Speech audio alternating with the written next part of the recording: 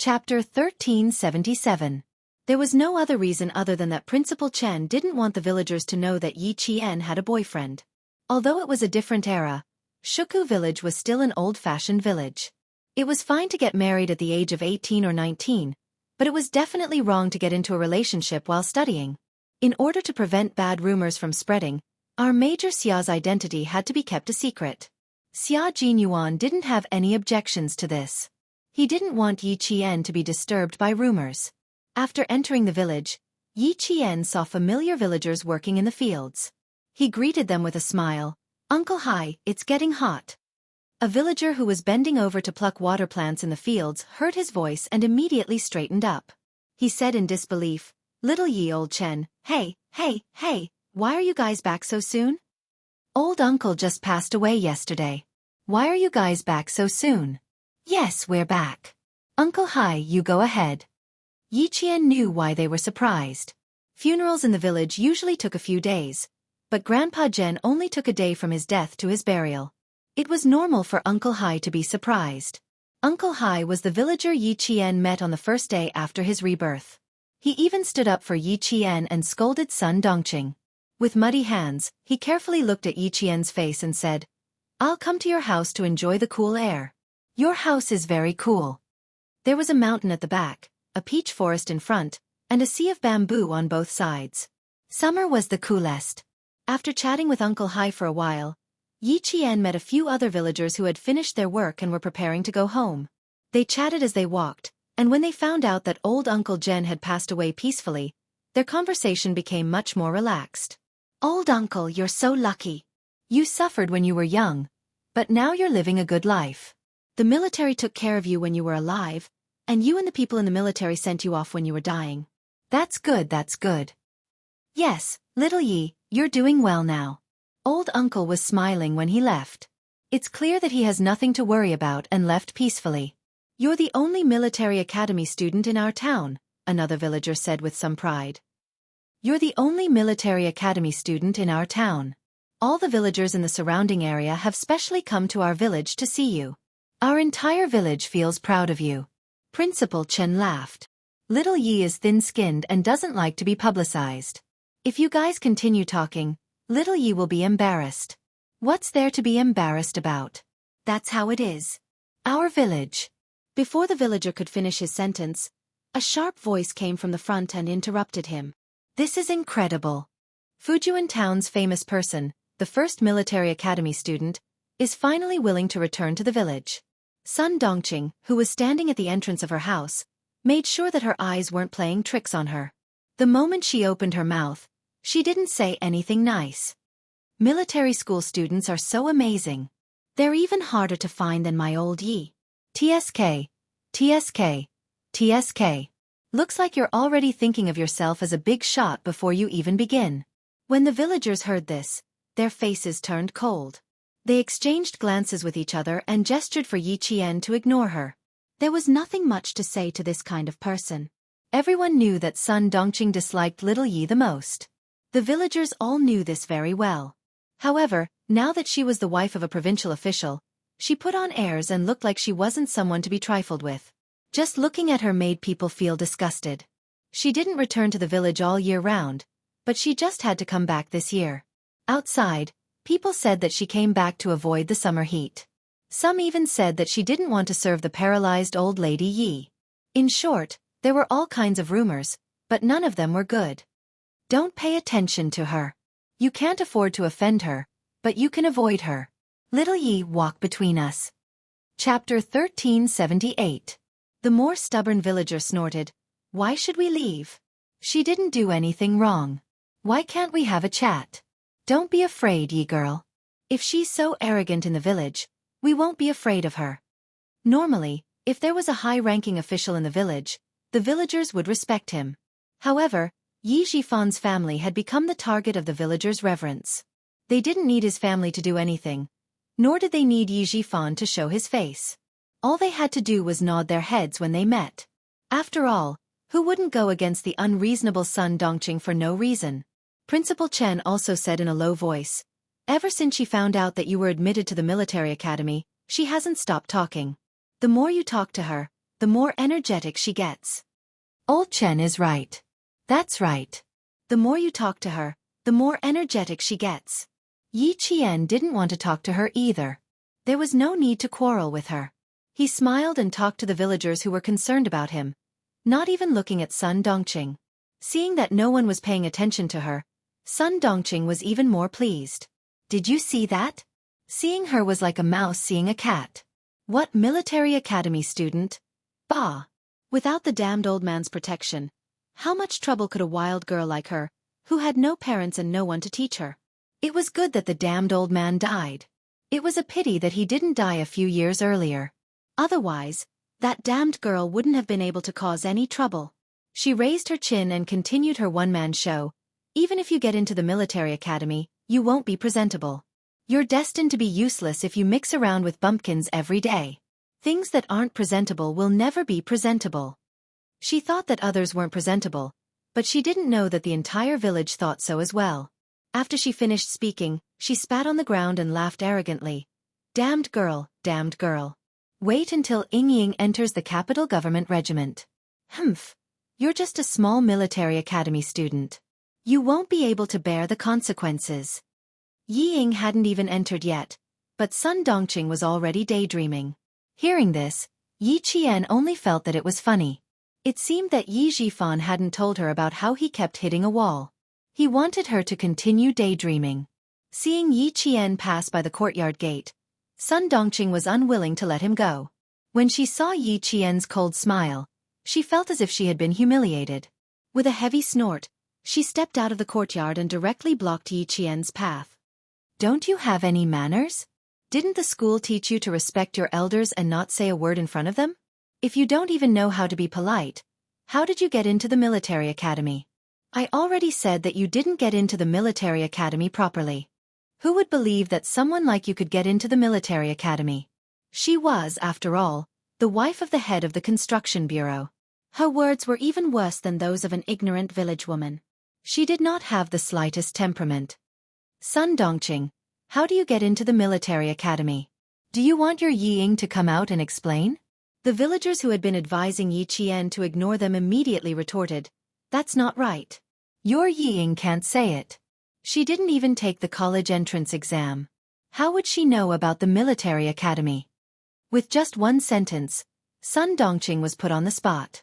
Her face alternated between green and white, which was very interesting. We're all from the same village. Do you think we don't know what happened to your family? Sun Dongqing, we know that you don't like Yi Qian. Yi Qian has already avoided you, but you still don't let it go. Don't blame us for standing up for her. Just because we don't talk about Yi Ying doesn't mean that we don't know.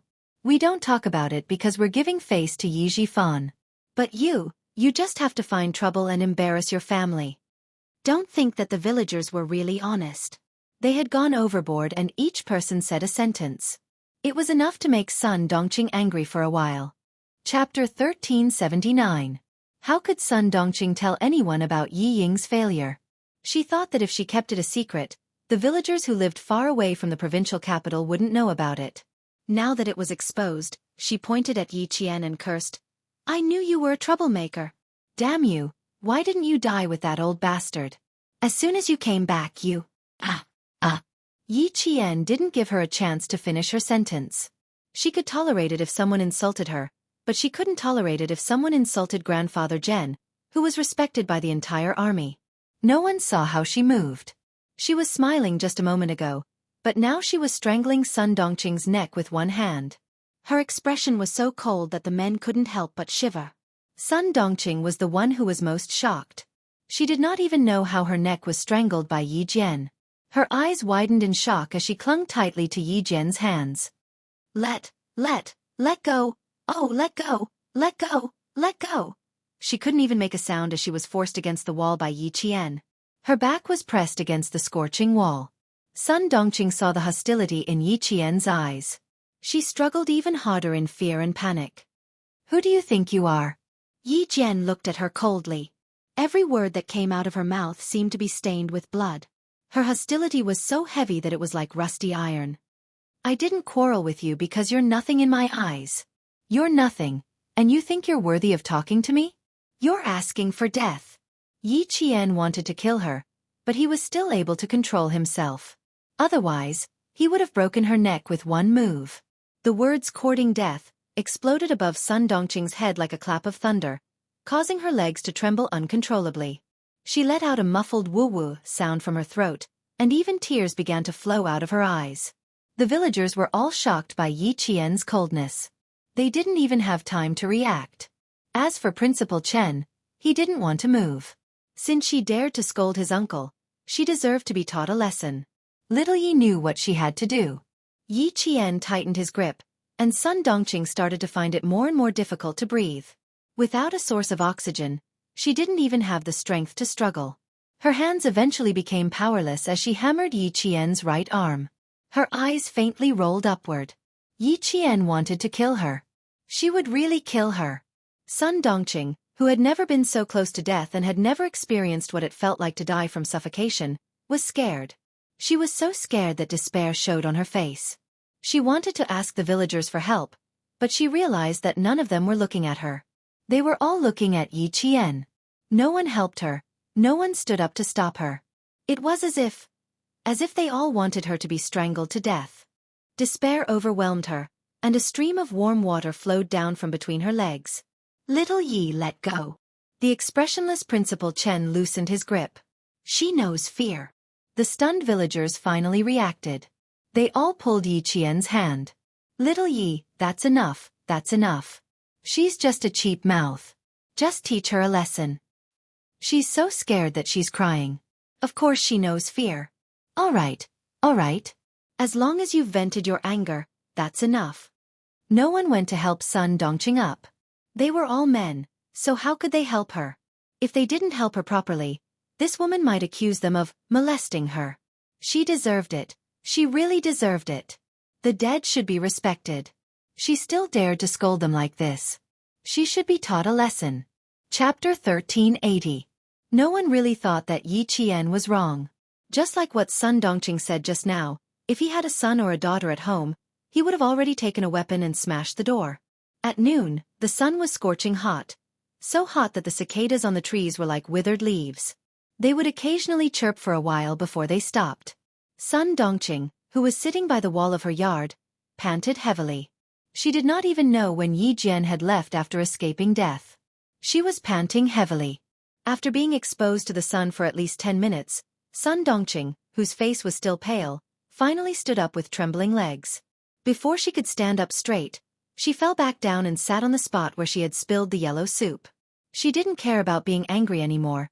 She just wanted to hurry back to her house and lock the door. Scared, she was scared, really scared.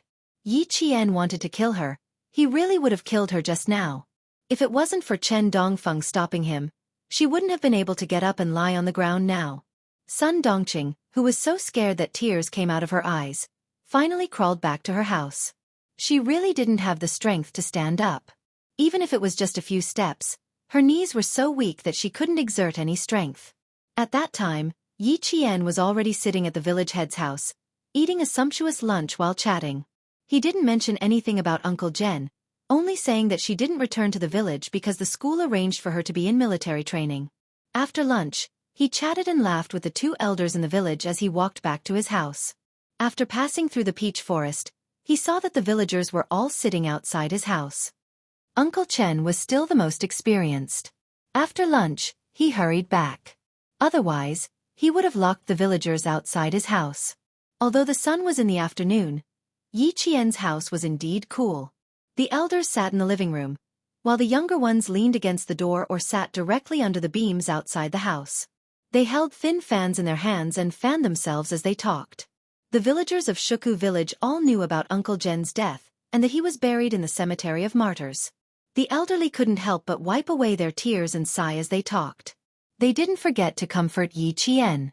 The village chief, Zhang Difu, was the most authoritative person in the village. Looking at the only military academy student in town, as the village chief, he was also worried that the departure of his uncle would affect her studies. Furthermore, Uncle Jen had mentioned before that if he was not around, the village would still need to take care of Yi Qian. After waiting for the elders in the village to finish speaking, he turned to Yi Qian and said earnestly, When people are born they will grow old. No one can control it. Old uncle died of old age. Good people have good karma. Little Yi, you don't have to be too sad. Uncle doesn't want to see you crying all day. The village chief is right. Little Yi, you're a military academy student. You're going to be a soldier. They always say on TV that blood is shed but not shed tears. You can't cry so easily. They also brought up Yi Qian's admission into the military academy. Uncle Zhen passed away peacefully, reminding Yi Qian to take good care of herself when she was alone outside. If she lacked anything, she should give the village a call and other similar concerns. Yi Qian answered them all politely and respectfully. The villagers who listened to her liked her even more. Look at little Yi. She was so much better than Yi Ying. That girl, she was impatient when asked a question. She liked to talk about how her father was and how he was. She even liked to say, "You don't understand." It was more than a little tiring to talk to her. There was also Sun Dongqing, who looked down on the villagers but liked to show off in front of them. Now, the villagers of Shuku village had a very bad impression of Yi Ying. Compared to Yi Qian, there was no comparison. Chapter 1381. Yi Jian, who only stayed in the village for one night, left Shuku village at 5 o'clock in the morning the next day. It was not until 7 o'clock in the morning that the villagers wanted to call Yi Jian to their house for dinner that they realized she had already left. This girl is still the same as before. She's afraid of disturbing others. Principal Chen smiled and said, she was in a rush to catch the train and was afraid that she would miss the news. She's also a reliable person. I didn't even wake up before she packed her luggage and left. The child had grown up and was finally flying away. Headmaster Chen chatted and laughed with the villagers as they walked towards the vegetable garden. Little Yi had gone to school, so he tidied up the vegetable garden. He had to report to the army the day after tomorrow. Yi Qian wasn't the only one who left early in the morning. Sun Dongqing also left. Before I left, I repeatedly reminded you that if Yi Qian comes back, don't go head-to-head with her. Yi Xiaofan, who had driven home early in the morning, scolded Sun Dongqing in a low voice after receiving a call from his wife. Look at you. She didn't even enter the house before you blocked her way. You even dared to scold Uncle General Sun Dongqing. Are you out of your mind? Yi Xiaofan didn't even enter the house. He immediately drove away after picking up Sun Dongqing. He couldn't afford to lose face like that. Sun Dongqing, who hadn't slept the entire night, was still battered and exhausted. Her hair was uncombed and her face was swollen. She covered her neck with dull marks and retorted, Yi Xiaofan, do you still have a conscience? I was almost killed by a silly girl. Instead of standing up for me, you scolded me. Are you a fucking man? Yi Qian had been ruthless yesterday, so her voice was hoarse when she spoke. Silly girl, Sun Dongqing, she wanted to kill you. Do you still think she's a silly girl? Yi Xiaofan really didn't want to bother with this stupid girl of his. She kept finding trouble for him all day long and never stopped. That's right. Yi Qian really wanted to kill her yesterday. Sun Dongqing felt a chill on her neck and hurriedly covered it with her hands. She looked a little scared. Yi Xiaofan became angrier when he saw this. She couldn't win against Yi Qian in terms of scolding and fighting, yet she dared to provoke him. Zhang Difu had called last night and said that the villagers of Shuku village would not dare to have anything to do with Director Yi in the future. They were afraid that Sun Dongqing would bully them to their ancestral grave. These words were extremely heavy. He was, after all, an official from Shuku village. If even the local people didn't recognize him, what kind of good reputation would he have if word got out? Who knew what kind of trouble they would stir up if they let their political opponents seize the opportunity? His career was going to be affected. Yi Xiaofan's eyes flashed with anger, and his voice became more ferocious. Do you think you can take advantage of her by scolding her? Sun Dongqing, do you want to send me out for investigation and have the provincial government dismiss me? Only then will you be satisfied. It would have been fine if you had the upper hand, but in the end, you were almost killed by her. I say, why didn't I really kill you? Yi Xiaofan was also very angry. He was still thinking of ways to get closer to the military officers who attended old Uncle Zhen's funeral yesterday, but she blocked all his paths with one sentence. Once Yi Qian and Chen Dongfeng told platoon leader Liu and political commissar Yan about this. Sending their daughter to the Beijing political regiment? There was no hope for her to even enter the local army. Her husband didn't help her and even cursed her for not being killed. Sun Dongqing had always been able to hold her head high in front of Yi Zhifan.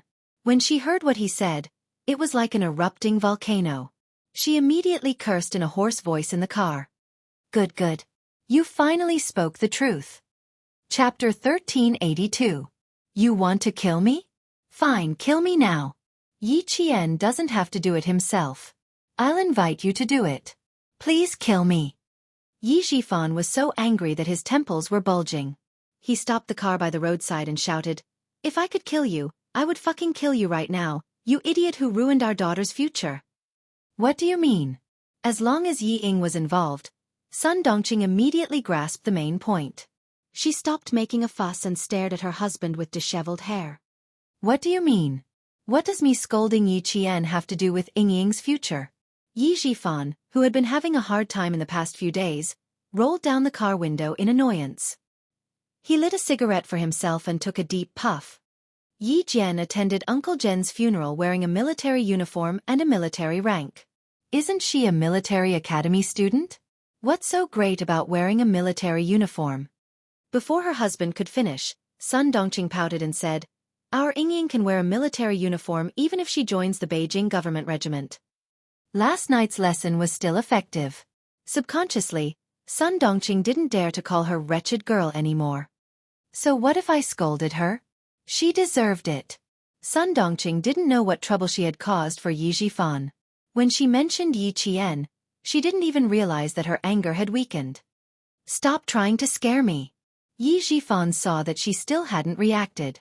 He was so angry that he sneered. I'm trying to scare you? Sun Dongqing, let me tell you. Yi Qian is now a military officer with a military rank. She's not a military academy student. 2 days ago, she met the soldiers as Uncle Zhen's granddaughter. Do you know who these soldiers are?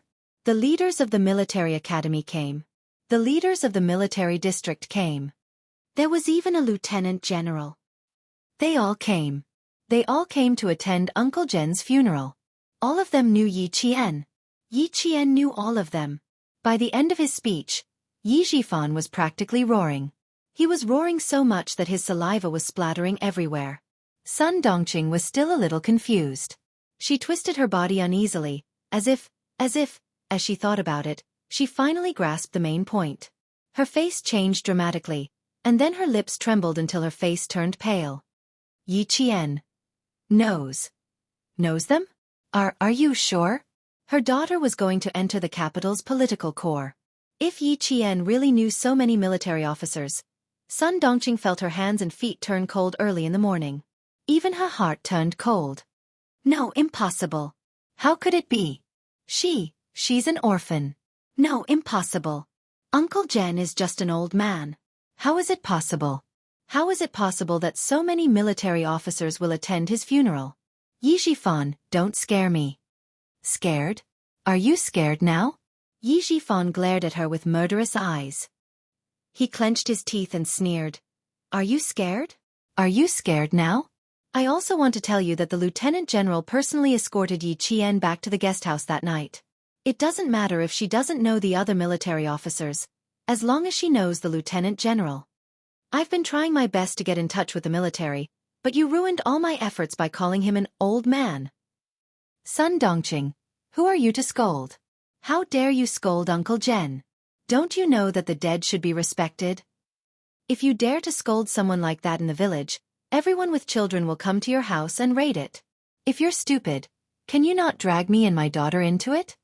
Yi Qian only needs to report what happened yesterday to the military officers he knows. My daughter wants to enter the capital's political corps? I'm telling you, don't even think about entering the local military. Chapter 1383. Sun Dongqing was dumbfounded. I don't know. I thought that Yi Qian would return to normal after old man Zhen died. I don't know. You didn't say anything. How would I know when I was in the village? She stuttered and couldn't finish her sentence.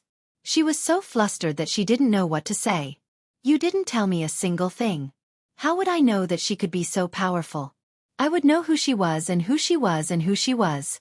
If I went and saw the scene, I wouldn't dare to say anything. The more Sun Dongqing spoke, the more anxious she became. She turned around and stamped her feet. She was like an ant on a hot pan. Yi Jifan finished his cigarette and glanced coldly at the anxious Sun Dongqing. He opened the car door and got into the car with a gloomy face. Do you think you can come up with a solution just because you're anxious? Get in. Okay. Sun Dongqing didn't dare to argue anymore. She had made a big mistake and could only rely on her husband to explain. She should go along with him. The most important thing now was to settle her daughter's matter. I've thought about it. You should go and apologize to Yi Qian first, then go to the cemetery and offer a wreath to old uncle. Yi Jifan couldn't think of a better solution. He could only apologize to Yi Qian and ask her not to tell anyone. Other than that, he couldn't think of any other solution. You want me to apologize? Sun Dongqing's face fell. She felt a pain in her chest. I was almost killed by her. You want me to apologize to her? Do I have to be so cheap? She was so angry. So angry. If you want to apologize to her, you have to see if she accepts it or not. Yi Jifan didn't want to say anything else. He prepared himself for the worst. If she really couldn't enter the army, then she would be sent abroad. Sun Dongqing's chest was not only hurting, but her liver was also hurting. After a while, she suppressed her anger and said through gritted teeth, Apologize. For Yingying, I'll even kneel and apologize. Where is she? Go and find her now. For the sake of her daughter's future, she was willing to give up her dignity. As long as her daughter was successful, she would teach Yi Qian a lesson one day. If I knew where she was, I would have brought you there when I came back. Go straight to her school. Yi Jifan was probably too angry. Every time he spoke, he clenched his jaw tightly. Even his hands gripped the steering wheel so tightly that his knuckles looked ferocious. Both husband and wife were in a bad mood. The gloominess on their faces was so thick that even the sun outside couldn't disperse it. Yi Qian, who was driving, did not expect that Yi Jifan and his wife would go to the school to look for Yi Ying because of her. He glanced at Xia Jinyuan several times from the corner of his eyes, who was resting with his eyes closed. Before he could look away, he heard him say lazily, Little fox, if you continue to peek at me like this, you're going to steal my sleepiness away. Caught red-handed, Yi Qian did not feel awkward. Instead, he smiled and said, I still don't know who won the competition between you and them.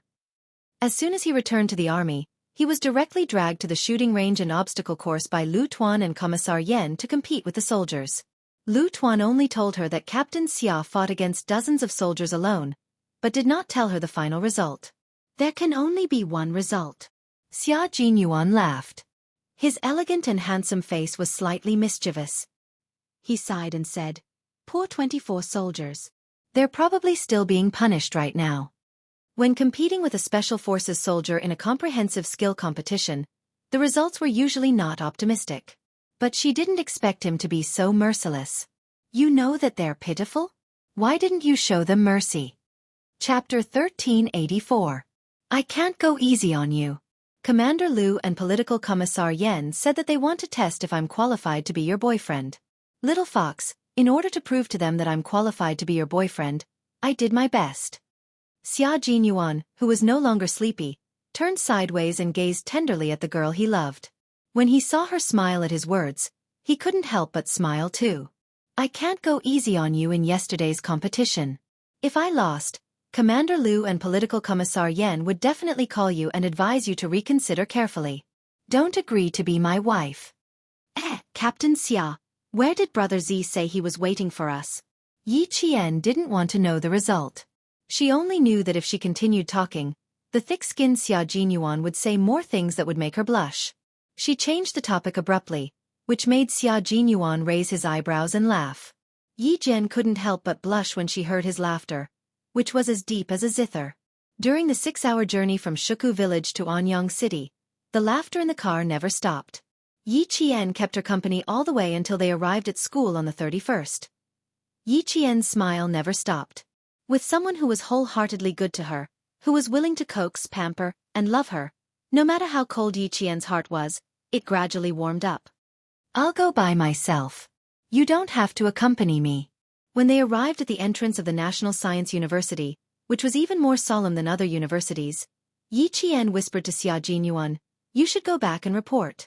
Don't be distracted by my matters.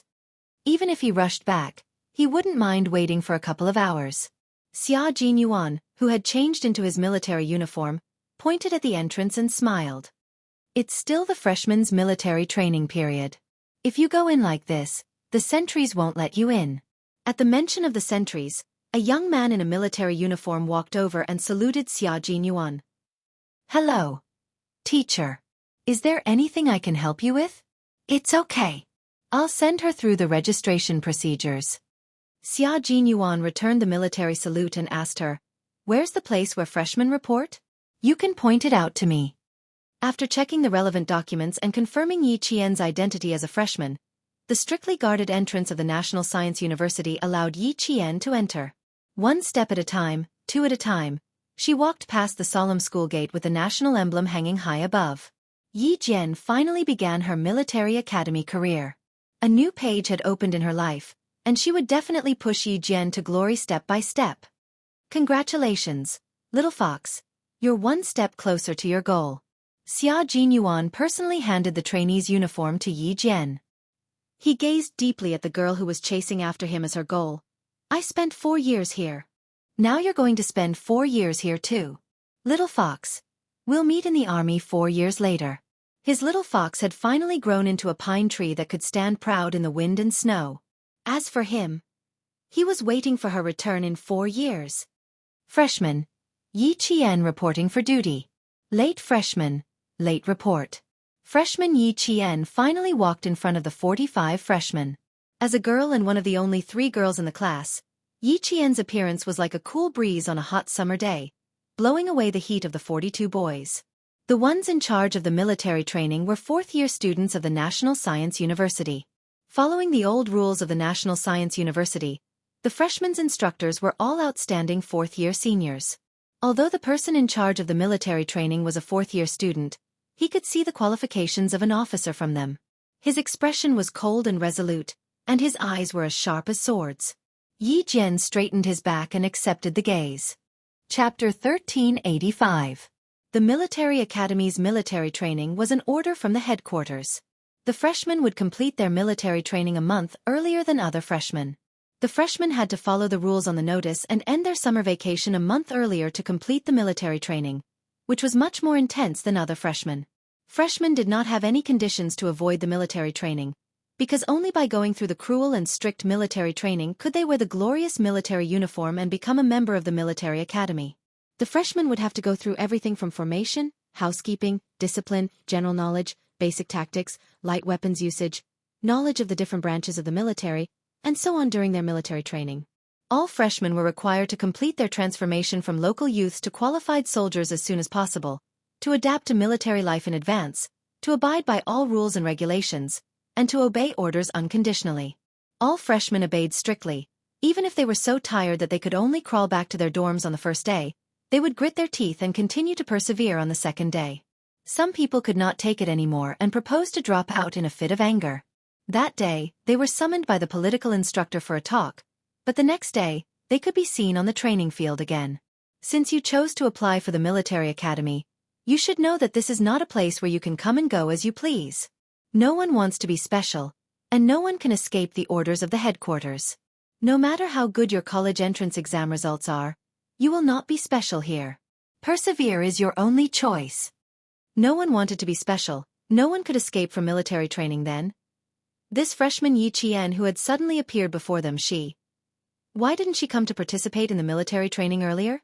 Being stared at by the senior year seniors and all 45 students in the class, Yi Qian maintained the standard standing posture with her stomach tucked in and chest puffed out, accepting the baptism of their gazes. Only the higher-ups of the military academy knew that Yi Qian had gone to the island to complete the frogman training. The senior year monitor in charge of the military training did not have the right to know, so when Yi Qian suddenly appeared, he was stunned for 3 seconds. In a breath, he immediately reacted and said, "Fall in." He was not sure what the situation was, but the freshman Yi Qian could still complete the registration without participating in the military training, and even receive the training uniform to participate in the final day of the military training assessment. It could be seen that she had already submitted the relevant documents to the military division to be exempted from the military training, and with the approval of the military division and the school, She was exempted from the military training. Since she had rushed to the final physical fitness test, then she would have to complete the test like all the other freshmen. The student monitor only took 3 seconds to figure out the crux of the matter. Without any questions, he immediately allowed Yi Qian to return to the team. 8 pull-ups on the horizontal bar. You have completed 3 exercises on the horizontal bar. 7 pull-ups on the horizontal bar. You have completed 3 exercises on the horizontal bar. The afternoon was the comprehensive military training physical fitness test, which was also to check the freshmen's physical fitness results for the past month. The instructor announced the subjects that needed to be tested in the afternoon one by one. 1500 m lightweight, fully armed running test, 800 m running test, and sit-up test. All test subjects will be scored according to the physical fitness test scoring standards. Each test will be scored on a 100-point system. After the student monitor finished explaining the physical fitness test, a smile suddenly appeared on his serious face. Junior brothers and sisters, I wish you all the best in advance for passing the test and getting your own set of military uniforms. His gaze gradually shifted to Yi Qian, who was standing in the first row. Freshman Yi Qian, are you ready? Ready for the test at any time. Yi Qian replied calmly. This was her journey, so how could she not be prepared? Chapter 1386. Looking at the girl standing straight in front of them and listening to her confident and calm answer, the male students in the class who were physically superior were inexplicably nervous. A few words flashed across their minds. A strong opponent has arrived. The class monitor, who had switched his identity to senior brother, nodded and smiled. Not bad, very confident. What we need is confidence. Also, I have something to tell you. Students with good physical fitness will enjoy a lot of benefits in the future.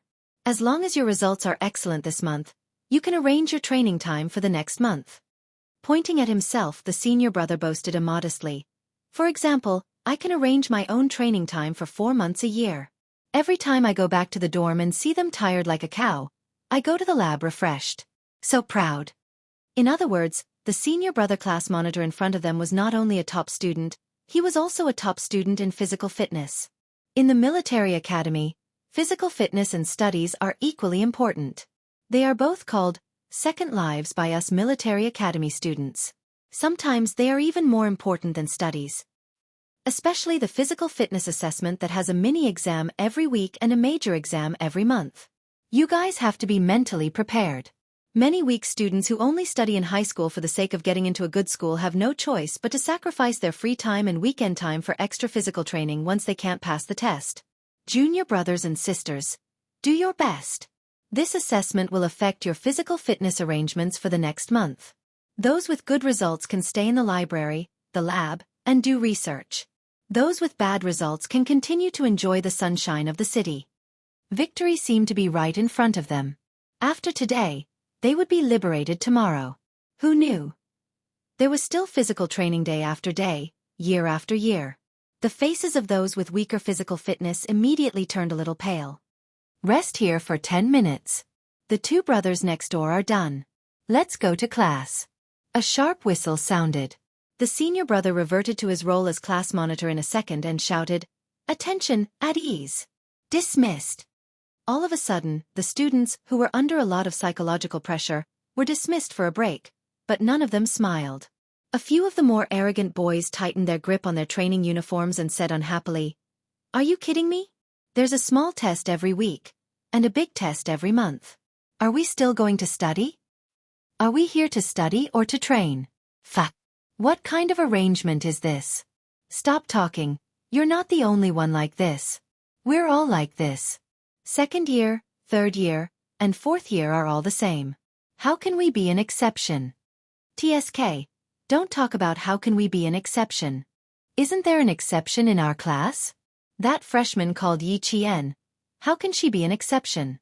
Fuck. We came here a month in advance, just in time to be exposed to the sun the most. She, on the other hand, came here so easily. Another boy picked up the uniformly issued military water bottle and drank a few mouthfuls of water. He continued to complain, "She looks quite good. I'm afraid she's from a senior official's family. She's just starting to get special treatment. I don't know how much special treatment she will get in the future. Do you want to be scolded again?" Haven't you learned your lesson from last time? The male student sitting next to him warned him in a low voice. He glanced at Yi Jian, who was talking to the class monitor, and said in a low voice, "If she is really from a senior official's family, we can't afford to offend her." Chapter 1387. Besides, if she doesn't have military training now, what about in the future? Didn't you hear what Senior said? If she doesn't pass the physical fitness test, she'll have to suffer. Right now, it's called suffering the hardest to rise above the rest. It probably had a psychological effect. A few of the male students who were unhappy about Yi Qian not participating in the military training finally felt a bit better. Actually, it wasn't a big deal. They just felt that it was unfair and said a few words. Under the scorching sun, the students who were resting on the spot were sweating profusely. More or less, they were talking about the students who were parachuted in. One of the students suddenly let out an "ah" and slapped his forehead hard. He said to the students beside him, Yi Jian. She's that Yi Qian. The national top scorer, Yi Qian." Those who were able to get into the National University of Science and Technology were all students with good overall grades. With this mention, a few people immediately reacted, yes, it's that Yi Qian. Her score is shockingly high. Oh my god. So she also got into our school. Once the conversation started, almost all of it revolved around Yi Qian. The student monitor was explaining the morning's test subjects to Yi Qian. "Student, since you're here, you can make up for the morning's test subjects. You can report with me later. After the afternoon's test, you can make up for the morning's test. Push-ups, standing long jump, 10 x 4 run, sit-ups, squats." Yi Qian's focus was not on these subjects, but on the brackets behind each subject. In the brackets, there was the word unlimited. "Excuse me, I want to know what unlimited means." She wasn't worried that she wouldn't be able to pass the simple tests and the tests with additional conditions. She just wanted to understand the rules in detail. The class monitor explained while crying, "It means there's no time limit. Let's see where your limit is. If you do the most, the better your physical performance, the higher your score will be. The highest score can't be higher than 100 points." Yi Qian joked without any psychological burden. The senior year class monitor said seriously, "We can add a 100 plus to it to represent excellence." Then there was no problem. Yi Qian smiled slightly and pointed at the earliest test, the 5 kilometers cross-country run. "Then I'll leave this for tonight. Can we arrange it tonight?" Her sudden appearance directly caused some students to be dissatisfied. In a military school that emphasized strength, Yi Qian didn't mind using her strength to tell the students that she didn't come because she didn't want to come, nor was it because she wanted to avoid military training. He glanced at the male students who were drinking water and said with a smile, "Let's finish the test in one day." Yi Qian, Yi Qian, Yi Qian, Yi, Yi Qian, Qian, Qian, Qian, Qian, and Qian, Qian, Qian. She still wanted to enjoy the 4 years of military academy life. "Sure, we'll arrange it." Since the freshmen were on the stage, the senior class monitor was also relaxed. He maintained a serious expression and reminded Yi Jian, "You'll be the last one to go up later. Let's see how they test. Aren't we taking the test together?" Yi Qian narrowed her eyes slightly and had an idea. "It's a bit late to be the last one. How about this? I'll go finish the afternoon test first, then rush back to finish the morning test. How about that?" There were students who took the initiative to take the test, but most of them were students with excellent physical fitness during military training. It was the first time a senior year class monitor encountered a freshman like Yi Qian, who took the initiative to take the test as soon as she came in. Chapter 1388. The class leader didn't immediately agree to Yi Qian's request. She pondered for a moment before saying, "I need to report first. You can rest here first. I'll." Class 3's class leader, "Come here for a moment." A loud male voice sounded. The head instructor in charge of the freshmen strode over. "Bring your class's freshman, Yi Qian, to the number 1 training field, quick." Yi Qian was standing beside the class leader. When he heard this, he saluted the head instructor and reported, "Freshman Yi Qian, reporting." "You." The head instructor glanced over when he received the order from the General Affairs Department. "Yi Qian?" His voice was quite imposing, but he was a bit skinny. Still, the head instructor seemed to want to say something, But after a slight pause, he said, "Okay, go to the #1 training field and complete the test with Class 6 students. Then rush back to complete the afternoon test." Yi Qian didn't even need to say anything. The school immediately arranged for her to finish the test as soon as possible. After speaking to Yi Qian, he said to the class leader, "Call a few students over to record their scores. Class 6 students are currently taking their own test. She needs a scorer." "Yes." The class leader turned around and called out names. "You guys, follow the head instructor." The boys who were called out stiffened. They were just saying that the freshmen didn't come to military training because the governor's family was giving them special treatment. In the end, they were taken away by the head instructor. When they stood up, their faces were a bit gloomy. When they left with the head instructor, the rest of the students were a bit surprised. The class leader explained, "Yi Qian will finish our morning test and come back later for the afternoon test." "No way. After finishing our morning test, she'll immediately start the afternoon test. I only knew her grades were good, but I didn't know she could do this. She still has to take the test regardless." The fourth-year class leader's expression changed instantly. His entire face turned cold. He shouted at the students who still had 5 minutes of rest time, "You guys are still discussing other people's grades. Looks like you guys are quite energetic. Everyone, stand up." None of the students dared to say a word. They all got up and stood up. "Since you guys are so energetic, stand at attention for half an hour." He didn't do anything else but make them stand in a military posture. Senior brother class monitor was really ruthless. "Don't move your hands. Keep your head straight. Keep your feet together. Open your eyes wide and look straight ahead." Standing in a military posture was also known as the military posture. It was the first lesson for every soldier when they stepped into the military camp. It was the same for the military academy students. It could be said that the military uniform was the mother of all military movements, and the meaning behind it was also quite deep. Yi Qian had been training for more than 5 years, so she had to stand at attention for at least 2 hours a day. Once she stood there, her military posture and appearance were miles ahead of the male students standing behind her. The male students couldn't tell the difference between her and them, but the chief instructor could tell at a glance. He nodded discreetly and signaled for Yi Qian to begin the test. In the General Affairs office, Xia Jinyuan was talking to the former head teacher. "It's good to let her finish the test with the rest of the class today. The students nowadays are not as honest as we used to be. They all have their own ideas." She didn't come to participate in the military training. Her sudden appearance will bring criticism. "You once taught us that strength is always the most powerful form of resistance. Let her use her strength to resist the attacks of criticism." The head of General Affairs looked at the most outstanding student under him, who had graduated nearly 5 years ago. He laughed and said, "Oh, you're still the same as before. You haven't changed at all." "That's right. Back then, you used this method to repay the students who criticized you." Chapter 1389. The school leaders have told me about Yi Qian's situation, so they know how special she is. We were thinking of letting her report to class tomorrow, but we didn't consider whether the other students would have any opinions. That's good too. She can use her strength to resist the attacks of criticism. After the other students see it, they won't talk about it anymore.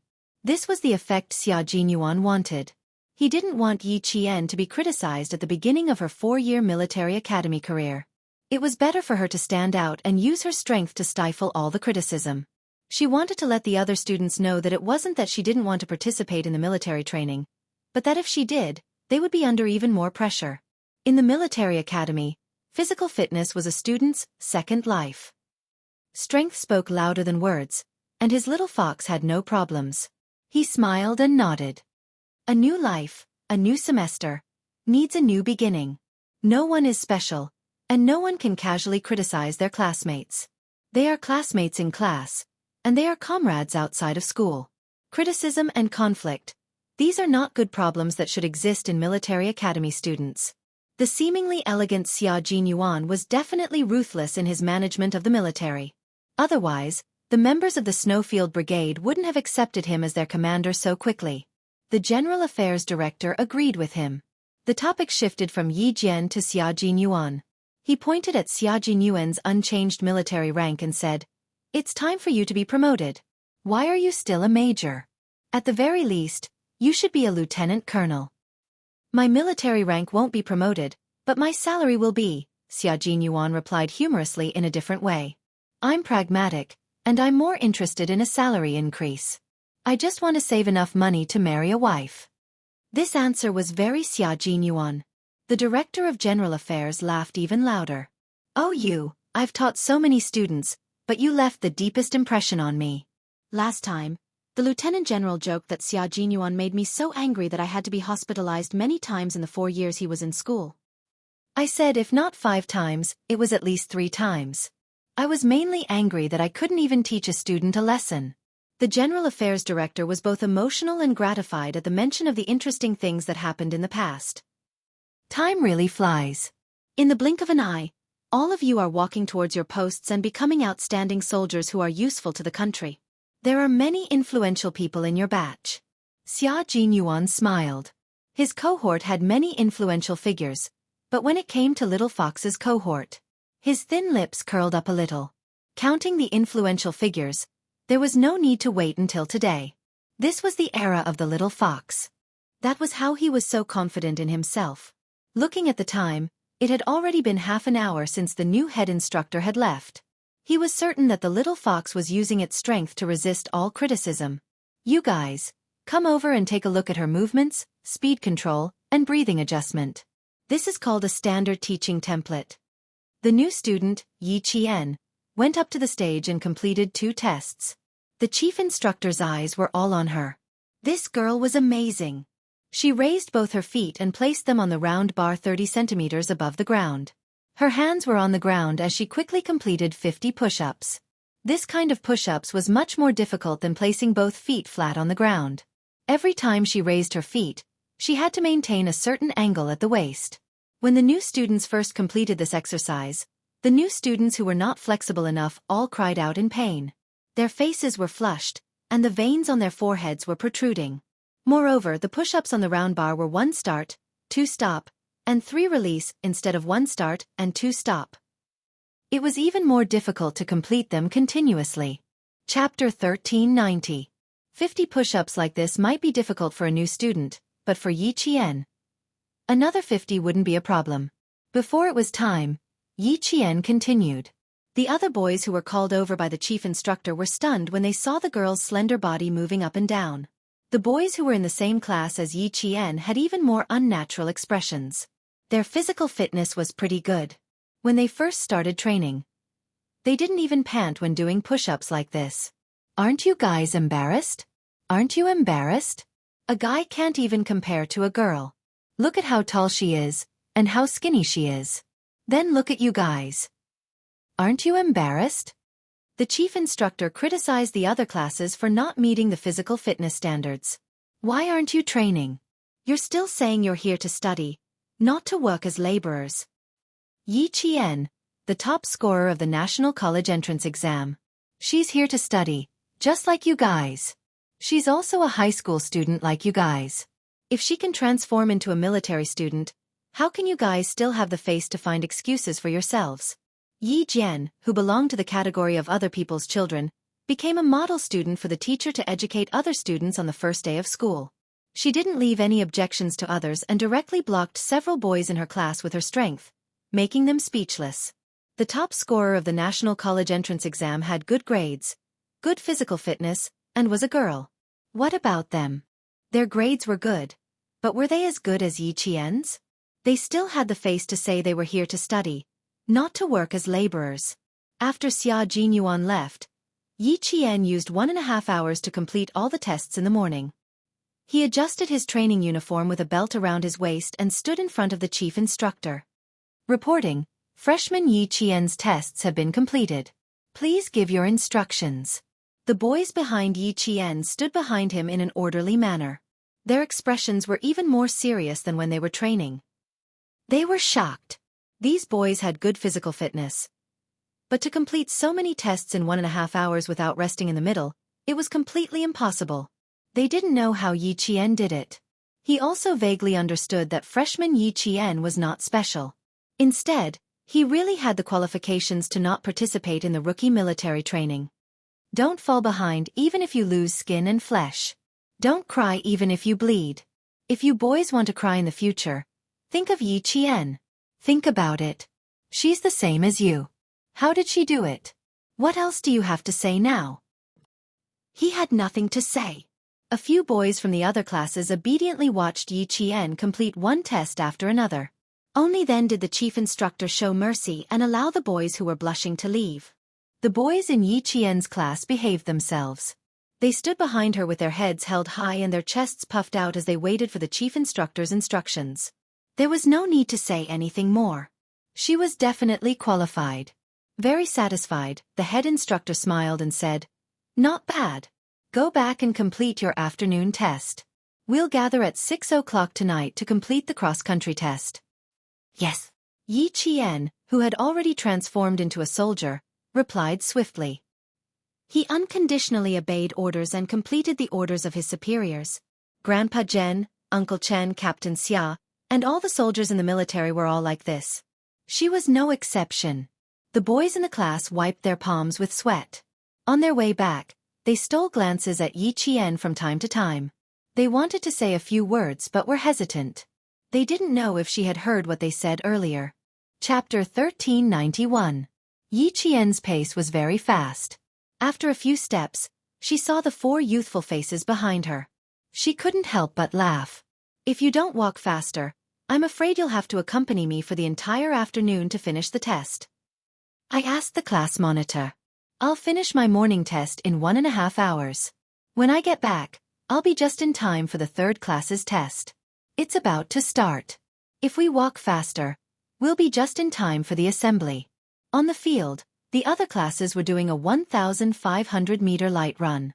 2 girls stood at the front. When they shouted, the entire class began to run. 1 lap, 2 laps, 3 laps. The girls who were shouting the slogan gradually fell behind. The boys who were running until their throats were dry also gradually widened the distance between them. The sun continued to radiate heat.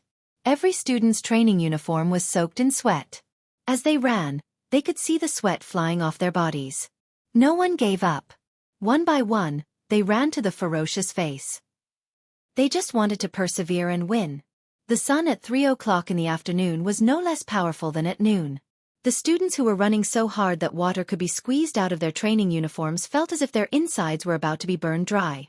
The boys who ran more fiercely pulled down the collar of their training uniforms as they ran, revealing 2 distinct skin tones. The upper part of their necks was black, and the lower part was white. The boy who was closer to Yi Qian unintentionally glanced at her as he spoke.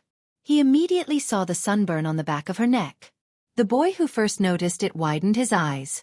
He thought that he had seen wrongly. After taking a closer look, he confirmed that it was indeed a sunburn. He signaled the other 3 boys with his eyes to take a look. Yi Qian saw the small movements of the 4 boys. She raised her hand and touched the sunburn that had not healed. The consequences of being exposed to the sun will probably take half a month to recover. Are you training somewhere else?" Finally, a boy asked. After that, he immediately introduced himself. "I'm Chen Yanjun, Datong. I'm Wei Jiaming, Zhe Province's Shijia. I'm Hu Huan, Shi En. I'm Gu Jinglin, Dalian." After the introductions, the unfamiliar feeling of distance seemed to shorten. Yi Qian said, "I'm Yi Qian, from Nan Province. Nice to meet you." "Hee, we all know you, the National College Entrance Examination top scorer. I've seen your name on the newspaper a long time ago, but I didn't know that you were actually classmates with us, and even in the same class." "That's right. I really didn't expect that you would also want to apply for the military academy." They easily changed the topic until they reached the gathering point for Class 3. The 4 boys didn't ask Yi Qian if he was training somewhere else. Yi Qian didn't want to answer, but he didn't want to lie to his classmates either. The best way was to change the topic. The 5 of them returned to the team and listened to the class leader's instructions. One by one, they completed the 3rd practice of the horizontal bar and passed the 3rd practice of the parallel bar. The 4th practice of the single machine consisted of pull-ups, somersaulting onto the bar, and stepping over the bar with 1 foot. At the same time, one had to complete a certain number of pull-ups on the horizontal bar to qualify. The 4 students took turns to take the test, and the atmosphere became tense and serious. A month of military training was all for today's test. In the beginning, it didn't matter if he passed or not. Today, as long as his bones weren't broken, he had to grit his teeth and complete it. Yi Qian, go! The student in charge of keeping score and counting called out Yi Qian's name. In an instant, Yi Qian, who was holding the horizontal bar with one hand, became the focus of the class again. Chapter 1392. Qian Yanjun, who was standing at the back, whispered to the students next to him, "Just now, we were pulled over to record Yi Qian. She scared us to death. She even shocked the chief instructor the moment she went up. You guys don't know, but the four of us were so embarrassed that we wanted to collapse on the field. We were so embarrassed." "That can't be. The four of you are at the top of the class. How can she be better than you guys?" Hu Huan sighed. "There's always someone better than you. There's always someone better than you. Yi Qian is like an outsider to me." One after another, the students still didn't believe them. "Are you guys trying to scare me?" "Why would we scare you?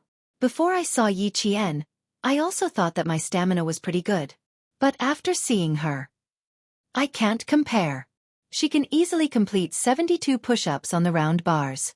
Her shoulders are level, and her waist and feet are at a 15-degree angle.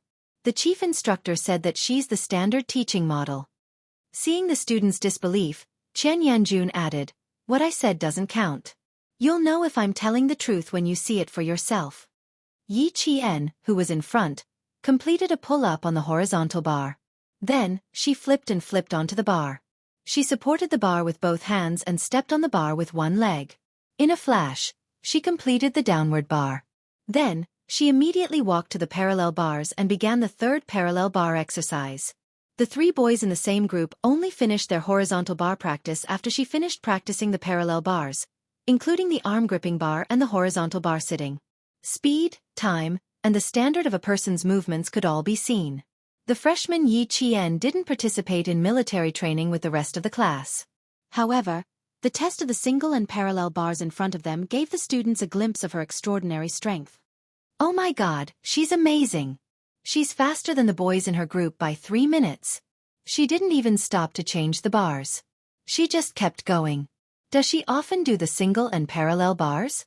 A girl who usually does the single and parallel bars? Why does it feel so strange?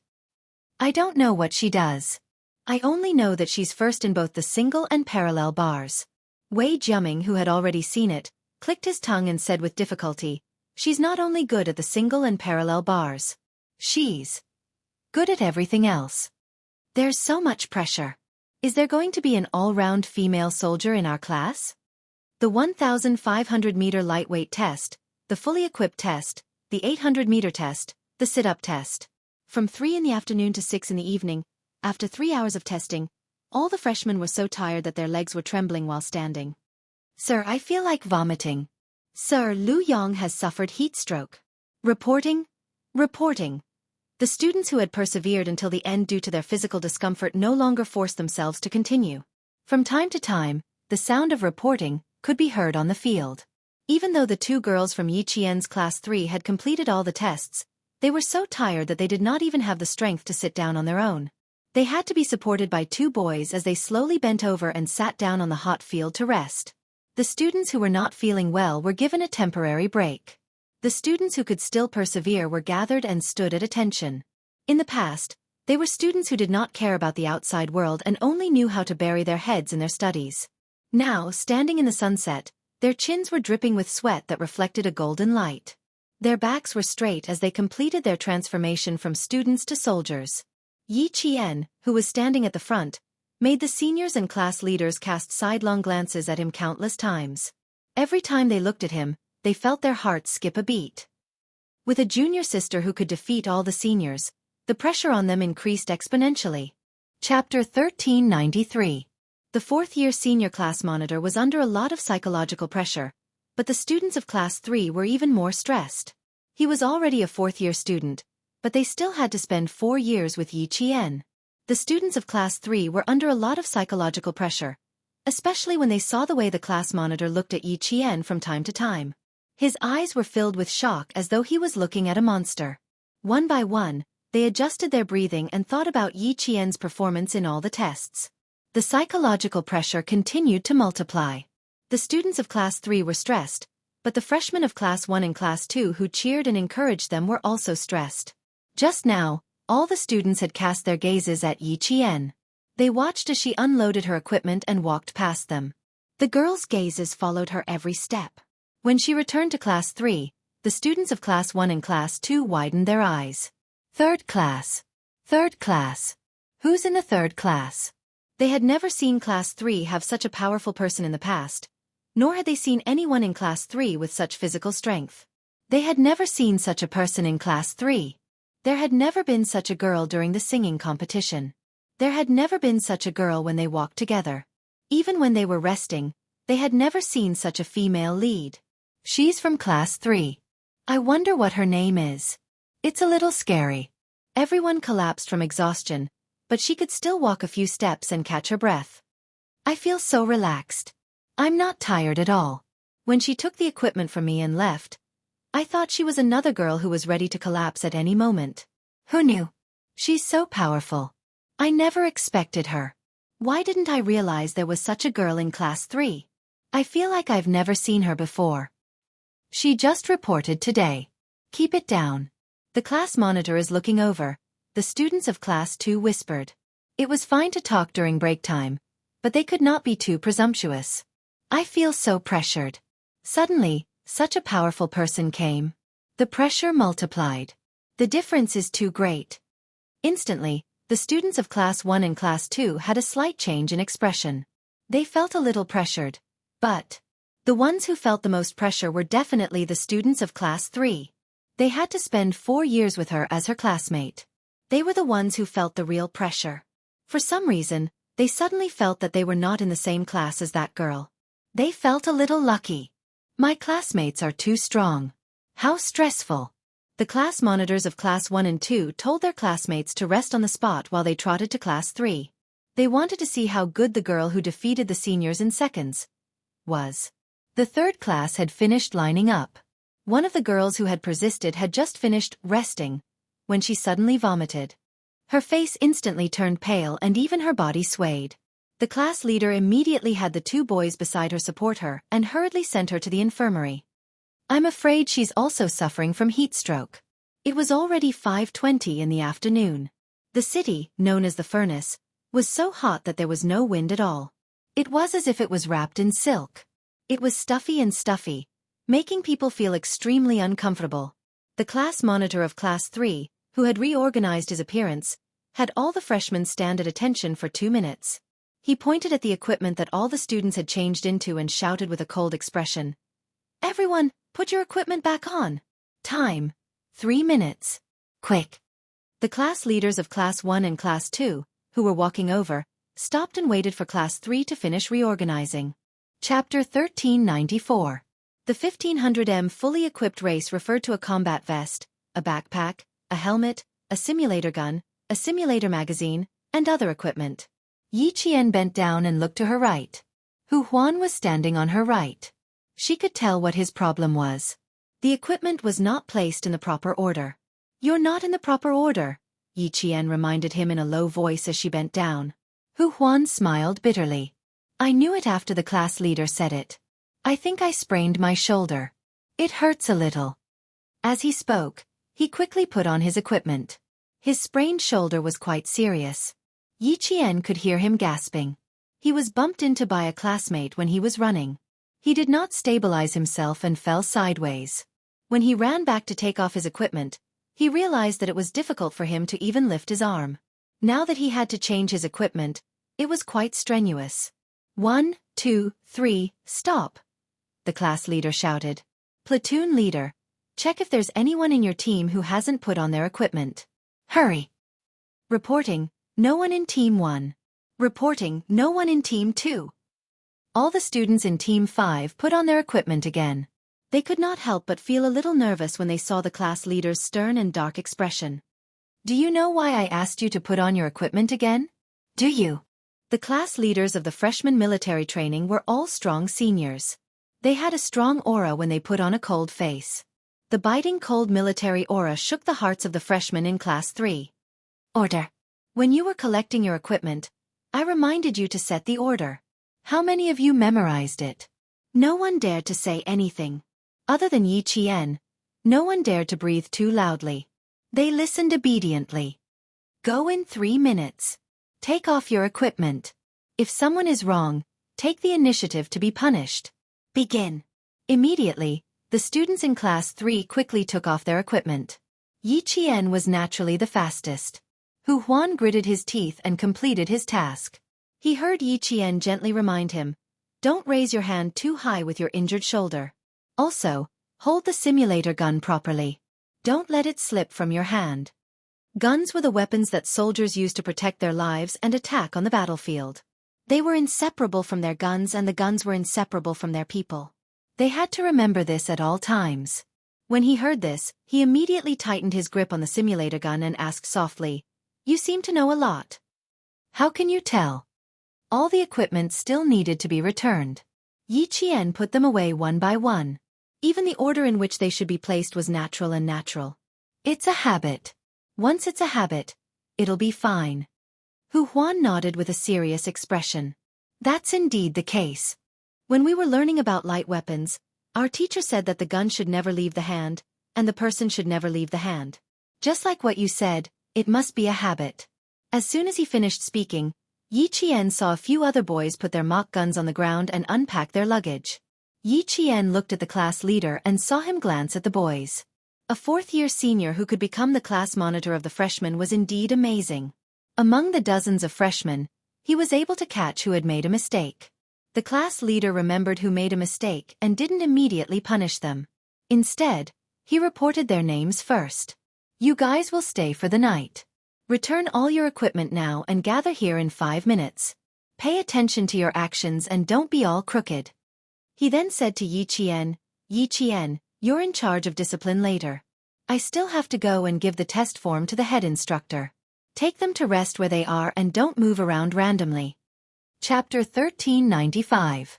Clenching the test form in his hand, the class leader looked at Yi Qian's results, then looked at Yi Qian, who was standing the straightest, the most energetic, and the most relaxed. She was the most energetic in the entire class. While returning the equipment, Chen Yanjun, who was walking in front of the class leader, couldn't help but ask, "Class leader, her results. Is she number 1 in our class?" "You should be asking me if she's number 1 in the entire school." The class leader glanced at his junior brother with a hint of sympathy. "Take care, junior brother. With such a powerful girl in the class, she will definitely become a role model for the rest of the class. The days ahead will definitely be exciting." The class leader's words almost made Chen Yanjun bite the tip of his tongue. Number 1 in the entire school. His expression instantly changed and revealed a sense of powerlessness. After he returned the equipment, the class leader, who was waiting outside, patted the boy's shoulder heavily. "Cheer up, junior brother. This is a good thing. There's a famous role model, and he's definitely someone you want to surpass. I just don't know if I can surpass her," the class leader thought silently. "Senior, didn't you say that you have 4 months of free time a year to arrange your training? If Yi Qian is the role model, I don't think I'll even have a year and a month to arrange my training." Chen Yanjun rubbed his face, shook his head, sighed, and returned to the group. The class leader was speechless. Because Junior was right. Looking at the tests Yi Qian completed in the afternoon, the class leader's heart couldn't help but tremble again. Junior is so fierce. I'm a bit scared. Too frightening, too frightening. This result. How is it a new student's result? It's even better than the soldiers in the company. The boys were so tired that they needed to support each other for the 1500m run, but she didn't need to and could immediately return to her original position with her back straight. Looking at her results on the test form again, the class leader quietly let out a sigh of relief.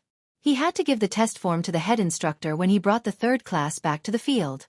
The class leaders of the 1st and 2nd classes were already waiting. When they saw him coming over, they went up to greet him. "Wow, your 3rd class is amazing. How come we didn't notice before?" She applied for exemption from military training and only arrived this afternoon. "Let me tell you too, this junior sister isn't just strong, she's very, very strong." After giving the test form to the 2, the class monitor of the 3rd class sighed with emotion. "Is there anyone in the 4th year who can beat her? Also, I vaguely feel that she should be hiding a part of her strength. Yi Qian did not give him the feeling of a student. He could see the aura of a soldier from her. Her military might was even stronger than theirs. The two class monitors looked at the name first and found out what the girl's name was. Then they looked at the results and both of them sucked in cold breaths at the same time. He's still hiding part of his strength? Are you sure? The class monitor asked in shock. Don't scare people. I only have a feeling. I can't be sure. The class monitor of the third class replied. He turned his head and yelled for the students behind him to catch up. He said to the two class monitors, the fourth class is almost done. You two should go back and regroup. The class monitors of the first and second classes went back to their classes in shock. When the students of the third class came over, the class monitor of the first class suddenly shouted, Students, should we give a round of applause to Yi Qian from the third class? Yi Qian, who was passing by, paused for a moment, then walked even faster. Chapter 1396. Yes. Their voices rang out in unison, followed by thunderous applause. Class 1 took the lead, so Class 2 also clapped under the class leader's command. Class 3's class leader didn't know whether to laugh or cry. After instructing Yi Qian to maintain class discipline, he strode forward and handed the test form to the chief instructor. Report. All 46 students in Class 3 have completed the test. Please give your instructions. The chief instructor took the test form and looked down to see Yi Qian's results. His eyes lit up and he laughed. Good, good, good. These results are beautiful. He looked up at Class 3's class leader and laughed even louder. You guys might not be able to catch up to these results. Junior sister is too amazing. We are ashamed. The class leader sighed. Good results, good fitness, a new star is about to rise. The chief instructor, who was looking down at the results, looked up in the direction of Class 3 and smiled deeply. She has already risen and is receiving the attention of all the students. Send Yi Qian's results to the General Affairs Office and let the school leaders have a look. The senior class leader respectfully took the test form and looked deeply at Class 3. He walked towards the General Affairs Office with results that would definitely shock the school leaders. The freshmen of Class 3 who were resting were already talking to Yi Qian, who was sitting in front of them. As they talked, they imitated Yi Qian and sat on the hot grass with their hands behind their backs and legs stretched out. They shook their hands and legs together to relax their tense muscles. No wonder you didn't participate in the military training. If I had your fitness, I wouldn't have come either. How did you manage to participate in all those events? Do you even have time to exercise in high school? Yi Qian, are you aiming for military school? You're too focused. You're no worse than a sports student. I don't think you're tired at all, but I'm so tired that my legs are shaking. Chatting was the best way to get closer. Yi Qian, who was used to living in a large group, smiled and answered his classmates' questions. My situation is a bit special. I only didn't participate because the school approved. And my goal is indeed to get into the military academy. So I consciously improved my physical fitness in high school. Although all the answers were vague, they were all true. When the students heard this, their faces showed an expression of, no wonder, so that's how it is. It wasn't that she was born strong, but that she had already set a goal for herself and prepared in advance. Thinking of this, their hearts felt much better. After proving himself with his abilities, Yi Qian used this method to comfort his classmates. It also unknowingly eased the psychological pressure on his classmates. As for being tired, I'm the same as you. When you're tired, sit down and shake your hands and legs to relax your muscles. Don't think about being tired. The more you think about it, the more tired you'll be. The more you think about something easy, the more you think. Yes. The more I think about it, the more relaxed I feel. Yi Qian raised his eyebrows and replied with a smile. He stared at Hu Huan with his dark eyes and said, It's the same principle as drawing plums to quench one's thirst. Our bodies can be tired, but we can't let our minds feel tired. The boy who finished second in the 1500m fully geared also smiled and said, Yi Qian is right. I often do that too. This boy's physical fitness was quite good. When he opened his mouth, he immediately drew the attention of many of his classmates. Yi Qian gently exhaled. If they asked too many questions, it would be hard for her to answer. If they asked too much, then it would be even harder to answer. It would also divert their attention. Chapter 1397. The boy who changed the topic for Yi Jian had a handsome face. When he spoke to his classmates, he looked calm and confident without a trace of awkwardness. He smiled and answered his classmates' questions. I don't have any special tricks. I've told you guys before. After the evening self-study session, go to the field for a run, pull the bars, and do push-ups. Sometimes, if you can't solve a problem, you might as well go out for a run to relax and come back to continue. You're the same as Yi Qian. You started to exercise in high school. We didn't have time at that time. We studied until 11 or 12 o'clock at night. Sometimes we did the questions until 1 or 2 o'clock in the morning. Now that I think about it, those days were so dark. The boy smiled. Me too. I didn't expect that I would often stay up at 1 or 2 o'clock at night after going out for a run and then coming back to do the questions. His voice was steady. It could be seen that he was a steady student. Occasionally, he would look at Yi Qian with a smile in his eyes and then continue to chat with his classmates. As the students chatted more and more happily, Yi Qian's shyness faded away. The applause from Class 1 and Class 2 made her blush all of a sudden. She was a little too high profile, which made her feel a little awkward. Receiving the boy's friendly smile again, Yi Qian couldn't help but stare. Why did she feel that?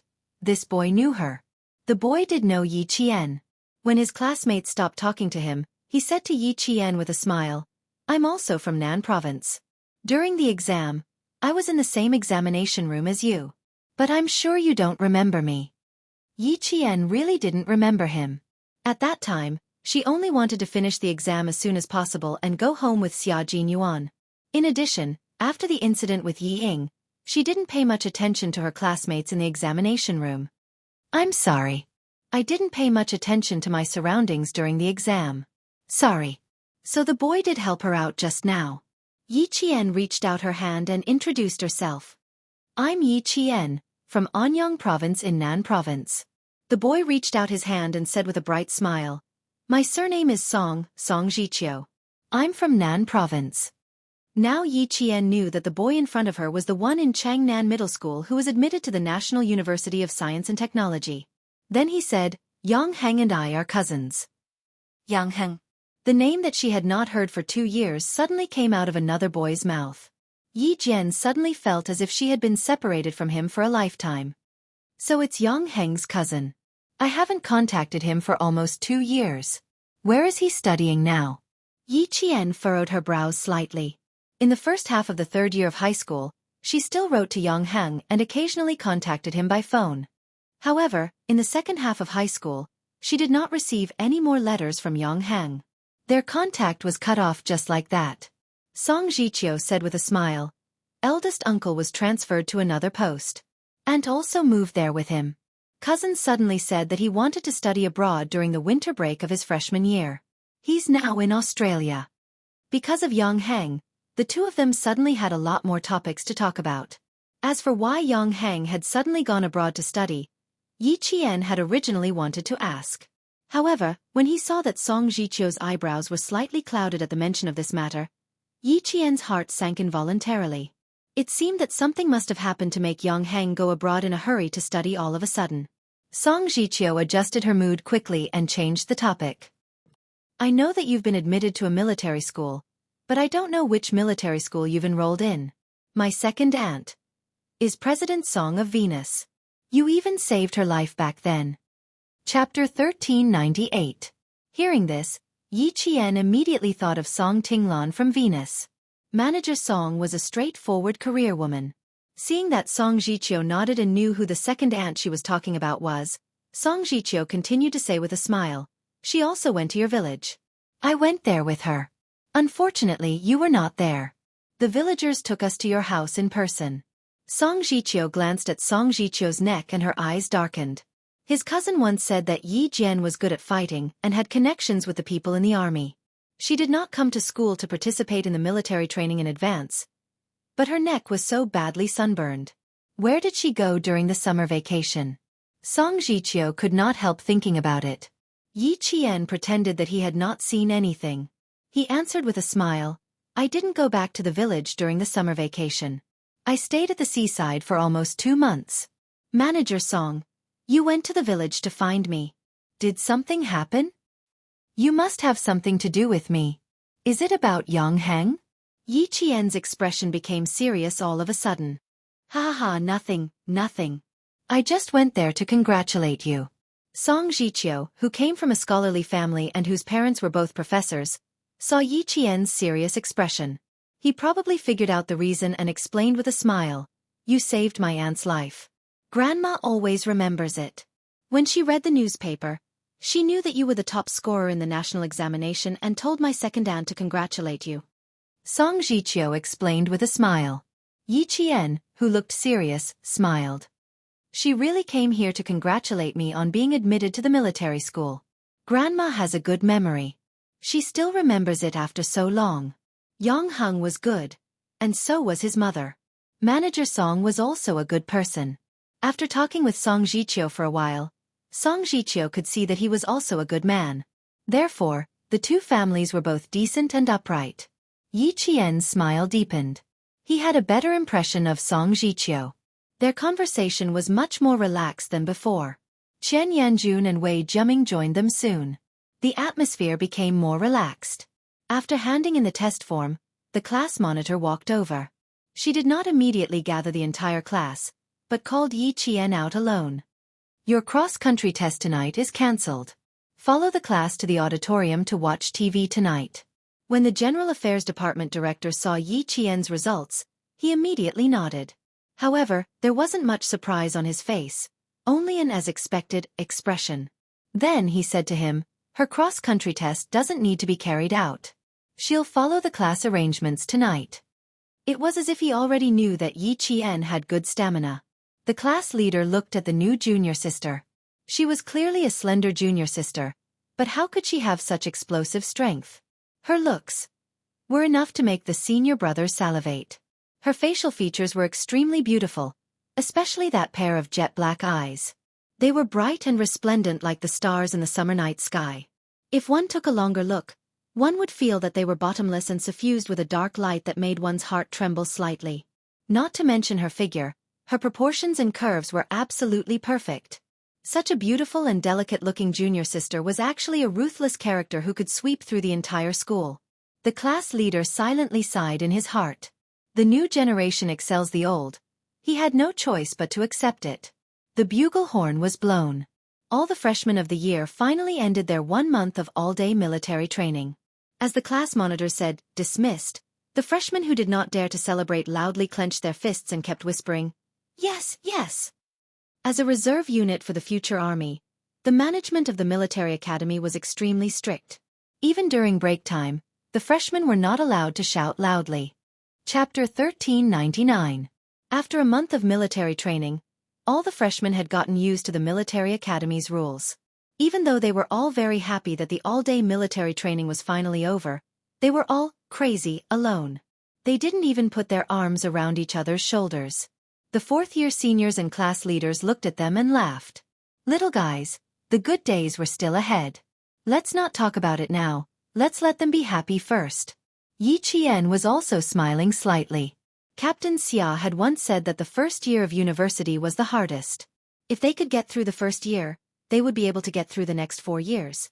If they couldn't, they could only choose to drop out. On a day like this where the surface temperature was still 34 degrees Celsius in the evening, Yi Qian used half a day to erase some of the criticisms about her not participating in the military training. She also left a very deep impression in the class. The loud horn sounded. The sun had just risen, and the military academy students' day had begun. There were only 3 girls in Yi Qian's class. The 3 girls were in a dorm. When the horn sounded, the 3 girls quickly got up without any delay. Want to laze around in bed? Absolutely impossible.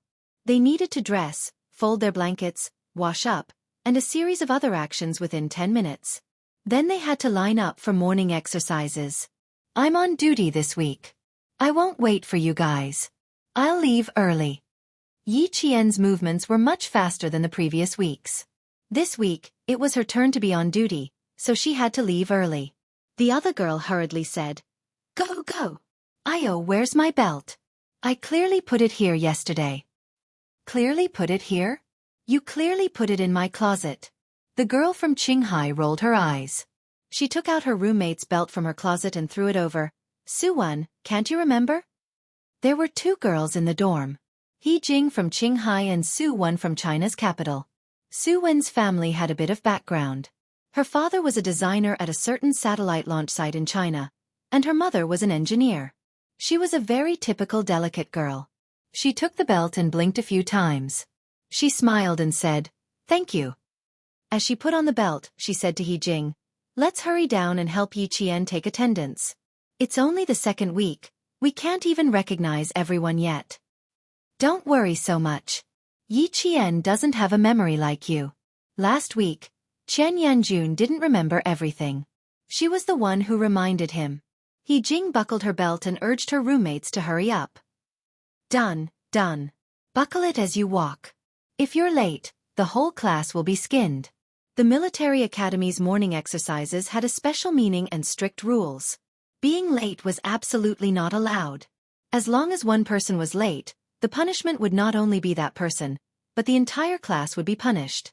Su Wen exhaled heavily and said expressionlessly, "Our training during this period of time has not only shed one layer of skin, but 2 layers of skin." That was true. Originally, they thought that the freshman military training would usher in good days. Who knew, who knew? It was not at all. He Jing also sighed. The hard days were still going on. It was even worse than the military training before. Sometimes, she really felt that her decision to enroll in the military academy was the wrong one. It was too tiring. Not only was she tired out during the day, she still had to go back to the classroom at night to memorize a thick book of rules and regulations. "I'm not going to waste time with you. If we're really late, we'll only get worse." Her sadness was not over yet. He Jing, who was still sober, drank a mouthful of cold water from last night. She pulled Su Wen and the two of them walked out of the dorm together.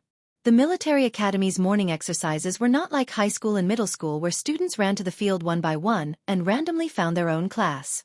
Chapter 1400. The morning exercises in the military academy were organized into teams. Hearing the call for morning exercises, one row after another ran neatly and orderly to meet up at the designated location of each class. Then, the on-duty personnel checked their attire, counted the number of people, and brought them into the field. Yi Qian arrived at the meeting point and quickly counted the number of people. As team after team came over, the entire third class was assembled in 3 minutes. There were 46 people who were supposed to be present, and 46 people were present. "Line up to the right." Yi Qian, who was standing at the very front, ordered loudly. Following the soft sound of shoes on the ground, she walked to the right of the first row after the entire class was assembled and began to lead the team into the field. The sun had already risen. Even though it was only morning, the heat waves were already blowing in their faces. One by one, all the classes entered the large field. As the on-duty personnel called out the slogan, the entire class gathered and straightened their backs in the face of the rising sun. After the on-duty personnel reported the number of people to their superiors, the 30-minute morning exercise began. 1, 2, 1, 2, 1, 2, 3. The neat, monotonous commands rose and fell on the large field. The entire military academy, dressed in short jerseys and shorts, began their day of morning exercises. The wide field was filled with youthful figures. The loud chants of the slogan were like giant waves pouring down from the heavens, carrying with them a grand and majestic aura that spread throughout the entire military academy. His heart thumped loudly as he felt the difference in the morning exercise. Those orderly steps seemed to carry with them the power to destroy everything. Ka-thump, ka-thump, ka-thump. The strictness of the military academy students, the might of the military academy students, and the strength of the military academy students could be seen from this morning exercise. After the 30-minute morning exercise, it was time for breakfast. The sophomores, juniors, and seniors returned to class after breakfast, but the freshmen could not. They still had morning training. Just as the seniors who had trained them had said, the hard days had just begun. The sun on the field flashed white everywhere it touched. The heat was so great that it burned their faces and arms. Everyone stood motionless under the scorching sun, maintaining their military posture. The instructor in charge of the training walked past each student, then constantly corrected the students' irregular movements. "Did you eat too much breakfast? You should retract your lower abdomen. Spread your feet 60 degrees apart. Here, it's at least 70 degrees. Did you not remember the mantra for standing in military posture? Recite it again. You and you, it's all the same. Yes. The few students whose names were called tensed up and straightened their backs as they recited the instructions for standing in a military posture. The tips of your feet are about 60 degrees apart, the heels of your feet are close together, your calves are straight, your abdomen is slightly tucked in, your chest is straight, your shoulders are slightly open, and your arms are naturally hanging down. Your head must be straight, your neck must be straight, your mouth must be closed, and your eyes must be looking forward. It's not tidy. Recite it again. Yes. Without a single word of rebuttal, he immediately recited. The instructor walked to the front and stood beside the role model, Yi Jian. He shouted coldly, "There is a role model in front. Those who don't know how to stand, can't stand straight, or feel tired, raise your eyes and take a good look at the role model in your class. As long as you stand like her, you don't have to come tomorrow." Yi Jian, the role model, stood facing the whole class. Under the sunlight, she still maintained her original military posture after an hour. The students at the front could see sweat dripping into her eyes. She didn't move. She just blinked her eyes gently. Chapter 14:01. Time passed bit by bit. The sun was getting brighter and brighter. The instructors were still shuttling back and forth in the queue. Some people were tired of standing and began to relax their shoulders. Some people couldn't stand it anymore and wanted to slack off. They're quite brave, standing at the front of the class. Originally, Yi Qian was the only one standing in front. After an hour, there were 4 people standing beside Yi Qian. More and more sweat flowed down their faces like rain. Their summer wear shorts and shirts were drenched from their collars to their chests, armpits, back, waists. Only the corner of their short sleeves was not drenched. Their sweat soaked their clothes and stuck to their skin. The sun was scorching, making their skin prickle and itch. It made them want to reach out and scratch it. Everyone wanted to scratch it, but no one dared to. They endured the physical and mental torture. Facing the cold gaze of the instructor, they kept their backs straight and looked straight ahead. Straighten your legs. If you're a man, straighten your back. The instructor's voice came from the back. It was cold, icy, and piercing into the students' ears. Look straight ahead. Don't look sideways. Don't blink when the wind blows. Stand like a pine tree. Shape like steel. 3 straight, 3 flat, 3 straight, 2 straight, 2 straight, 1 straight. Remember all of this. They weren't the only ones who needed to learn military posture. Everyone who entered the army and the military academy had to learn it. When standing in military posture, no matter when, even if it was just a simple action of sitting down, it would reveal the might and masculinity of a soldier. Your every word and action would also reveal the temperament of a soldier who was as lofty as a mountain and as tall as a pine tree. At this moment, everyone's eyes were red. Yi Qian was no exception. Tears flowed into their eyes and stung them. No one dared to raise their hands to rub their eyes. Even if they were to tear up, they had to endure it.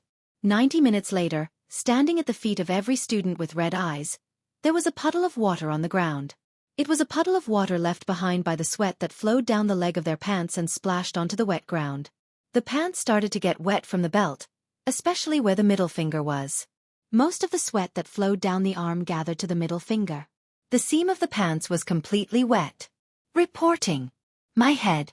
Someone didn't even finish his sentence before he fell forward and fainted from heat stroke. This was the first student to faint from heat stroke. It was much better than the previous 2 days. The previous 2 days, the students fainted one after another. It was as if they had really fallen on the battlefield and didn't wake up again. The students who were standing, of course.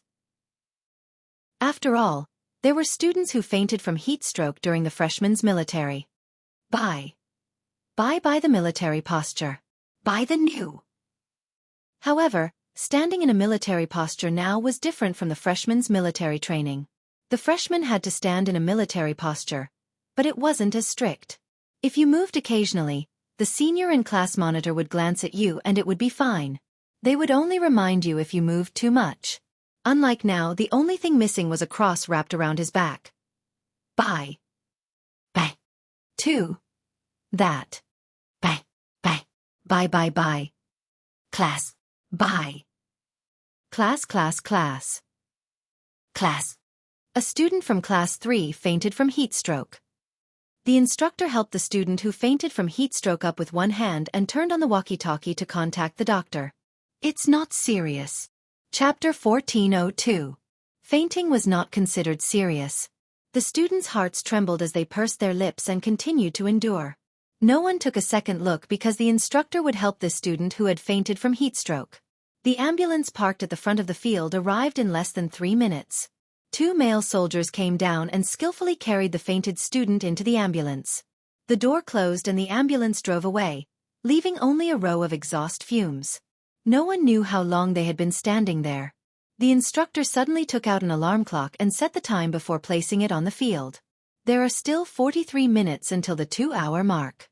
You can rest after standing there for 2 hours.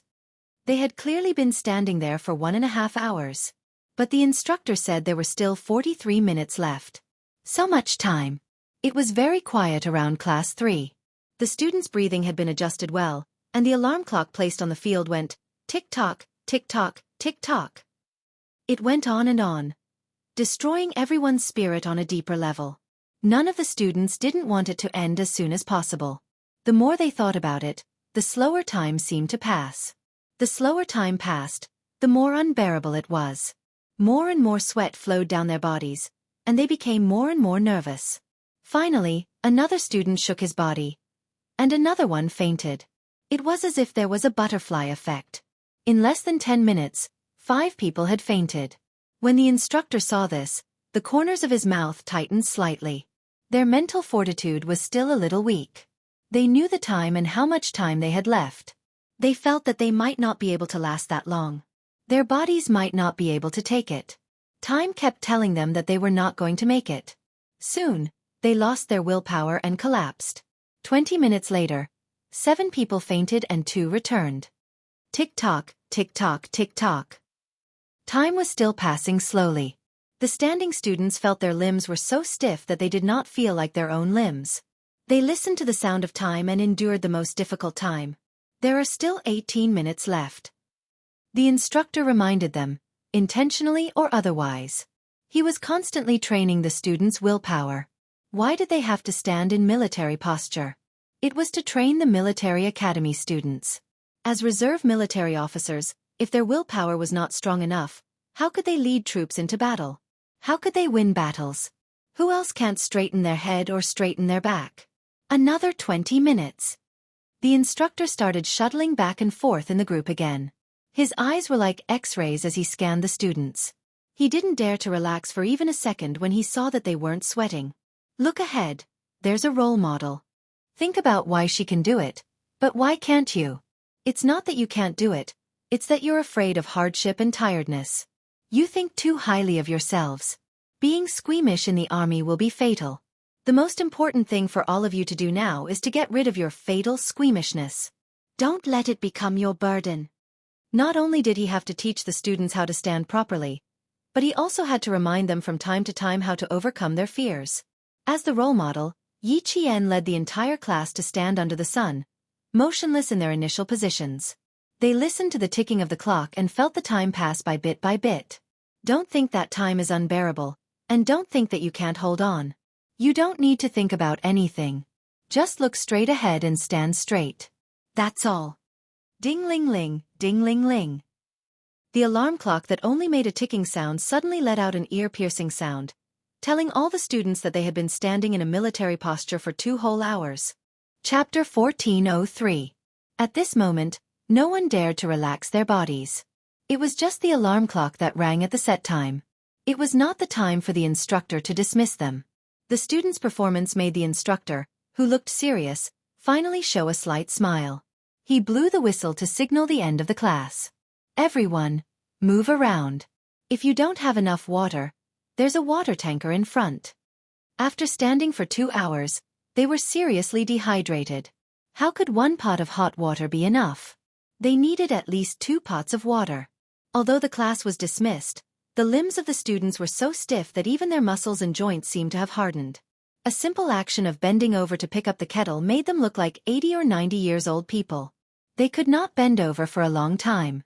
Yi Qian moved his limbs and slightly bounced on the ground for more than 10 times to move the muscles of his legs. Then, he bent over to pick up the kettle. "Do me a favor. Do me a favor." A student called Yi Qian with a bitter face. "I can't bend over. My legs are like saws. Once I move I feel pain inside." Then, another student also needed Yi Qian's help. "And here Yi Qian. Help, help." After a week of getting along, the students in the class had gotten used to Yi Qian's strong physical strength. Song Jiqiu picked up the kettle for the two boys and joked, "Do you still need to carry you back? Just grit your teeth and sit down. You'll be fine after shaking your legs." His physical strength was good, so it was easy for him to do it for a few days. During the break, the instructor was not as serious as during the training. He would help the students pick up the kettle and even massage their legs. Upon hearing this, he raised his voice and said, "He's right. It's just a military posture. Do you know how the national flag class does it? It takes twice as long as you. The forward kick is delicate. The distance between the 2 feet is not even half a millimeter. You still have to stand with both feet. They have to stand with 1 foot for so long." Why did the soldiers look tall and mighty when they stood there? It was not because they wore military uniforms, but because they practiced day after day and year after year. You're all learning from Yi Qian and training with him. His military posture is the same as that of a veteran. You guys have to shout for help when you pick up a kettle. If you really go to the battlefield in the future, don't tell me you'll have to ask someone for bullets. Nowadays, the teacher mentioned Yi Qian the most. The students were already used to it, so they didn't show any signs of dissatisfaction. There was nothing they could do about it. She was indeed amazing, so they had no choice but to admit defeat. Su Wan, who had drunk half a bottle in one go, winked at Yi Qian and asked, "Do you feel any pressure?" "It's all right. I'm doing my best." Yi Qian blinked and said softly, "There are only 3 girls in our class. We can't lose." After Su Wan heard this, he patted Yi Qian heavily on the shoulder and said earnestly, "It's all thanks to you, Yi Qian. He Jing and I will support you in spirit. In terms of actions, I can't support you." He Jing, who had just returned from refilling the kettle, heard this. She sat down with difficulty and said, "I have a goal unlike you." She then said softly to Yi Qian, "I'm a little hunchbacked. I want to practice by myself at night. Is there any way to improve quickly?" He Jing was a girl who was very strict with herself. Her brother also graduated from the National University of Science and Technology. According to her, the reason why she applied for the National University of Science and Technology was because of a bet with someone. Who was that someone? Su Wan and Yi Qian did not ask, but from her eyes, they could tell that this someone was not an ordinary person. Chapter 1404. There's a trick, but it's very difficult. Yi Qian thought back to how Principal Chen had taught him the trick of military posture, and said to He Jing, "Prepare a few pieces of paper as thick as poker cards. I'll show you the trick tonight." There were only 3 girls in the class, and they were all good students with good personalities. Even though Yi Qian had only known them for a week, he had already established a friendship with them. The boys who were closer to them naturally heard it too. They rubbed their faces and looked at each other. No matter what, they couldn't lose to the girls. At night, they would have to practice again. The whistle sounded again, and all the freshmen finally endured until it was time for lunch. Once lunchtime arrived, even the instructors could not delay because the military academy had a rule about lunchtime. If they wanted to eat after lunchtime, there would be no more food. Therefore, the instructors could not delay lunchtime either. Line up, reorganize, and do a head count. After a series of actions, the students of Class 3 could finally head to the cafeteria. Everyone walked quickly, afraid that if they were late, there would be no meat, only vegetables, and a thin soup. With every step the boys took, they could hear their stomachs rumble.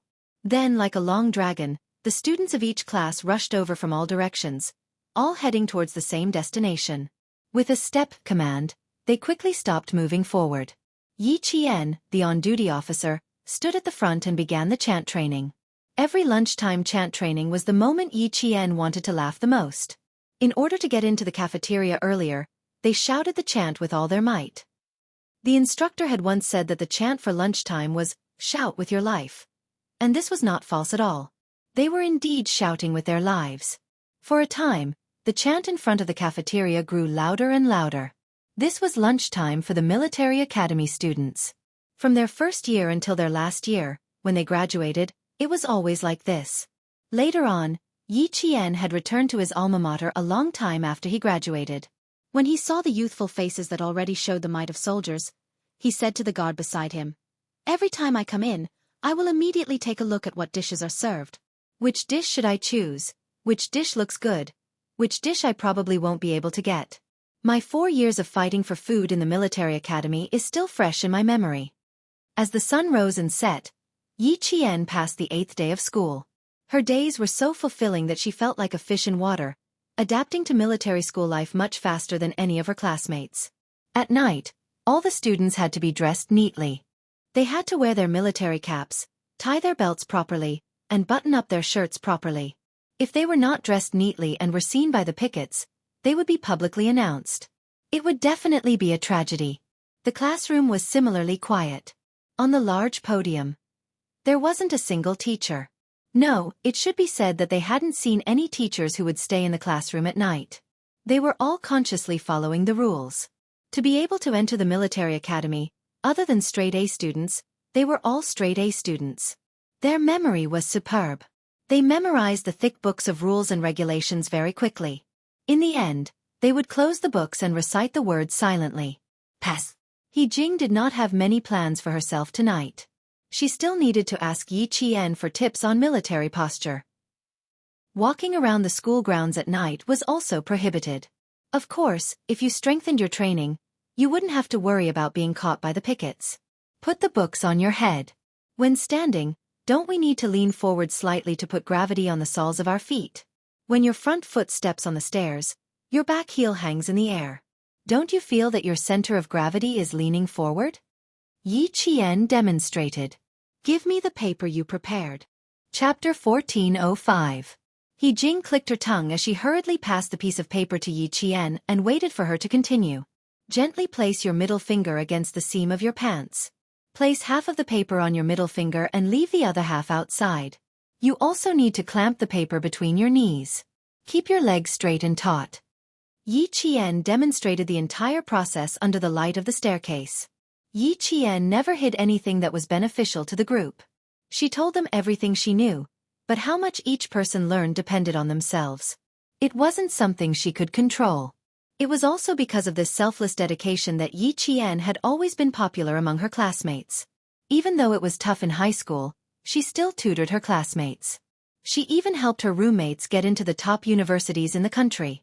Even though Yi Qian had left the province, her name could still be heard in the province.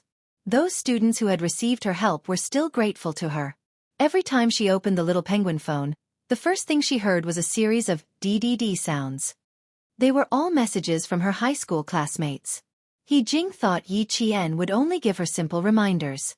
Who knew that she would teach her so diligently? For a moment, he didn't feel good in his heart. He felt ashamed of himself for having such petty thoughts. Don't drop the book. Don't drop the paper between your fingers and thighs either. Yi Qian placed the book on He Jing's head, then placed the paper between her hands and thighs. The last piece of paper.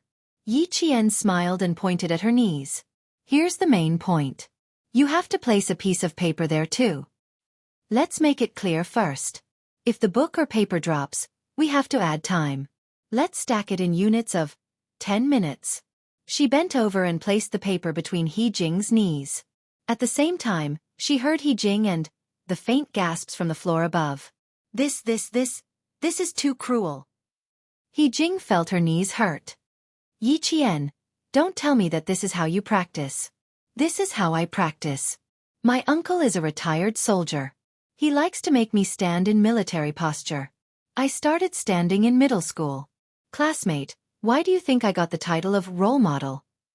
It's because I've suffered more than you. Everyone was suddenly enlightened. So that's how it was. No wonder he was so powerful.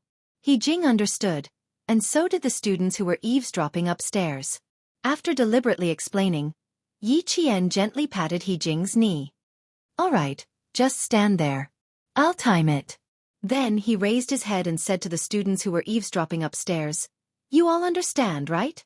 If you understand, then stand together. From now on, stand for half an hour. Fuck, she seems to have discovered us? I don't think so. I have to cover my nose to breathe. She must have found out. Otherwise, she wouldn't have said, stand together if you understand. She must have found out. Stop squatting. What are you squatting for? You've been discovered. 3 seconds later, a soft sound came from upstairs.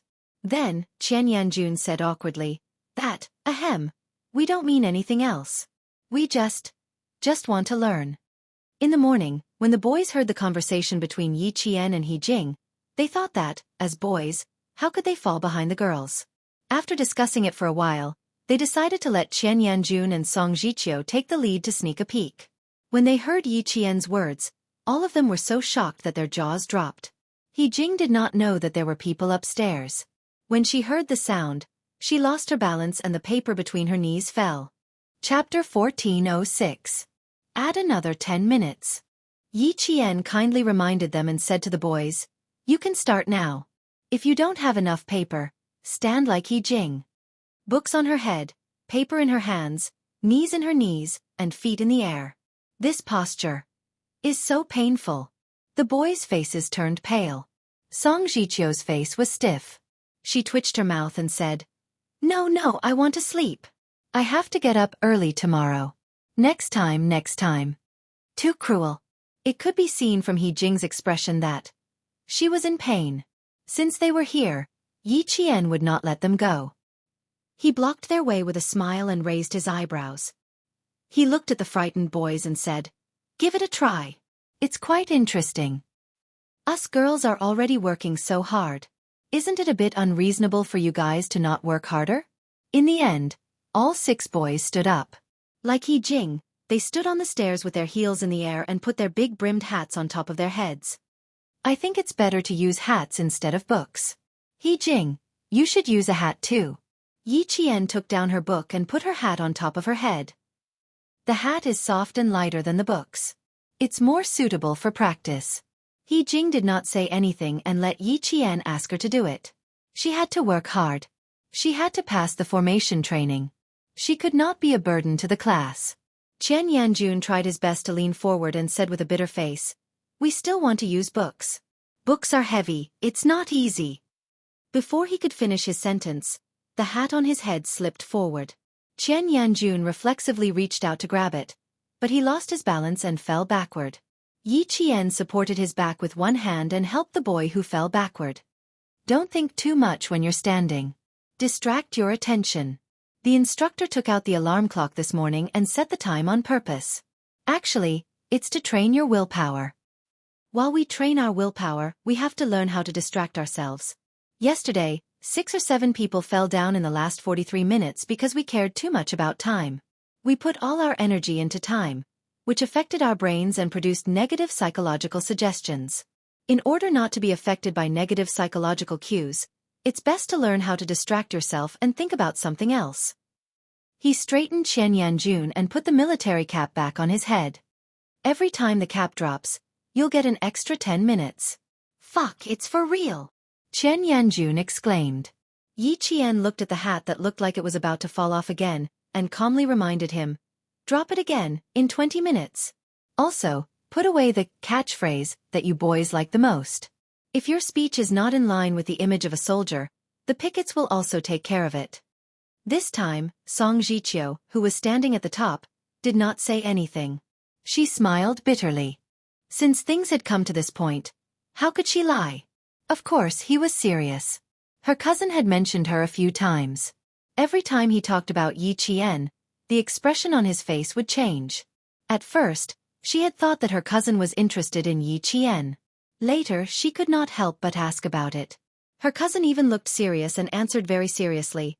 There's a kind of person who can make people appreciate and respect her from the bottom of their hearts, and it's an honor to know her. Yi Qian belongs to this kind of person. As long as you've been with her, you'll see that she has qualities that are more real than real gold. She's serious and responsible to people and matters, and her behavior is open and above board.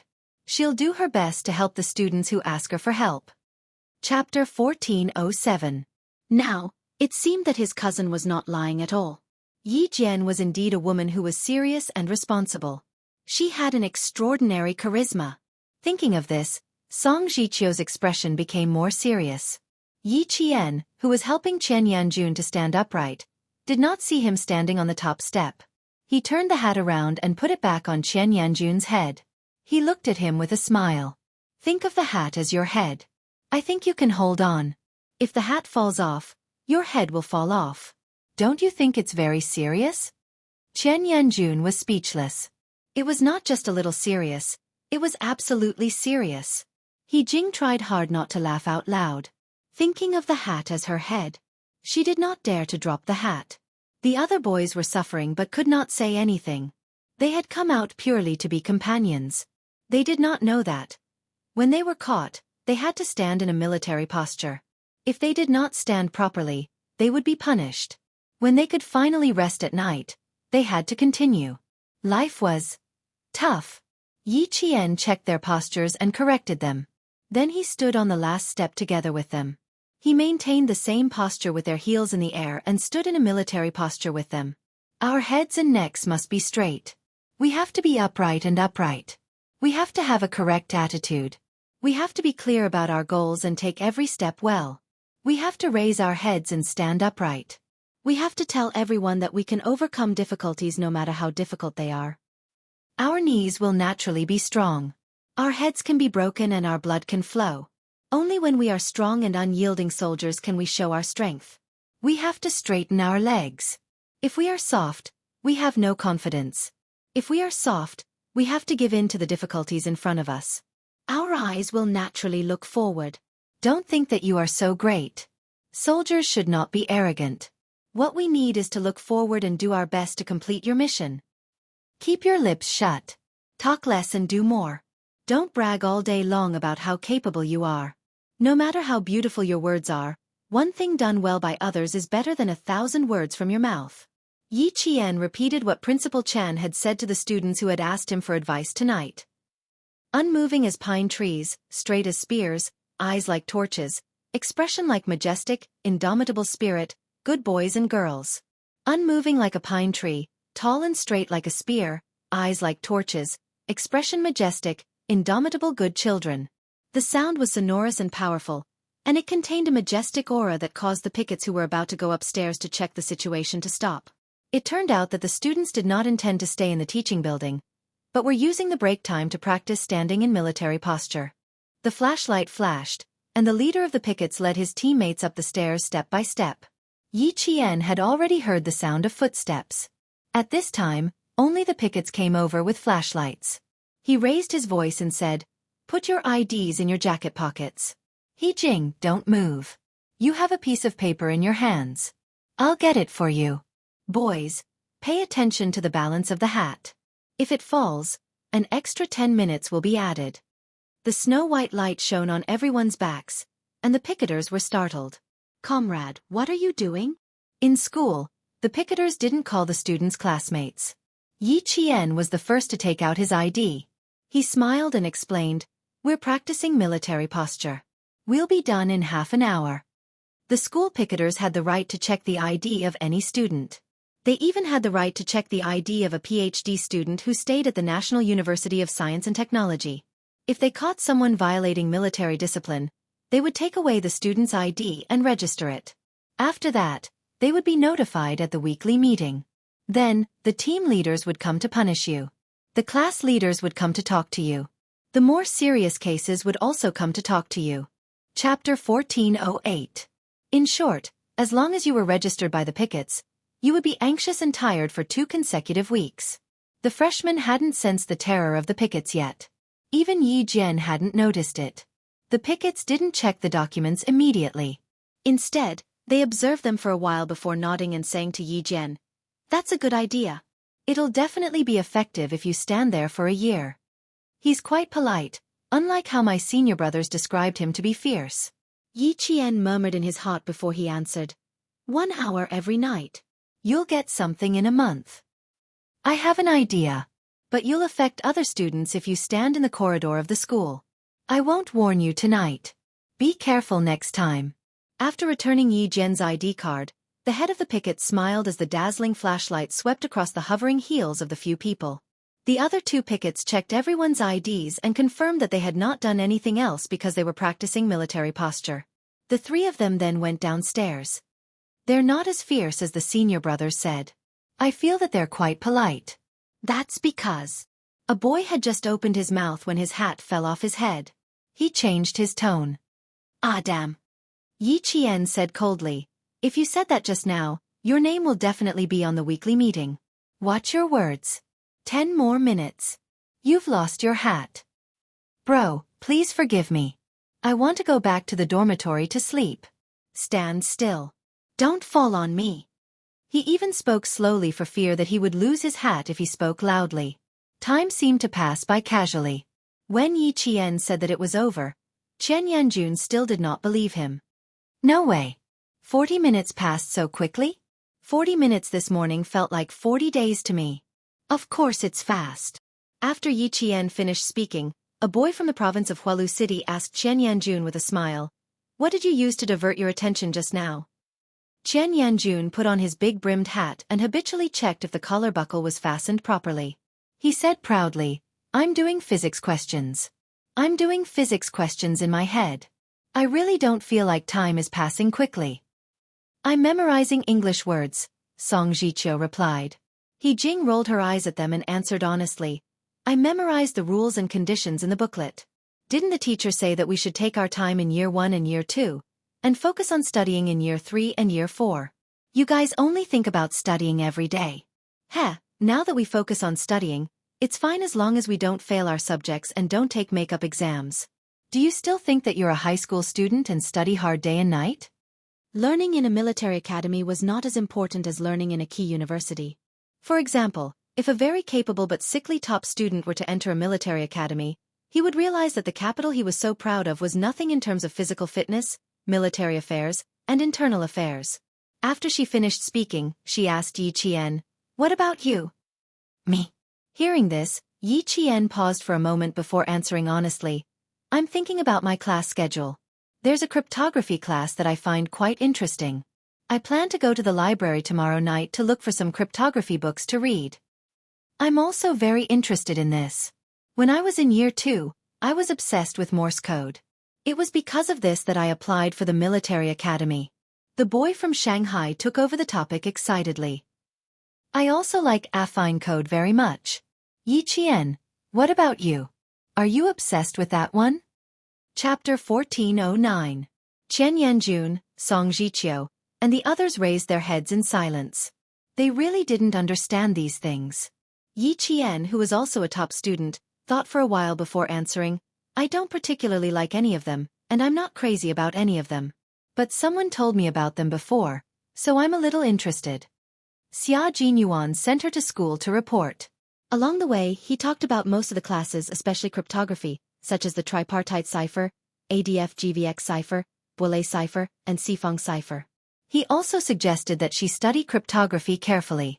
Yi Qian, who had not been very interested in cryptography before, was also interested because he said that he was good at cryptography.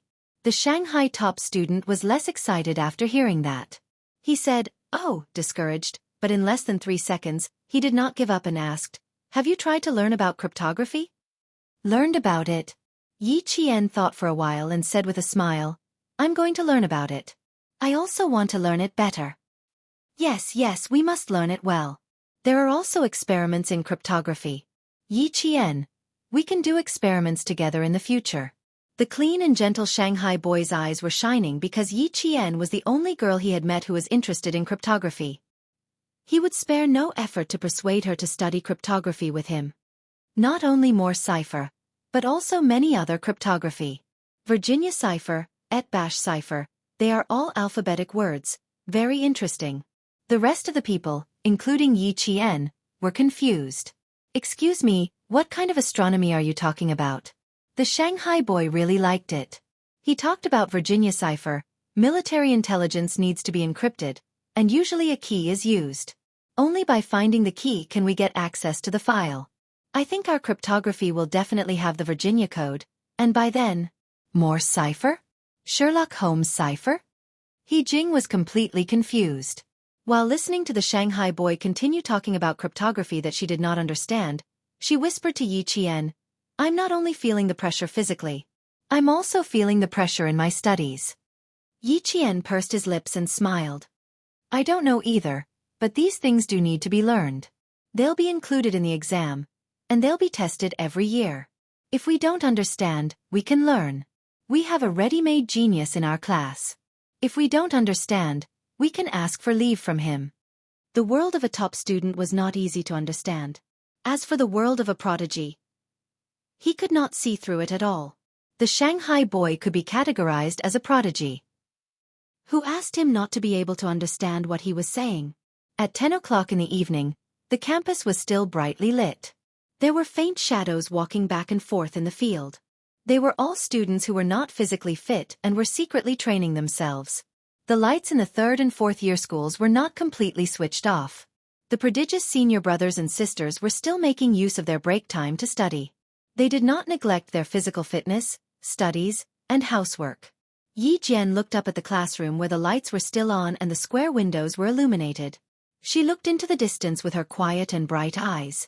5 years ago, was Xia Jinyuan as hardworking as he was in this school? Those are prodigies who will be selected as top students, He Jing said with emotion. During the freshman's military training, the senior brother and class monitor told us that after 4 years of graduation, there will be a very small number of people who will be selected as top students with extremely harsh conditions. A very small number of people who will be selected as top students with extremely harsh conditions? Chapter 14:10. How many are there?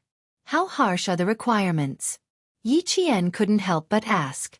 Xia Jinyuan once said that he would be evaluated as a top student when he graduated. At that time, she didn't think it was that difficult. After all, she had been evaluated as a top student every year since the second semester of her second year of middle school. When she heard that, she said disapprovingly, I get it every year. It's not rare. He Jing's expression was a little withered. It's so difficult. Those who really get top students are no longer ordinary people. That exaggerated. But seeing that her withered expression contained some respect, Yi Qian couldn't help but gather his thoughts. For 4 years, all subjects have to score 90 marks. There's no minimum score. All subjects have to score 90 marks. All physical subjects have to be excellent. You can't even get good. For 4 years, no bad record, no record of picketing, no illness, no leave, no demerit points in class, etc., etc. He Jing finished in one breath. Her expression was sad. In short, if someone really gets top students after 4 years, they're the best in the whole school. Yi Qian thought about what Xia Jinyuan said to her. In the car, he looked indifferent and lazy as he talked about his 4 years in the military academy. My minor languages are German and Spanish. I probably had some talent in languages, so I got a level 8 specialized esper. As for physical fitness, I got excellent. Because I also participated in a few competitions in school, I was evaluated as a top student after graduation. He said it so casually, as if getting top students was a simple matter. Now that she heard it, he was worthy of being called the all-round soldier king. His performance in school was so outstanding that it far surpassed many of his classmates. In order to avoid unnecessary trouble from being seen by the picketers, the girls walked far ahead and spoke softly so that the boys behind them didn't know what they were talking about. When they reached a fork in the road, both sides smiled and said goodbye before returning to their own dorms. As soon as they separated, the boys looked at each other and collectively let out a long sigh. To be honest, it was really stressful to walk with Yi Jian. It was like walking with the chief. When she spoke, her voice was soft and unhurried. When she smiled, there was even a gentleness between her beautiful eyebrows, like the gentleness of the Jiangnan River village, which made people feel scared. Just now, Yi Qian didn't say that we'll continue tomorrow night. I guess he didn't say that. Chen Yanjun twisted his stiff neck. Thinking about what had happened before, he gritted his teeth. Her way of standing is more tiring than standing in the daytime. 40 minutes is equivalent to 2 hours of our daytime. But we can't deny that it is indeed. Song Jiqiu's neck was also stretched. She's tired she couldn't move for 40 minutes. If we want to improve progress, we can use her way. It's useless if we only improve quickly. The whole class has to improve quickly to have an effect. Ofs. While they were talking about Yi Jian, He Jing was also talking about them. Wu Bingqing's physical fitness is good, and his studies are good too. He seems to be quite knowledgeable about cryptography. I'm afraid there will be a top student in our class. As he spoke, he looked Yi Jian up and down and said with a smile, "You're not bad either. You also have a lot of potential. Then we'll all be first lieutenants, and you'll be a captain." Excellent students would be directly rewarded. After graduation, they would be awarded the rank of captain instead of first lieutenant. Yi Qian was a little excited after hearing that. Chapter 14:11. Xia Jinyuan graduated 5 years ago, but he still held the rank of major. That was strange. Why hadn't there been any changes? Yi Qian thought to herself. She smiled and said, "Commendations are tempting. The rank of captain, just thinking about it makes me excited." Who said it wasn't? When I heard it, I was filled with pride. As they spoke, they arrived at the dormitory. The lights in the dormitory were about to be turned off at 10:30. He Jing saw that it was getting late and quickened her steps. Su Wen had already fallen asleep on the bed. She was exhausted. She wanted to practice standing with them, but she didn't have the energy to do so. At 10:20, the bedtime signal sounded. The two of them quickly got ready for bed. Their clothes, belts, military caps, short sleeves and shorts were all placed in the designated places so that it would be convenient for them to grab them the next day. They didn't have to look for delays everywhere. The bedtime signal sounded again. The white lights in each dormitory went out almost at the same time. All the dormitory buildings were plunged into darkness. The night insects played a symphony of nature. After a while, the students who were tired from the day fell asleep. Yi Qian laid on the bed but couldn't fall asleep. She thought about what Xia Jinyuan had said to her. She thought about his life in the military academy and his hard work. If she wanted to be as outstanding as him, even if she got into the military academy, she couldn't relax. She had to continue working hard. She had to learn from him. She had to get close to him. Through her own efforts, she had to become an indomitable soldier like him. Yi Qian closed her eyes and thought deeply. That elegant and handsome face appeared in her mind. The corners of her mouth lifted slightly and she gradually fell asleep. The next day, during the drill class, Class 3 all obediently took off their military caps under the smiling eyes of the instructor.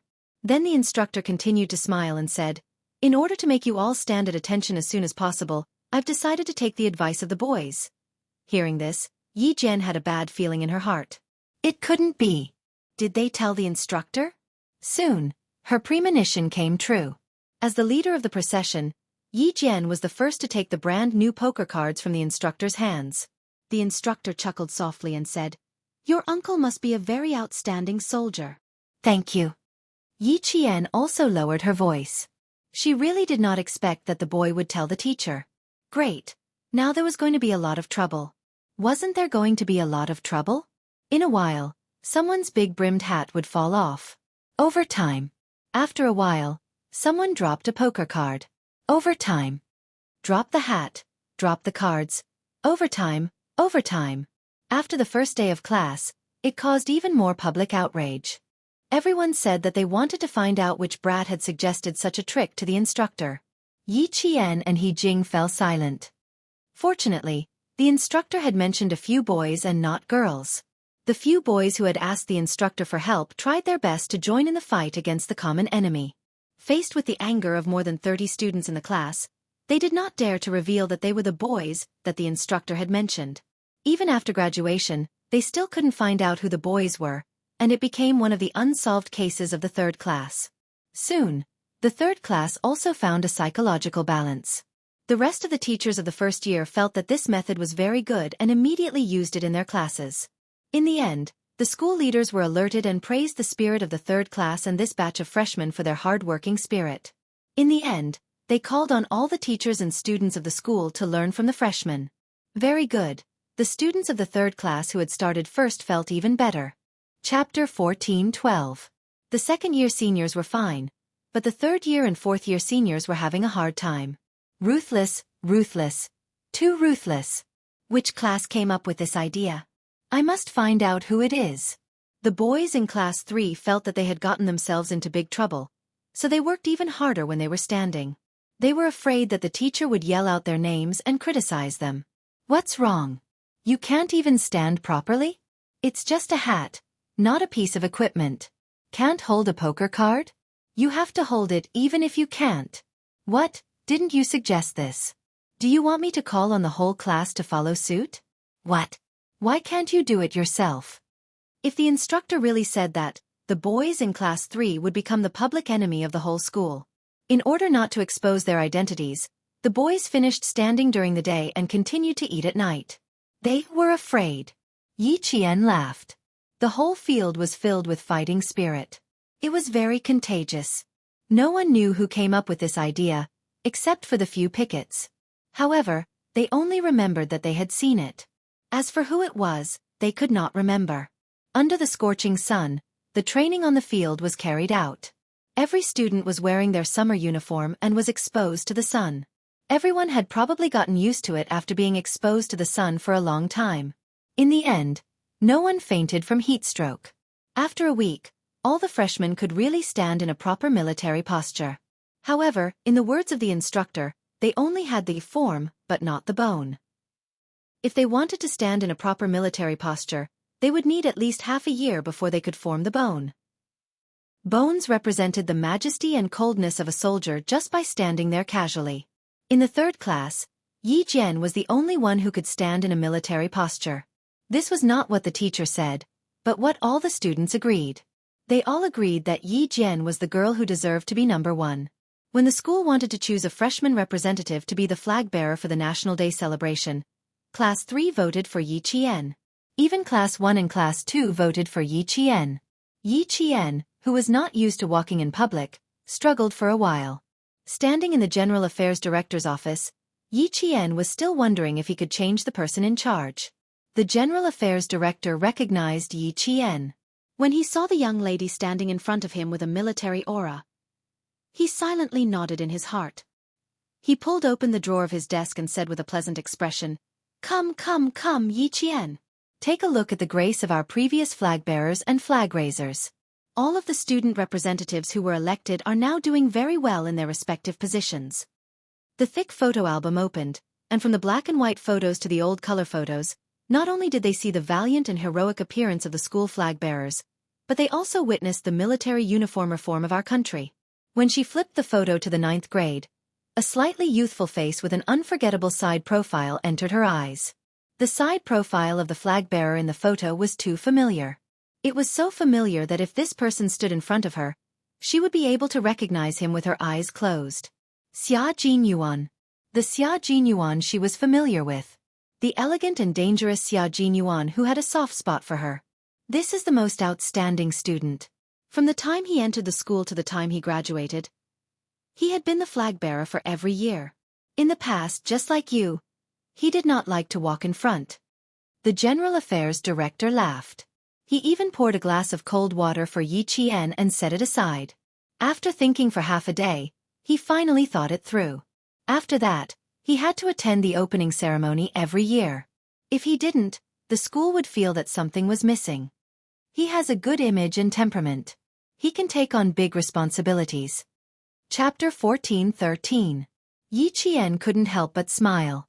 She found out more about his past. Listening to it, she felt as if it was happening right beside her.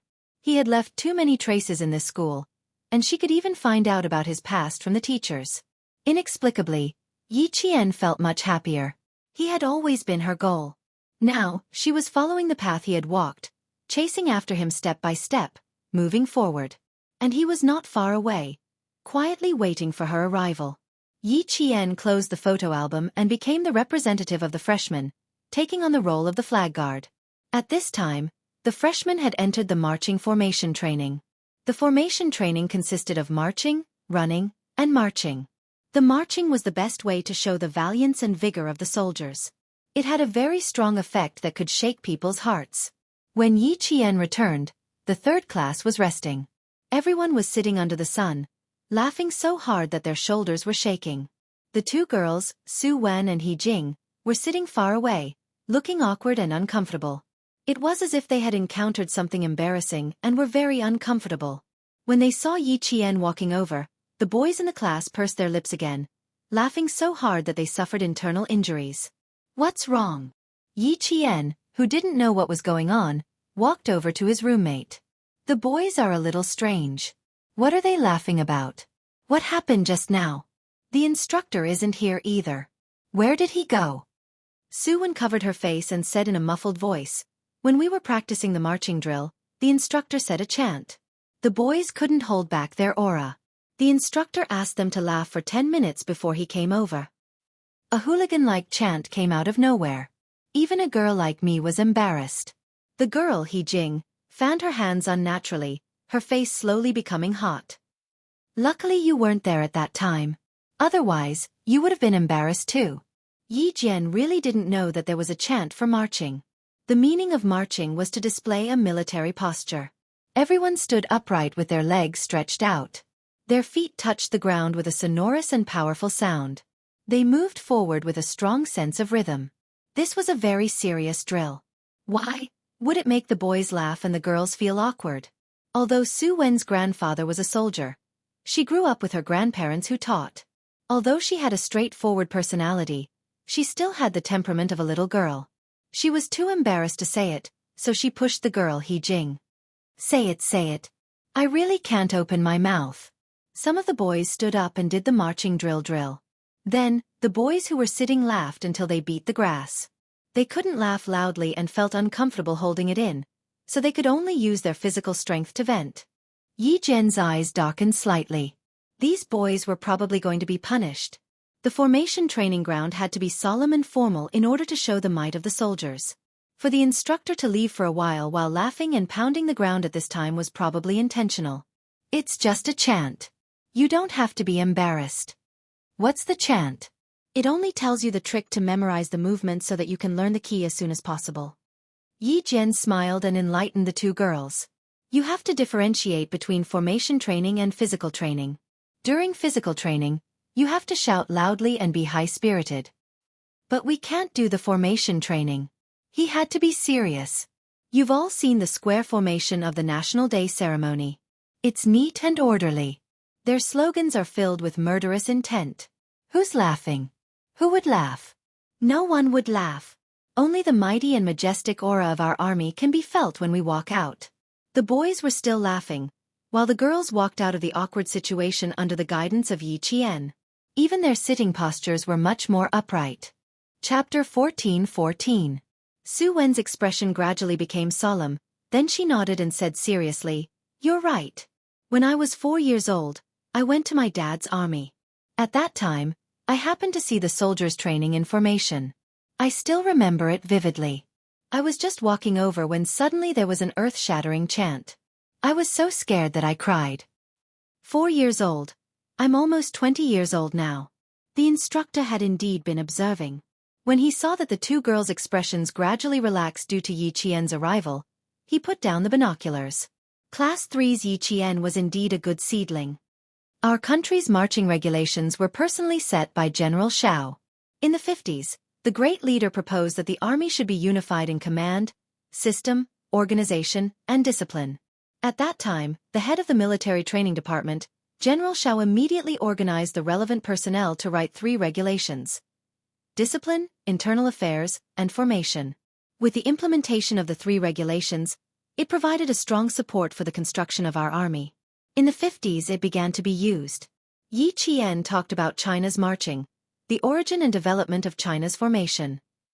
Later on, the military commission researched and used the infantry movement that Commander Liu personally set. Using the German marching as a template, it made changes based on the Soviet Union. It strengthened the arm swing and at the same time adjusted the stride length to achieve the coordination of the 4 limbs. It was the marching and formation of our army.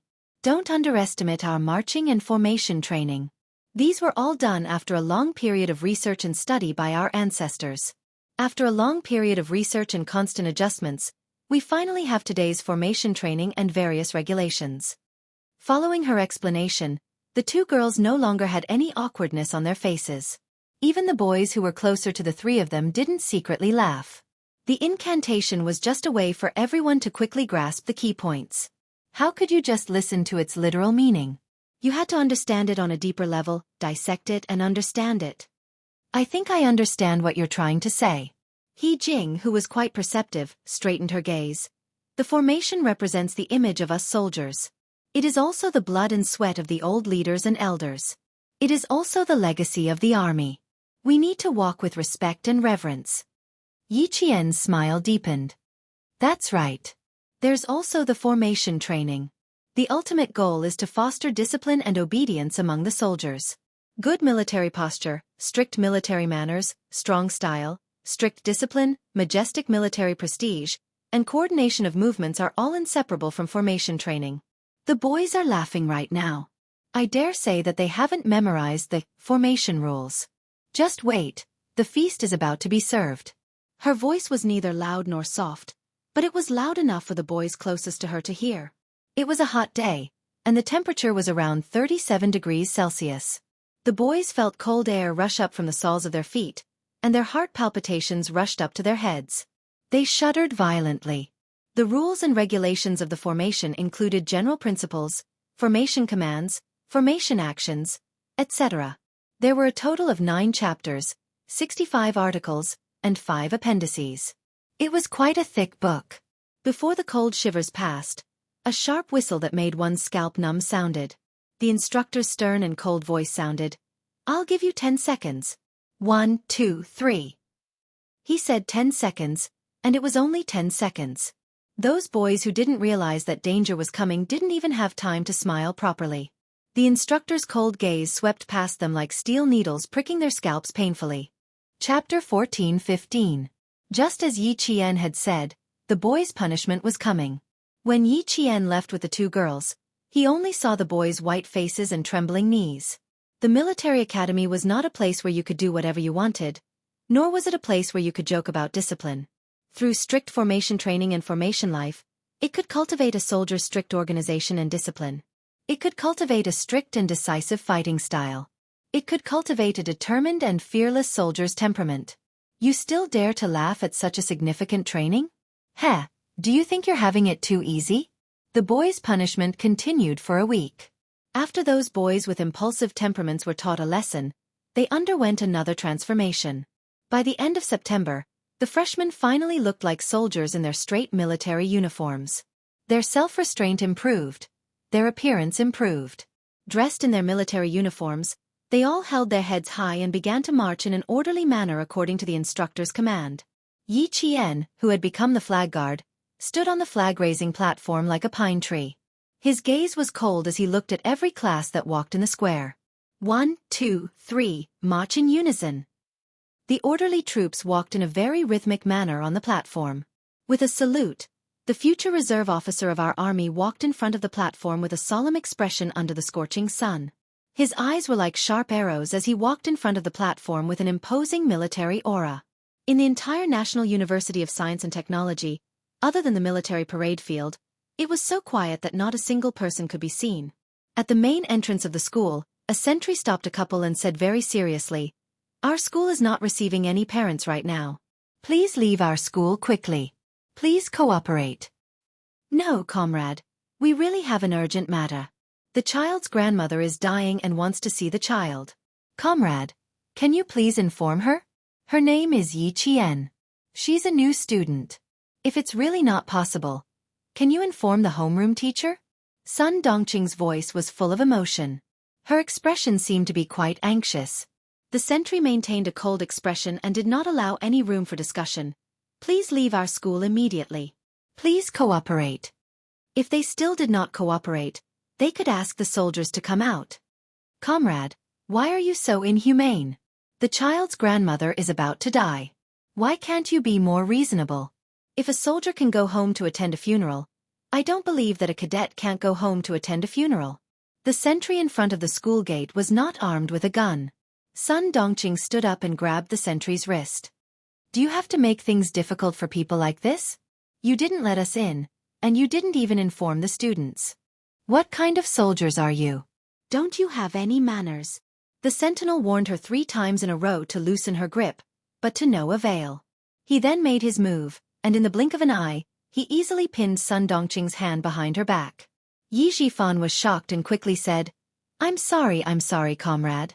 My wife was a little impatient. She didn't mean any harm. She definitely didn't mean any harm. Please take her away from our school immediately. The sentinel didn't probe further. He let go of Sun Dongqing, whose face was distorted from the pain, and waved his hand. A few more soldiers on duty walked out. Their expressions were so cold that Sun Dongqing shrank back to her husband's side. What could they do? They couldn't get in. If they wanted to find Yi Qian, they had to go through the sentinel. Yi Zhifan had no choice but to put down his pride and ask politely, "Then I'd like to ask, how can we contact the students inside? Tomorrow is National Day. I heard that cadets can leave school this afternoon. I don't know if that's true or not." Chapter 14:16. The gentle Yi Zhifan had the authority of a government official, and he spoke boldly. The guard's attitude was not as cold as before. He replied, "Our school is holding a celebration right now, and we won't be receiving any parents. As for the holiday arrangements, each class in each school is different, so we can't answer your question. Also, sir, if you don't leave now, the soldiers on duty will come and deal with you." In the car, Yi Ying stared at the majestic gate of the National University of Science and Technology. The thick bricks, the cold colors, the majestic national emblem, and the sentry on duty. Yi Qian received all these and entered the military school known as the Military Hua University. But she had nothing at all. Her fingernails dug into her palms, and she didn't let go even when she felt the pain. She had to think of a way. She had to think of a way to defeat Yi Qian. She had to think of a way to defeat her. But what could she do? Now, in order for her to enter the military, her parents had to bring her here to apologize to Yi Qian, and ask her to forgive her mother for being disrespectful to Uncle General, that old thing. Even after he died, he was still causing trouble for her family. How hateful. What should we do? They won't let us in at all. How can we find her? Sun Dongqing hurriedly chased after Yi Zhifan, who had turned back to the car. She was really anxious. For the sake of her daughter's future, how could she not be anxious? There's still no news from the Qin family, and there's no progress on your side. Old Yi Qian is the only path we can take. Yi Zhifan, whose face had darkened, glanced at her coldly. What's the use of being anxious now? We can't even see her. He had purposely picked a national holiday, but he still couldn't find her. Why is it like this, damn girl? How did it come to this? In the past, I could hit and scold her whenever I wanted, but now I can't even find her. The difference was too big, and Sun Dongqing still couldn't accept it. I'm afraid you won't even know where she is in the future. Yi Zhifan was a little irritated as he smoked a cigarette. He took a deep breath and looked at the gate of the National University of Science and Technology. His eyes were a little dark and unclear. He did not expect that things would come to this. Why did he still have to depend on Yi Qian? Yi Ying didn't come out. She just watched. The unwillingness in her eyes turned into a gloomy darkness, making her look exceptionally cold. I'll ask them later. The sentinel said that they're holding a celebration. It's probably related to National Day. Yi Zhifan finished the cigarette and adjusted his mood before saying, "If you really see her later, give me." A sentry walked straight towards him. Yi Qian is currently participating in a celebration. After registering, you will enter the school together with the soldiers on duty. Please abide by the school's regulations when you enter the school grounds. You are not allowed to walk around or take photos.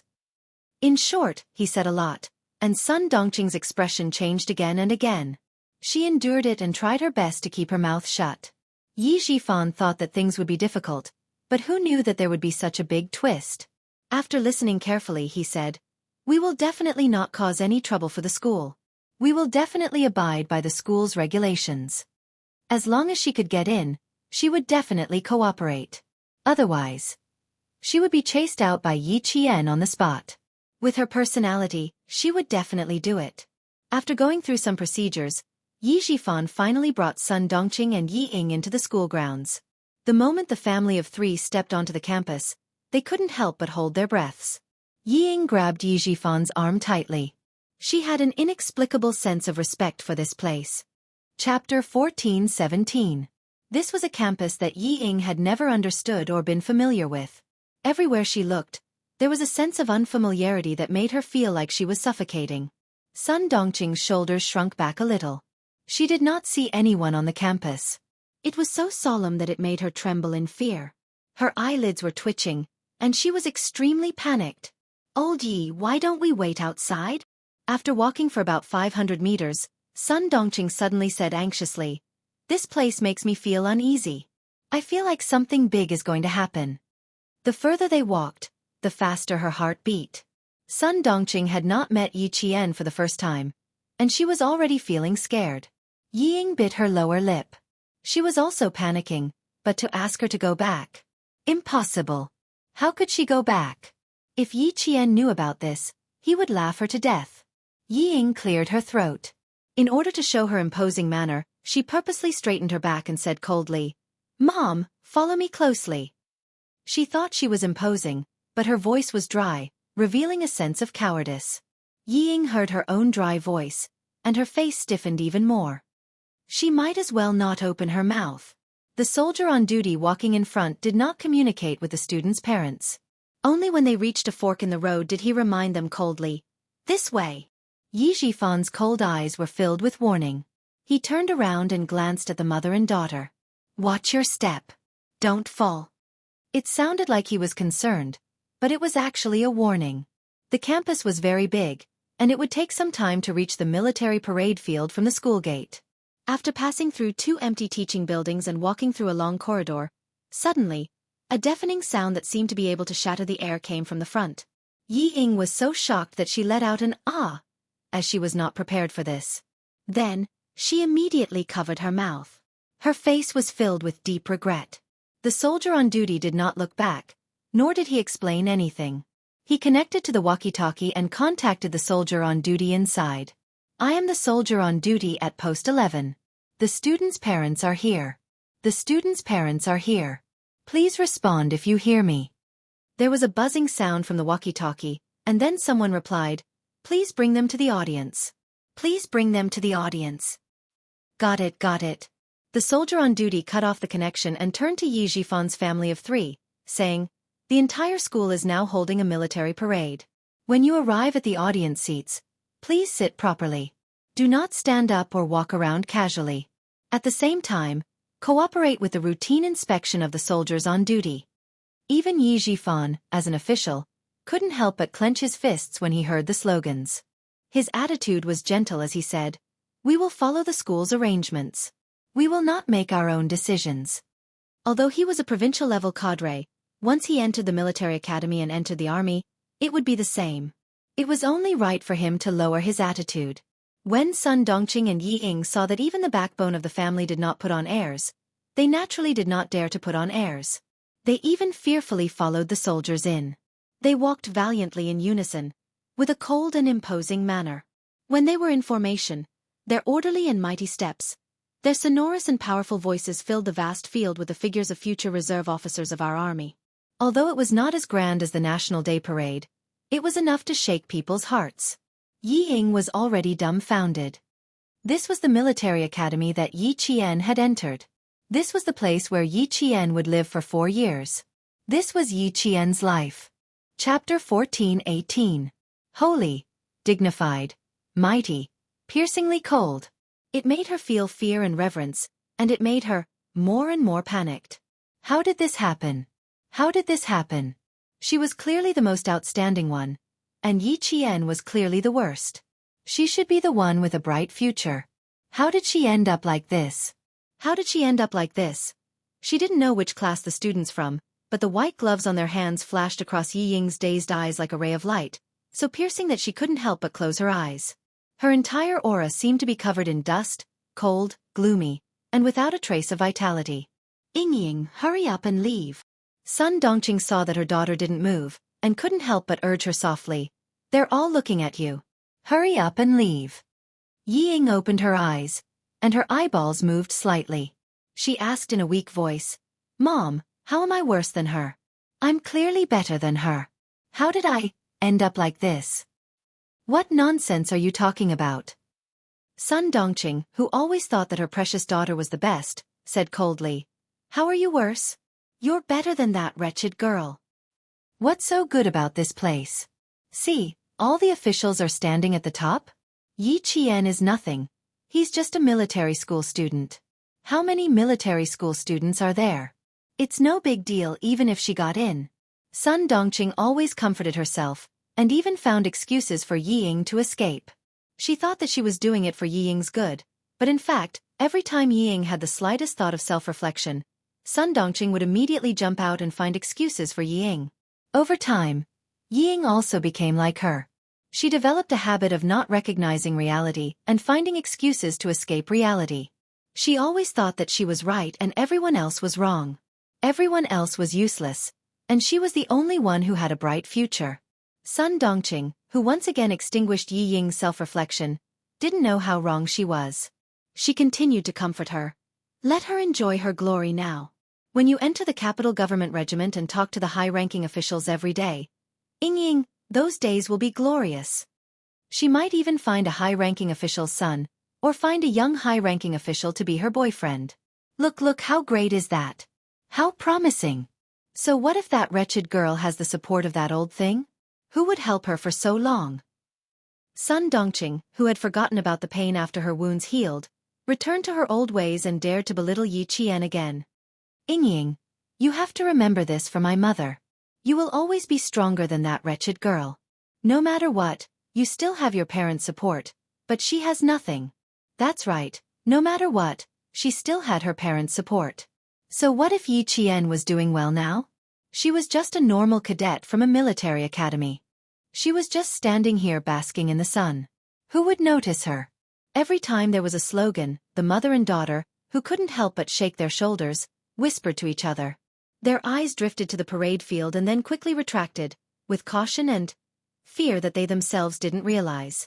Yi Jifan's attention was all on the parade field. He didn't turn around to look, nor did he hear what the mother and daughter were saying. If he had heard, he probably wouldn't have needed Yi Qian to come out. He would have directly pulled the mother and daughter, who only knew how to comfort themselves and couldn't recognize reality, away. There were only teachers in their military uniforms in the audience. When Yi Jifan sat down, he couldn't help but tug at his shirt to show respect to the square formation that was walking over. Chapter 14:19. The bright red national flag fluttered in the wind on the parade stage. The flag-bearers stood at attention beside the flagpole, while two flag-bearers stood guard with spears in their hands. After instructing his wife and daughter to sit on either side of him, Yi Jifan looked around. He looked at the high-spirited young silhouettes and then looked at his daughter beside him. He had never felt that his family was worse than others. He sighed softly and lectured Yi Ying. 1 minute on the stage is 10 years of hard work off the stage. Yi Ying, you have to learn from them. Dad, when I get into the military, I won't embarrass you. Yi Ying's jaw tightened. She tried to hide her uneasiness with an expressionless face, but it was too obvious. Instead, she appeared stiff and restrained. Yi Jifan saw this and sighed even more heavily in his heart. She did not reflect on her own shortcomings at all. Not only did she bite off more than she could chew, she also liked. She liked to daydream. Ying, whether you get into the military or not is another matter. Dad hopes that you can learn from their spirit. No matter how bad she was still his daughter. He had to educate her and not give up just like that. Yi Jifan patiently lectured. You used to love saying that Yi Qian was inferior to you in every aspect. Look at them now. Look at the figures below. Look at the aura they exude. Looking at them is like looking at Yi Qian. Ying, don't you realize the difference between you and Yi Qian? Don't you realize that you can't compare to Yi Qian? Yi Ying's face suddenly turned pale. She subconsciously clenched her fists. Dad can tell you very clearly now. You are indeed inferior to Yi Qian. You used to be outstanding, but that is all in the past. People have to look forward. You are still stuck in the same place. You think you are better than Yi Qian. In fact, Yi Qian has long surpassed you. Lecturing on the spot was more impactful than lecturing on the facts. Facing the rows of military academy students standing straight like pine trees, Yi Ying felt her breathing getting heavier with each breath. It was as if her whole body was entangled in a spider web. The more she struggled, the less she could break free. Sun Dongqing was furious. She still had to take care of the people around her. She gritted her teeth and defended her daughter. Yi Jifan, how can you be a father? Look at how scared Ying is. Don't compare Yi Qian to Ying. In my heart, she's nothing. You don't even deserve to carry Yingying's shoes. Every time he wanted to preach, Sun Dongqing would always be the first to jump out to refute him. Yi Zhifan was burning with anger. He lowered his voice and shouted, "If you have the guts, get Yi Qian here later. Do you dare to let her carry Yingying's shoes?" Sun Dongqing was speechless. How would she dare? He didn't even dare to say it to his face. Yi Zhifan sneered. "Do you see that, Ying? This is what your mother is capable of. The ability to rely on his mouth.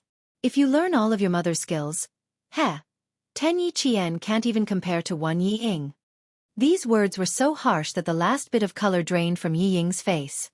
After a while she said softly, "Dad, Mom, stop arguing. We're here to look for Yi Qian today, not to argue." 10 Yi Yings couldn't even compare to 1 Yi Qian. Was she that bad? She didn't believe it. She couldn't accept it. She couldn't accept it. How could she, Yi Ying, be worse than Yi Qian? How could she be worse than her? She stared straight ahead. When her gaze inadvertently swept across the flag-raising stage, Yi Ying suddenly stood up. She saw a familiar figure. A figure that she wanted to curse even in her dreams. A figure that tormented her day and night. A figure that wanted to eat her flesh and gnaw on her bones. Chapter 14:20. Yi Ying, sit down. She stood up abruptly. Yi Zhifan, whose expression had darkened, reached out quickly and grabbed her wrist. "Do you still want to embarrass yourself? Sit down." Fortunately, they were sitting in the back row. The teachers in front were all watching the parade seriously and did not pay attention to the back. Otherwise, Yi Ying would have received countless disapproving looks when she stood up so abruptly. The soldier on duty saw that the parent who stood up quickly sat down again. He took 2 steps forward and returned to his original position. His gaze lingered on Yi Ying for a few seconds before leaving. Yi Ying, who was forcefully pulled back by Yi Zhifan, fell back into her seat. Her whole body trembled uncontrollably. Even her teeth were chattering. "Dad, I saw Yi Qian. I saw Yi Qian. I saw Yi Qian." She was wearing a straight military uniform, holding a gun and standing at the highest point. It was as if she was looking down on her and mocking her. She was standing so high and holding a gun. She was even holding a gun. Mom said that there were so many military academy students. Who would recognize her? Wrong, all wrong. Who didn't see her? Everyone saw her. She was standing so high, everyone would see her. All the teachers and students in the school would see her. What was she doing here? Was she here to see how impressive she was? Was she here to see how she made a name for herself in school? Was she here to be looked down on and mocked? Yi Ying's unwillingness turned into anger. She was so angry that her whole body trembled even more. Sun Dongqing noticed Yi Ying's strange behavior. She grabbed her daughter's trembling shoulders and scared her into asking, "Ying, what's wrong? Did you get a heat stroke? Why are you trembling?" "Mom, I saw Yi Qian. She was standing so high up." "Mom, I saw Yi Qian." Yi Ying grabbed the corner of Sun Dongqing's shirt and said angrily. She was in front, standing on the flag stand. "Mom, everyone saw her." You're wrong. Everyone saw her." There were so many military academy students. She was the only one standing so high up, receiving everyone's attention. What about her? What about her? There was nothing. There was nothing. When Sun Dongqing heard this, she immediately raised her head and looked in the direction of the flag stand. When her gaze landed on the gun in Yi Qian's hand, her body instantly froze. She was standing so high up, and she was holding a gun in her hand. No wonder her daughter was afraid. Even she was afraid. "Old Yi, let's go, let's go," Sun Dongqing said with difficulty. She held Yi Ying's shoulders tightly, and her lips were trembling. "We came to the wrong place, we came to the wrong place. Before she sees us, old Yi, let's go. Ying is scared. Look, Ying is so scared that her whole body is trembling." Compared to his wife, Yi Zhifan knew his daughter better. Ask her if she's trembling in fear or anger. Sit tight. You're not allowed to leave until you see Yi Qian. "Dad, if she really goes on like this, she can easily take back the jade pendant on my neck." His eyes were as sharp as needles as he stared at Yi Ying, who was standing on the flag stand. He gritted his teeth and said, We can't let her go anymore. Dad, we must find a way. Take back the jade pendant? Yi Zhifan chuckled. The jade pendant is in my hands. You don't have to worry. As for whether we can let Yi Qian go, Ying, oh Ying, if you weren't my daughter, I really wouldn't care about you. Chapter 14:21. How could he not know what his daughter was thinking? It seemed like she was so angry that she even dared to threaten him. No wonder she was Yi Zhifan's daughter. She was ruthless and did not lack courage. But if she was only ruthless but not capable, that would not do either. Yi Ying, whose thoughts were exposed, bit her lower lip. So he still knew that she was his daughter. Then why was he being so aggressive towards her? Yi Zhifan ignored her grievances. There was even a trace of impatience in his cold voice. If you still refuse to face reality, Yi Ying, you will never be able to stop Yi Qian from moving forward. If you don't learn to lower your head, you will always be able to look up at Yi Qian. Yi Ying, do you still think you have the right to raise your head in front of Yi Qian? Do you still have the right to show off in front of her? Do you? Did she? No, she did not. She had nothing. If she had nothing, what right did she have to raise her head in front of Yi Qian? What right did she have to show off in front of him? Yi Ying, whose face was as white as a sheet, did not know how much time had passed before she gently shook her head. Her entire body seemed to collapse as she said, "No, I have nothing. And she has everything that I can't get." Since you don't have anything, then keep your head down today. Don't just talk and do nothing, Yi Zhifan said coldly, as if he did not believe a single word that Yi Ying said. He only hated that he did not bring her along when he was working in the town government. She had developed a blind and arrogant personality like Sun Dongqing. Yi Qian had already gone so far, but the daughter he had always thought was outstanding was still in the same place. If he did not let her see the truth, she would only continue to think that she was so powerful. He had reminded her countless times to wake up and not to underestimate Yi Qian. She had to realize that she was not as good as Yi Qian. In the end, it only had a slight effect at the time, and it was the same after that. Thinking of this, Yi Zhifan gloomily stared at his wife. She had contributed greatly to his daughter's current state. Sun Dongqing did not say anything. She did not know what to say. She had always thought that her daughter was better than Yi Qian, but what was the truth? The truth was right in front of her eyes. Her daughter had to use her connections to enter the army. As for Yi Qian, he was already holding a gun. Facing her father's accusation, Yi Ying pursed her lips even tighter. Lowering her head to Yi Qian. How could she do it? How could she do it? She clenched her fists even tighter and her gaze became even more sinister. She couldn't get over the hurdle in her heart. She couldn't accept lowering her head to someone who she thought was inferior to her. Seeing this, Yi Zhifan sneered. He had spent so much effort to nurture him, only to receive such an outcome. He was unwilling to accept this. Now, if he wanted his daughter to stand up again, he could only rely on Yi Qian. He wanted to use her to make his daughter see the truth and stop being so arrogant. Lamentable, lamentable, when it came to educating his daughter, he failed too thoroughly. For a moment, the atmosphere between the father and daughter was so tense that it was almost at daggers drawn. Sun Dongqing was so nervous that she didn't know what to do. Seeing that her daughter was sweating profusely under the sun, her heart ached so much that she took out an umbrella from her handbag. "Ying Ying, hold the umbrella and watch. It's too hot. Be careful not to get sunburned." It was indeed very hot. Yi Ying instinctively reached out to take the umbrella. Yi Zhifan's face darkened as sweat dripped down his back. "We've been here for more than 10 minutes, and Yi Qian has been in this position without moving. She's standing but you're still sitting." Hearing this, Yi Ying retracted her hand as if she had been electrocuted. Chapter 14:22. Time passed bit by bit. From 8:15 to 11:30, Yi Jian and the two seniors on the flag-raising platform had been standing motionless with imitation guns that were as heavy as the Type 95 rifle. They had maintained the most standard military posture, standing tall and straight like pine trees with a piercingly cold aura. Yi Zhifan had been paying attention to Yi Qian the entire time. When the military parade ended and the flag-bearers were about to walk down the flag-raising platform, he couldn't help but tighten his grip. If something were to happen to Yi Qian at this time, even Uncle Jen wouldn't be able to save her. Step by step, she walked down the steps gracefully. Then, step by step, She strode across the platform with her head held high. Everyone's attention was on her. All eyes were on her. Xiaofan clenched his fists even tighter.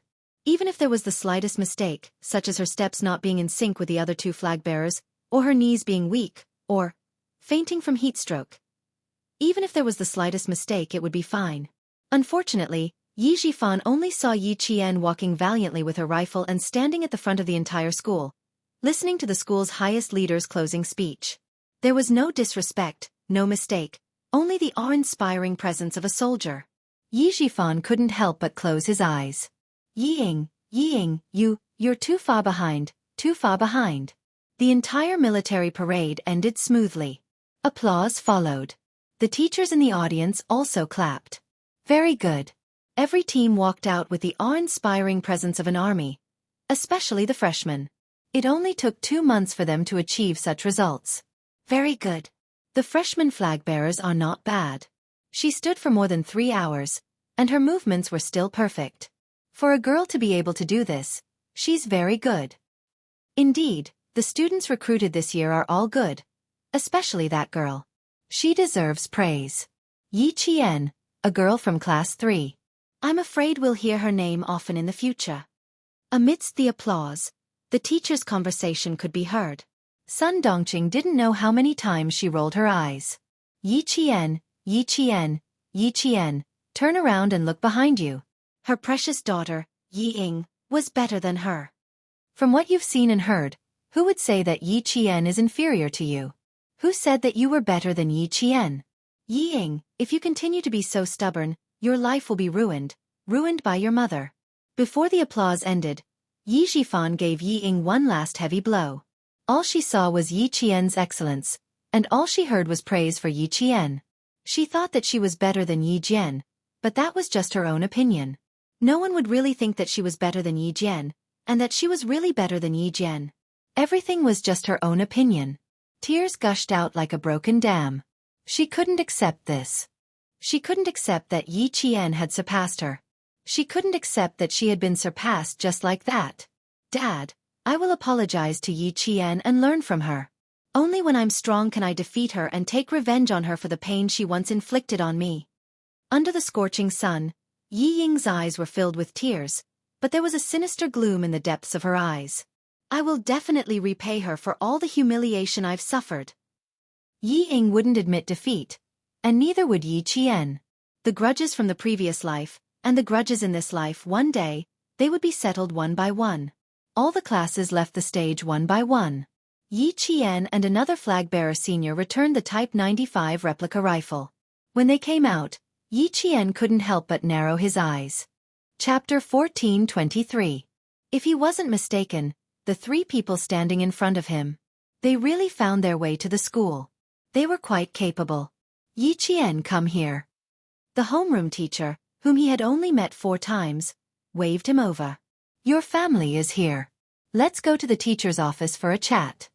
Go to the teacher's office for a chat? Before Yi Qian could reply, Xiaofan immediately said, No, teacher. We'll find a place to talk. He was able to meet Yi Qian because the school didn't know about his relationship with Yi Qian. If he went to the teacher's office for a chat and Yi Qian told him about the original situation, he would have come for nothing again. Teacher, you must think that he's my uncle. Actually, he's not. This Mr. Yi tampered with my entrance exams many times. It was written on my resume that I took a year off from high school. It was all because of this Mr. Yi. Yi Qian didn't want to drag it out. He didn't want to be involved with Yi Xiaofan's family for the next 4 years. During the college entrance exams, he tried to tamper with my registration again and again, trying to stop me from getting into university. Teacher, I really don't have anything to talk about with this Mr. Yi. Not giving her a chance to speak? Yi Xiaofan, can you stop him? She said it so calmly and didn't give Yi Xiaofan a chance to interrupt. When the teacher of class 3 heard this, his expression immediately turned cold. He glanced at Yi Xiaofan with a threatening gaze and said to Yi Qian, Come to the teacher's office. Let's go to the teacher's office together. As a teacher, he naturally believed what his students said.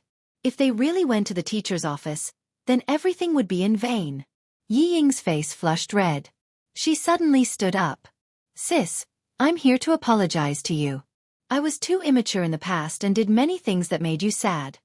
Her apology was stiff at the beginning, but the more she spoke, the more fluent she became. As she spoke, she even squeezed out a few tears. Sis, I'm sorry.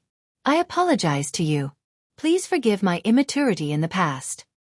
I know I've done too many wrong things, and I don't dare to ask you to forgive me in a short time.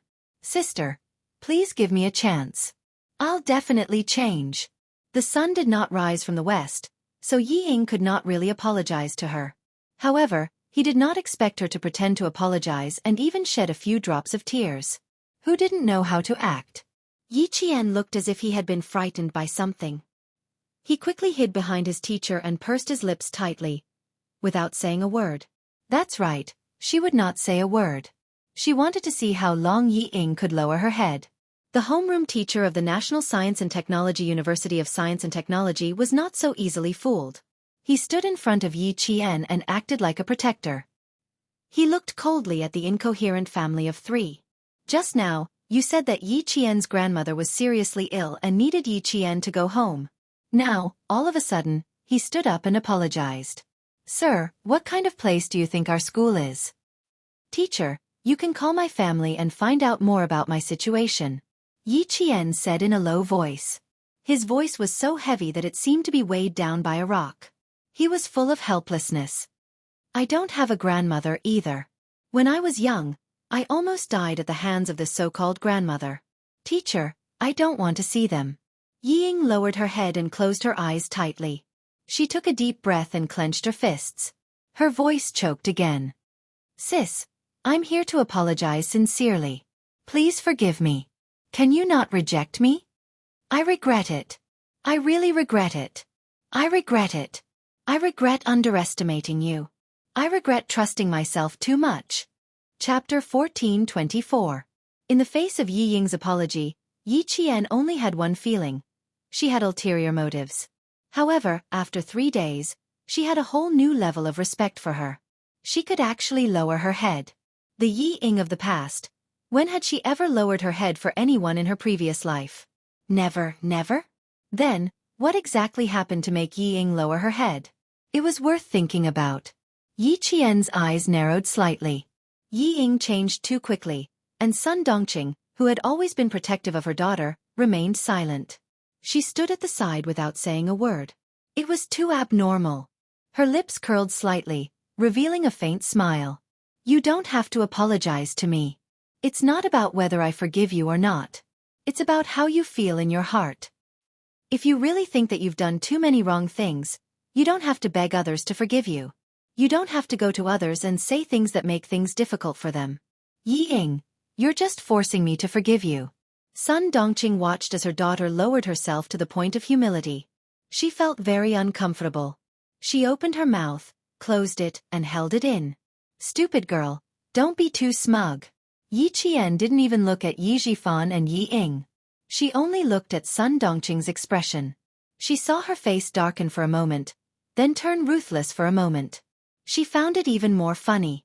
She came over to ask her to forgive Yi Ying. She even forgave Yi Ying in front of her homeroom teacher.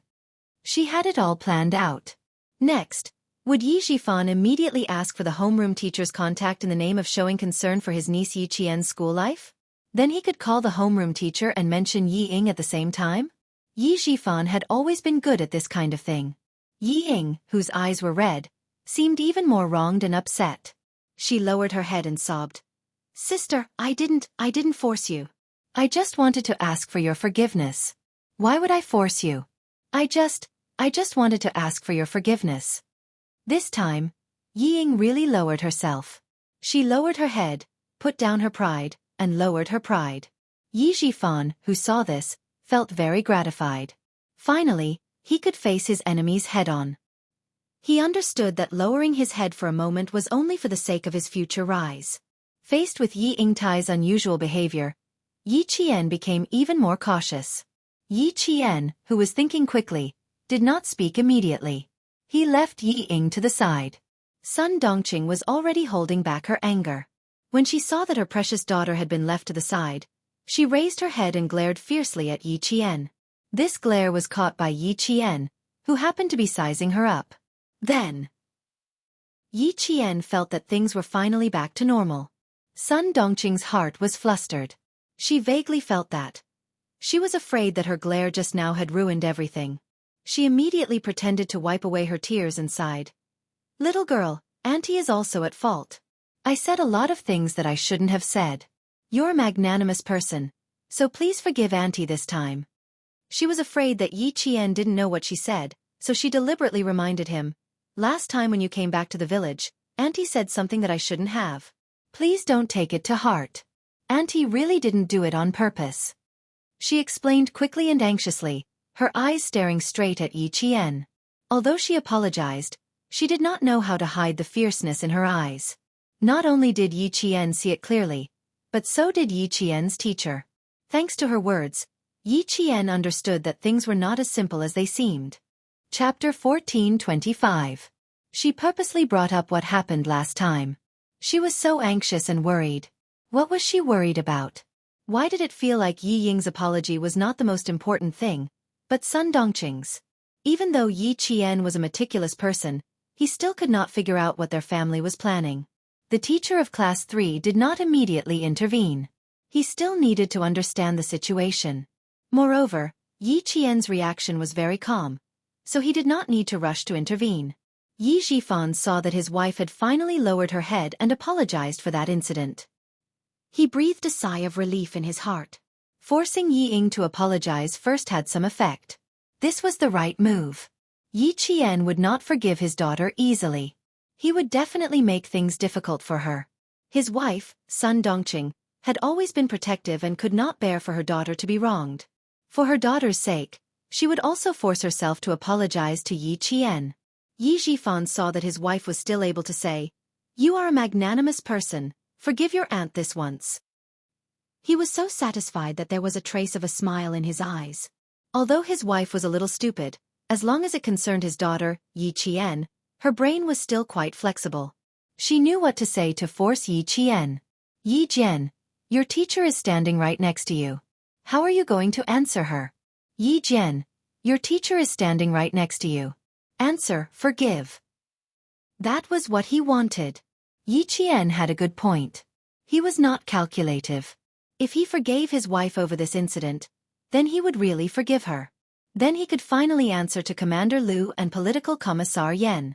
Answer, not forgive. It was fine as long as the teacher knew their family's attitude. Moreover, if a junior did not forgive an elder's apology, wouldn't that make them seem narrow-minded? It was not a good thing for a student to be narrow-minded. The teacher would have some opinions in his heart. In short, it did not matter if Yi Qian forgave his wife or not. He would get the result he wanted. The scheming Yi Xiaofan was only waiting for Yi Qian to speak. He stared at him with a cold, calculating glint in his eyes. Yi Qian shifted his focus to Yi Xiaofan. He was the backbone of the family.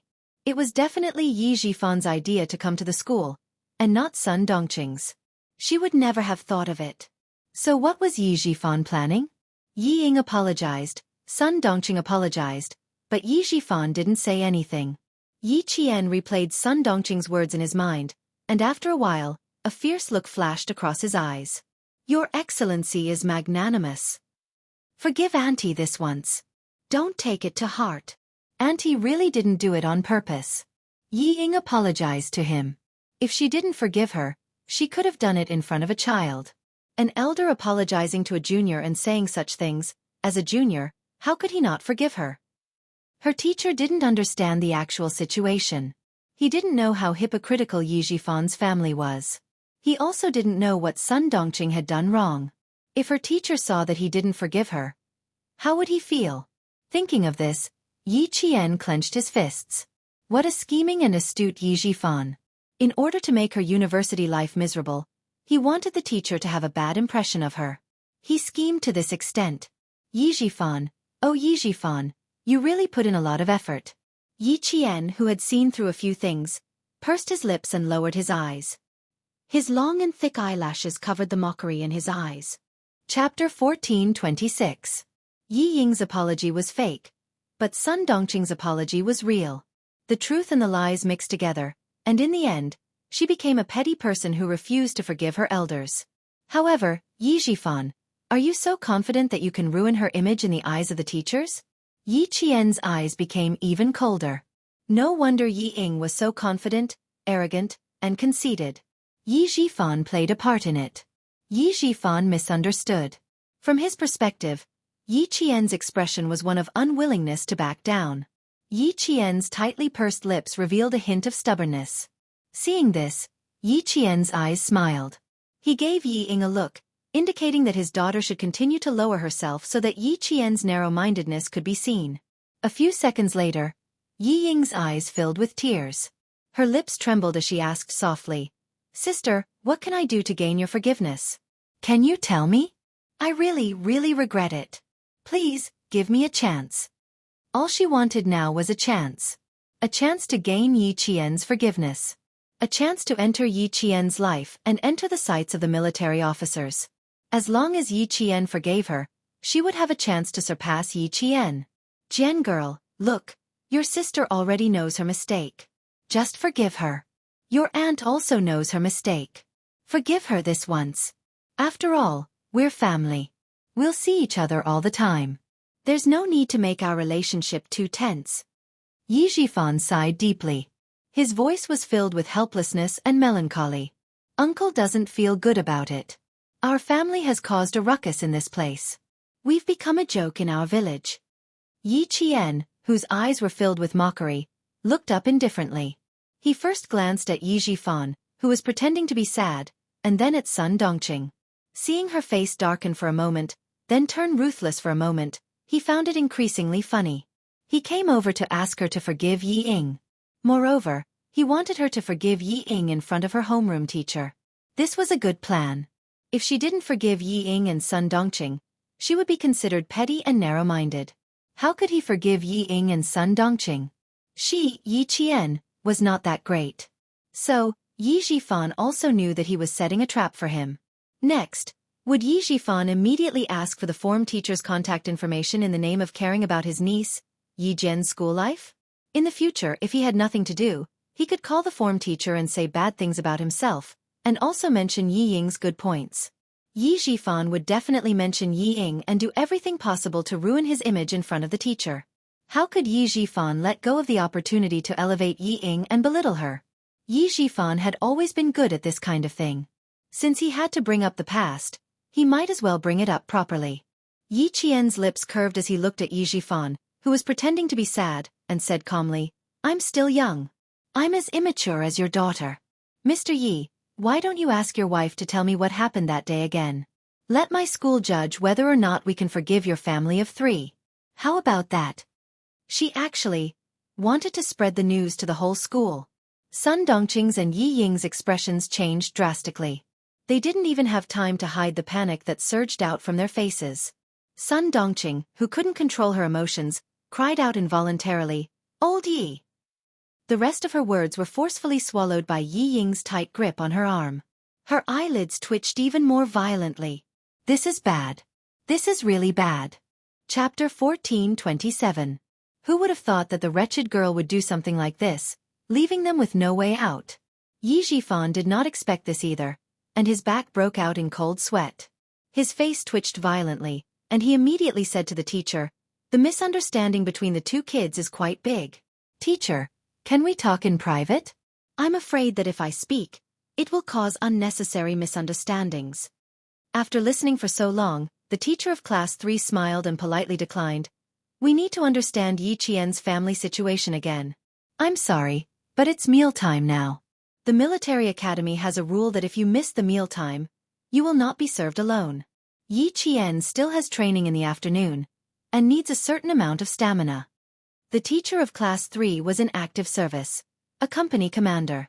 His tone was not as gentle as the typical civilian teachers, but was cold and intimidating.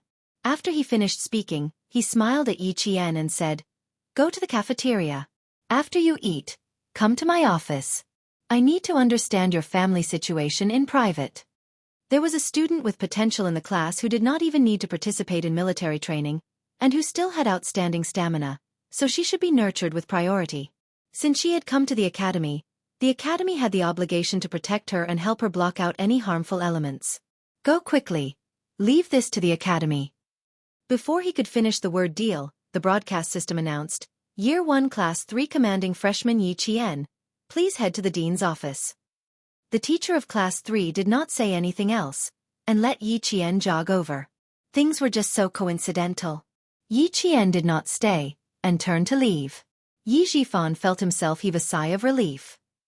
If she really wanted to spread this matter to the whole school, his position as an officer might really come to an end. He thought that he could force her to submit today, but who knew that he almost caused a disaster? Then, Yi Zhifan could not help but wonder if Yi Ying would be as decisive as Yi Qian if she encountered this kind of situation. Probably not. Yi Ying was someone who would weaken when faced with a strong opponent. She would not be as bold as Yi Qian. Not only did Yi Zhifan let out a sigh of relief, but Sun Dongqing and Yi Ying also felt the same way. Earlier they had wanted Yi Qian to stay, but now they wished that she would never come back. Teacher, can we go to the office to talk? We mainly want to talk to the school about Yi Qian. This child to my family, sigh. Unfinished words always seemed so helpless. Even Yi Zhifan's voice was so bitter that he could squeeze out bitter bile. The teacher of Class 3 raised his hand and looked at the time. After pondering for a while he said, I'm sorry, I can't meet the parents of the students today. I'll ask the soldiers on duty to send the three of you away. I'm sorry, the military academy usually doesn't accept non-student parents. Since he had already said so, he definitely wouldn't allow Yi Zhifan's family of 3 to stay any longer. After Yi Qian was led by a senior to the dean's office, Yi Zhifan's family of 3 was also invited out of the campus. Scared me to death. Scared me to death. Once they were out, Sun Dongqing's heart was still beating with fear. She kept patting her chest. Thank goodness we were called away. Otherwise, she really would have spread the news to the whole school. Yi Ying raised her head and looked at the high school gate, which was as tall as a city wall. For a moment, she was stunned. Get in the car first. Yi Zhifan's face was terrifyingly dark. He had underestimated Yi Qian again and again. He had clearly planned everything out, but in the end, she always foiled his plans and forced him into a corner. He could not delay any longer. He had to force Sun Yaozu to make his move as soon as possible. The 7-day National Day holiday. He had to find a way to deal with it himself. Chapter 14:28. Dad, Yi Qian's wings have already hardened. After some time in the car, Yi Ying finally spoke. She's not someone I can deal with right now. If you don't want to see her grow stronger, you need to do something. Yi Zhifan gripped the steering wheel tightly and looked at his daughter. His eyes were cold and ruthless. He heartlessly rejected his daughter's suggestion. If you don't want to see her grow stronger, Yi Ying, you need to work hard. Whether or not I'll do anything to Yi Qian is the adult's business. It has nothing to do with you. Also, you did the right thing today. Dad is very pleased. Murder and arson. How could he let his daughter, who was still in her prime and had a bright future, know about these illegal things? He wouldn't even get involved himself. He would only borrow someone else's hand to see if he could solve the problem in his heart. Was he pleased? Yi Ying lowered her head and looked at her palms. Her delicate palms were scarred and stained with blood.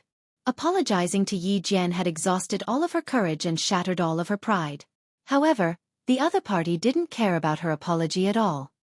He didn't even look her in the eye. Her pride and self-esteem were ruthlessly stepped on. If she used her pride and self-esteem to make her father feel pleased, Yi Ying's slender fingers tightened slightly. She expressionlessly tugged at the corner of her mouth. Dad, as long as you're happy. As long as you're happy. Who asked her to rely on you now? The car gradually sped up. When the green light turned green, Yi Zhifan, with his jaw tense, stepped on the accelerator and left the University of Science and Technology of China with his unwilling wife and daughter. Inside the University of Science and Technology of China, Yi Qian heard the sound of, "Come in." Yi Qian pushed open the anti-theft door of the office. She looked up slightly and saw the handsome face she was most familiar with. She saw him in casual clothes the day before the holidays. Could it be that he specially rushed over to spend National Day with her?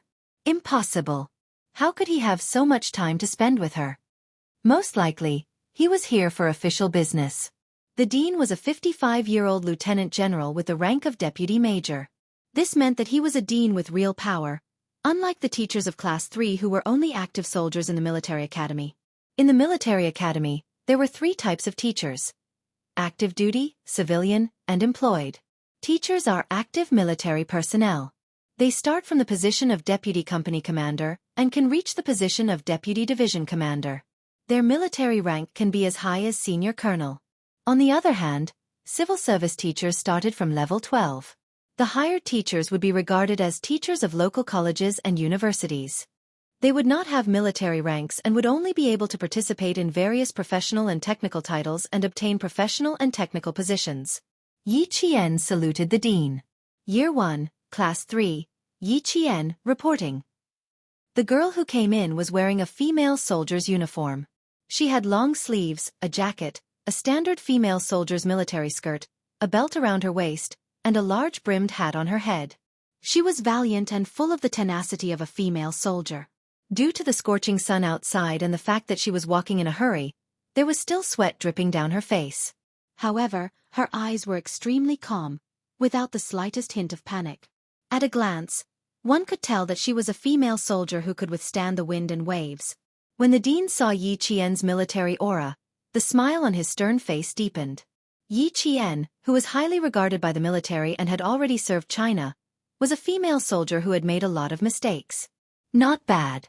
You're still so energetic after standing for more than 3 hours. The dean was very familiar with Yi Qian. The reason why she was exempted from military training was because the dean was the first person the military contacted. He pointed at the guest sofa and gestured for Yi Qian to sit down. Come, sit down and have a cup of water. Chapter 1429. Yi Qian obeyed and sat down. Like Xia Jinyuan, he sat upright and strong like a pine tree, full of military aura. Because he was wearing a military uniform, his knees were close together and his calves were slightly slanted, giving him the flexibility of a female soldier. Strength and gentleness. He was the green flower of the military. The dean nodded with satisfaction again and turned to Xia Jinyuan. Major Xia, the school will fully cooperate with the military. You should tell Yi Qian the specifics personally. The importance that the military attached to Yi Qian had exceeded his expectations. Every time something happened, Major General Yang from the army would personally call the school and send someone to pick up Yi Qian. This level of importance was no ordinary level of importance. As the dean, he was naturally happy that his own student was valued by the military. With a smile in his eyes, the dean said to Yi Qian, "Don't feel burdened, the school will also fully support you." "Yes, sir." Yi Qian did not take the initiative to ask. After answering the dean concisely, his gaze fell on Xia Jinyuan.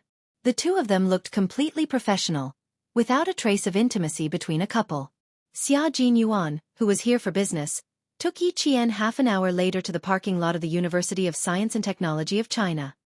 "Let's get in the car. I'll tell you in detail the mission from 7 p.m. to October 4th. He opened the door of a black business car and said, "Get in."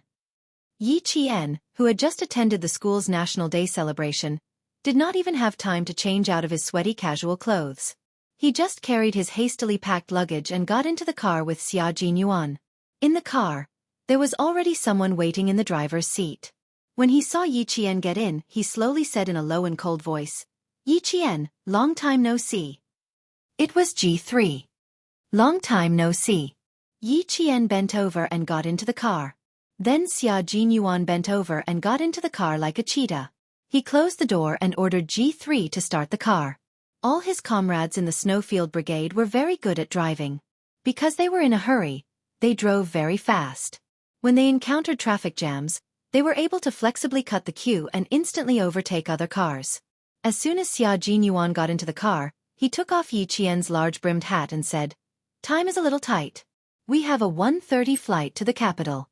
Get changed in the car first." When the G3 heard this, it immediately turned the rearview mirror that was originally facing the back seat to the side. At the same time, it drove the car to the side. Yi Qian, who was carrying his luggage, was stunned. In the car. Changing clothes? Are you sure? Can't I change at the airport? Don't worry, he won't dare to peek. Xia Jinyuan glanced coldly at G3, who was focused on driving, and whispered to Yi Qian, "I will protect you. Don't worry." Yi Qian was speechless. She took a deep breath and tried her best to mentally prepare herself. Then she picked up her luggage and went to the last row of the car. It wasn't because he wanted to protect her. It was because she had never changed in front of anyone before. Xia Jinyuan couldn't help but raise his eyebrows. Was she still afraid that he would peek? Major Xia, who was sitting upright and looking straight ahead, reminded her, "Change into casual clothes." Then, he heard the sound of the luggage being unzipped and the rustling of clothes. It was indeed not good to change clothes in the car. Even the slightest movement could be heard. If it weren't for the fact that they were in a hurry, he would definitely have asked her to go back to the dormitory and change before coming out. However, this wouldn't happen only once. It would happen often. He leaned forward slightly and reached out to turn on the car radio. He then turned it up to the music station and turned it up. Only then was Major Xia satisfied that he couldn't hear the sounds from the back seat. G3 glanced at him with a faint smile on his face. Chapter 1430. Fortunately, Yi Qian changed quickly. In such a small space in the car, she managed to finish changing within 2 minutes. His sweat-soaked casual clothes were neatly folded, and his small military boots had been replaced with sports shoes. He wore a white short t-shirt and black slim-fit cotton sweatpants. With his short hair that reached his chin, he looked as refreshing as the cool summer breeze, making people feel refreshed just by looking at him. Yi Qian had exquisite features. Her eyebrows were thick, and her skin was as white as porcelain. Her eyes were bright and her teeth were white. Her short hair didn't make her look ugly. Instead, it made her facial features look even more exquisite.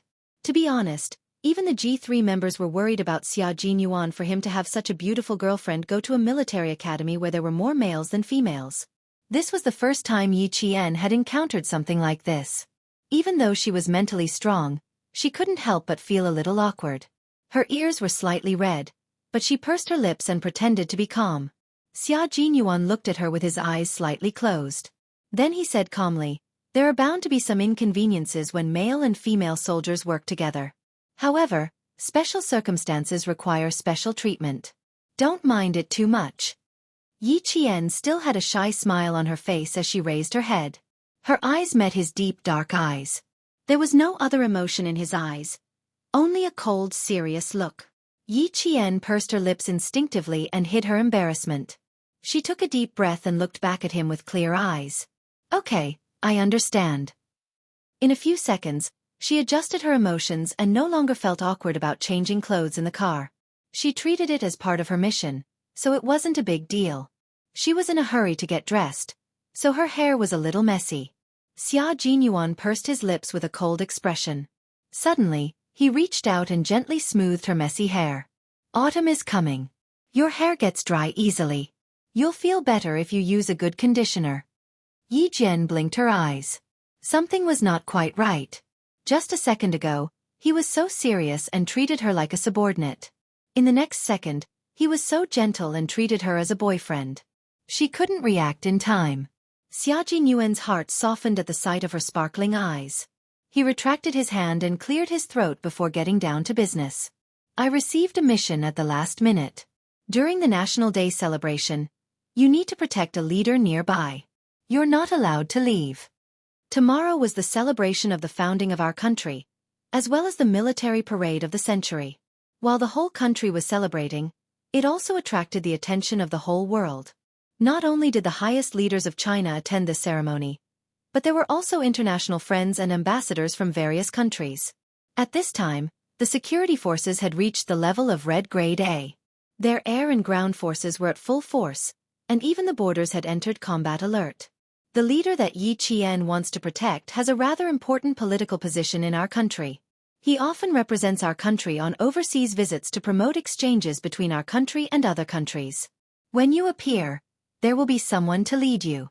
You just have to pay attention to your surroundings." At this point, Xia Jinyuan purposely emphasized her tone to let Yi Qian know that her main task was to pay attention to the surroundings. Yi Qian could tell that something was wrong. She straightened her body and her expression became even more serious. For this mission, there will be a total of 3 people accompanying the leader. No matter what, you are not allowed to be more than 30 centimeters away from the leader. After the ceremony, you will accompany the leader down the tower until the Zhongnan High Guards take over. During this time, you are not allowed to communicate with anyone, and you are not allowed to leave your room alone. If you discover anything unusual, report it immediately. Chapter 1431. The distance between them must be no more than 30 centimeters. This meant that if anything went wrong, her brain and body would be able to react quickly and protect her leader from any life-threatening danger. Yi Qian understood the meaning behind Xia Jinyuan's words.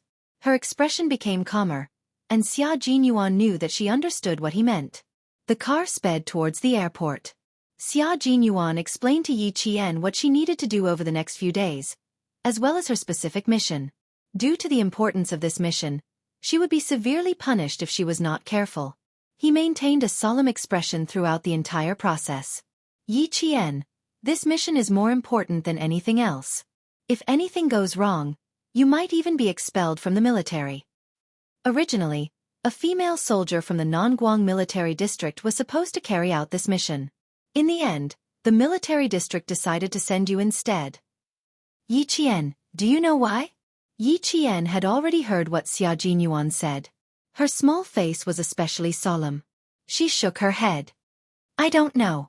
To her, protecting her leader at the celebration was even more stressful than protecting her leader overseas. Overseas, she could deal with any accidents immediately. But domestically, she couldn't even use her gun casually. Now she only had one thing on her mind: adjust her mentality as soon as possible, set her position, and face a new round of challenges. Her voice was very calm, and her dark eyes did not fluctuate too much. Xia Jinyuan felt that he could no longer see through Yi Qian. He couldn't figure out what she was thinking and whether she had too much psychological burden for this mission. It was normal for her to have psychological burdens. When he received a call from the Major General ordering him to immediately head to the National University of Science and Technology to pick up Yi Qian for the celebration mission, his heart skipped a beat. This was the first time that Little Fox was carrying out a major mission in the country. Furthermore, the Snowfield Brigade would never appear to protect a leader when carrying out a major mission in the country. Every time they carried out a major mission in the country, they would always have a specific purpose. For example, the mission this time was to eradicate an illegal organization. Xia Jinyuan continued in a low voice. The leader has a very good impression of you. He thinks that it would be better for you to carry out this mission. Plus, you have experience in large-scale combat, so you have an advantage over the female soldiers who only carry out special missions in the Nanguang military district. The leader personally recommended you to the military, and that's why you were assigned this mission. It turned out that Yi Qian was sitting in front of the television like everyone else watching the celebration. Because of her outstanding performance, the leader was still able to remember her after so long. While Xia Jinyuan felt happy, he also felt that Yi Jian would be under a lot of pressure. His expression was cold, and his eyes were calm as he looked at Yi Jian quietly, not missing the slightest change on her face. This mission is a very good opportunity for you to train. The Major General was very happy when he found out, but he was afraid that you would feel pressured. He specially sent me and G3 to pick you up and give you some psychological counseling so that you can devote yourself to the mission as soon as possible. Do you have any problems right now? Before Yi Qian could answer, Xia Jinyuan immediately said, You don't have to tell me your personal problems. We don't accept personal problems. Yi Qian, who had been listening carefully, suddenly felt happy. Was he worried that she would back out? No, I don't have any personal problems, Yi Qian replied seriously. She was smiling in her heart, but her expression was very serious. Complete the mission. Chapter 1432. Xia Jinyuan loved Yi Qian's drive. She was like a blade of grass that wouldn't show any signs of fear no matter what.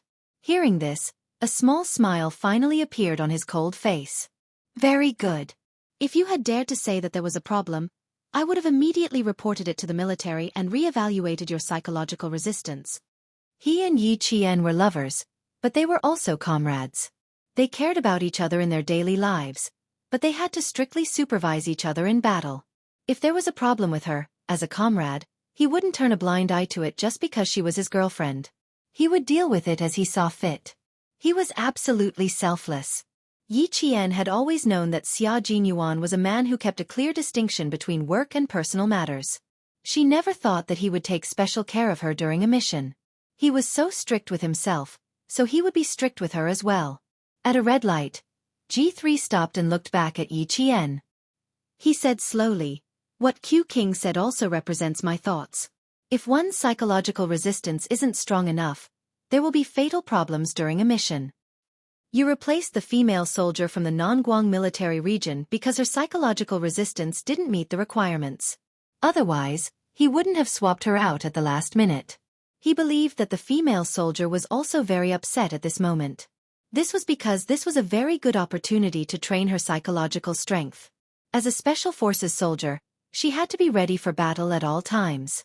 Once a mission came, she had to be in the zone immediately. There was no time for her to relax and adapt. Major General Liu agreed to let Yi Qian join the mission temporarily because he hoped that Yi Qian could train more before she joined the Snowfield Brigade.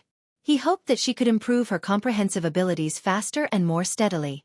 Xia Jinyuan also hoped so. Before Yi Qian joined the Snowfield Brigade, the mission would only be more beneficial to her. It would allow her to integrate into the high-intensity combat preparations of the Snowfield Brigade faster and better. She would be able to adapt to life in the Snowfield Brigade faster. Tenacious perseverance, tenacious will, long-lasting endurance, strong psychological quality. These were all necessary conditions for a qualified Special Forces soldier. Xia Jinyuan hoped that she could adapt to the life of a Special Forces soldier in advance. As a member of the Special Forces, Xia Jinyuan was actually very happy to hear Yi Qian's answer. His little fox would never be stopped by difficulties. She would face them head-on and walk forward fearlessly. Xia Jinyuan looked at Yi Qian quietly and asked her, "Yi Qian, do you still remember what your goal is?" He was listening intently when he suddenly heard a question that had nothing to do with the mission. He paused for a moment before answering, "I remember. I want to become a Special Forces soldier, just like you, a Special Forces soldier like G3. Her voice was very clear and her enunciation was clear and powerful. It seemed to contain infinite power, which made G3, who was driving, laugh uncontrollably. Female soldier Yi Qian was an extraordinary soldier in the hearts of all her comrades in the Snowfield Brigade. They also hoped that she could become a member of the Snowfield Brigade, become a comrade, and fight side by side with them. "Very good, Yi Qian.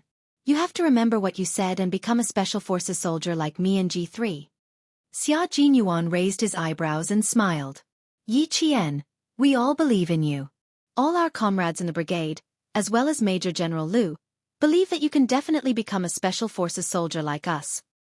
Then, do you know what kind of Special Forces soldiers like us are?" Chapter 1433. The last sentence made Yi Qian's pupils constrict. Was he trying to tell him everything about himself, G3, and his mysterious comrades? The car radio was turned off, and the well-sealed car was so quiet that only the sound of their breathing could be heard. G3 drove calmly, not at all surprised by this. Before they came, Xia Jinyuan asked if the Major General could tell Yi Qian what kind of Special Forces they were. The Major General agreed. Why did he agree? They were both well aware of the reason. This time, the leader who arranged for Yi Jian to protect was not an ordinary leader. He was a leader who was in charge of investigating important matters. This leader rarely appeared in public. This time, he suddenly appeared. There was an unusual deep meaning behind this arrangement. At least, they knew that this leader had decided to attend the celebration.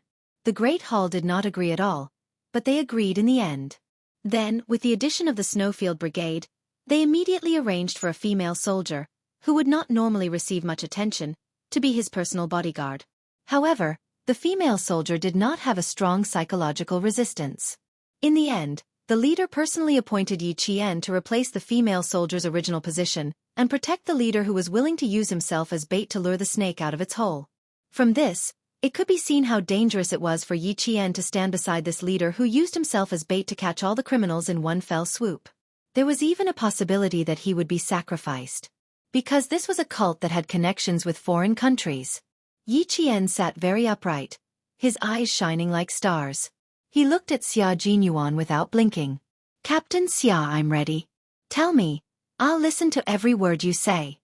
God knows how interested she was in Xia Jinyuan's unit. Sometimes, one would wonder what kind of unit they were in and how powerful their comrades were to be able to enter this unit. Would they be able to become a Special Forces soldier like them or Captain Xia? Now that Xia Jinyuan was going to say it himself, Yi Qian felt a little nervous. Just now, when he knew that he was going to carry out a dangerous mission, he wasn't nervous at all. Now he was nervous. Xia Jinyuan, who was originally in a serious mood, was stunned when he saw this. After a while, his slender fingers touched his forehead. His laughter was like rippling water. Slowly, he let out a deep laugh. This was the little fox he loved. She was so brave and pure. Our country has two special forces. One is the Snow Region Special Forces that I'm in, and the other is the Storm Amphibious Frogman Assault Team. On the battlefield, these two forces are the trump cards of our country, and they will go all out to turn the tide when necessary.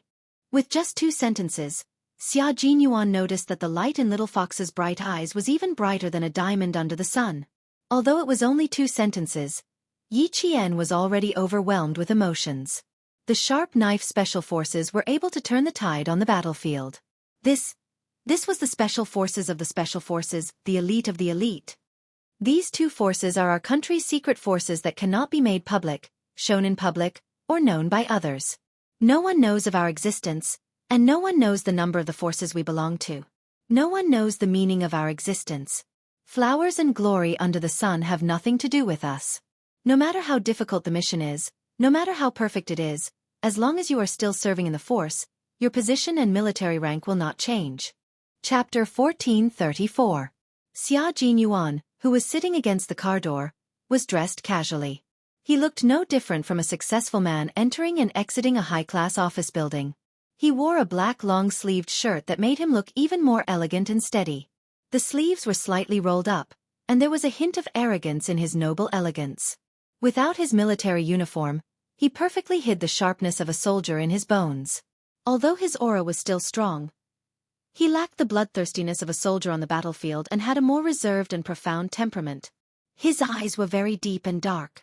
When he spoke, his deep black eyes stared unblinkingly at Yi Qian. His low voice sounded like he was narrating a story, slowly and calmly. However, Yi Qian could hear the beauty of the magnificent sea in his calm tone, as well as the unpredictable turbulence in the depths of the sea. As he spoke, Yi Qian's expression became more solemn. Take me for example. 5 years ago I was a major. 5 years later, I'm still a major. No one knows about your contributions. No one knows about the people you saved. Sometimes, when you're on the battlefield, you even hide your nationality. No one can see your glory when you were alive. After you died. Other than the Snowfield Brigade and the leaders of the military, no one else knows about it. Every soldier who joins the Snowfield Brigade will write a suicide note in advance and hand it in to the military for safekeeping. After they die, this suicide note will be sent to the soldiers' parents. I've been in the Snowfield Brigade for 4 years and have personally sent out 2 suicide notes. The parents of my fallen comrades still don't know why their son sacrificed himself. They don't know how great their son used to be. There are no flowers, no banners, no applause, no honor. There is only that we, the living, will always remember our fallen comrade. We will use our entire lives to remember and honor them. Yi Qian, this is my Xia Jinyuan's, a troop that I pledge my loyalty to. A troop that I have no regrets about sacrificing myself for. Do you still dare to set me as your goal? Xia Jinyuan's voice was still so calm when he finished speaking. But Yi Qian felt his blood boil when he heard this. Yi Qian looked at the calm Xia Jinyuan, the man who had helped her grow, held her hand, and gave his all without any complaints or regrets. Yi Qian's brows slowly curved like the bright crescent moon. Captain Xia, I'm suddenly glad that I set you as my goal and followed in your footsteps. A special force hidden by the country. A special force that could turn the tide on the battlefield and turn the situation of the entire war in an instant. Although they were unknown, they had always been dedicated to their motherland.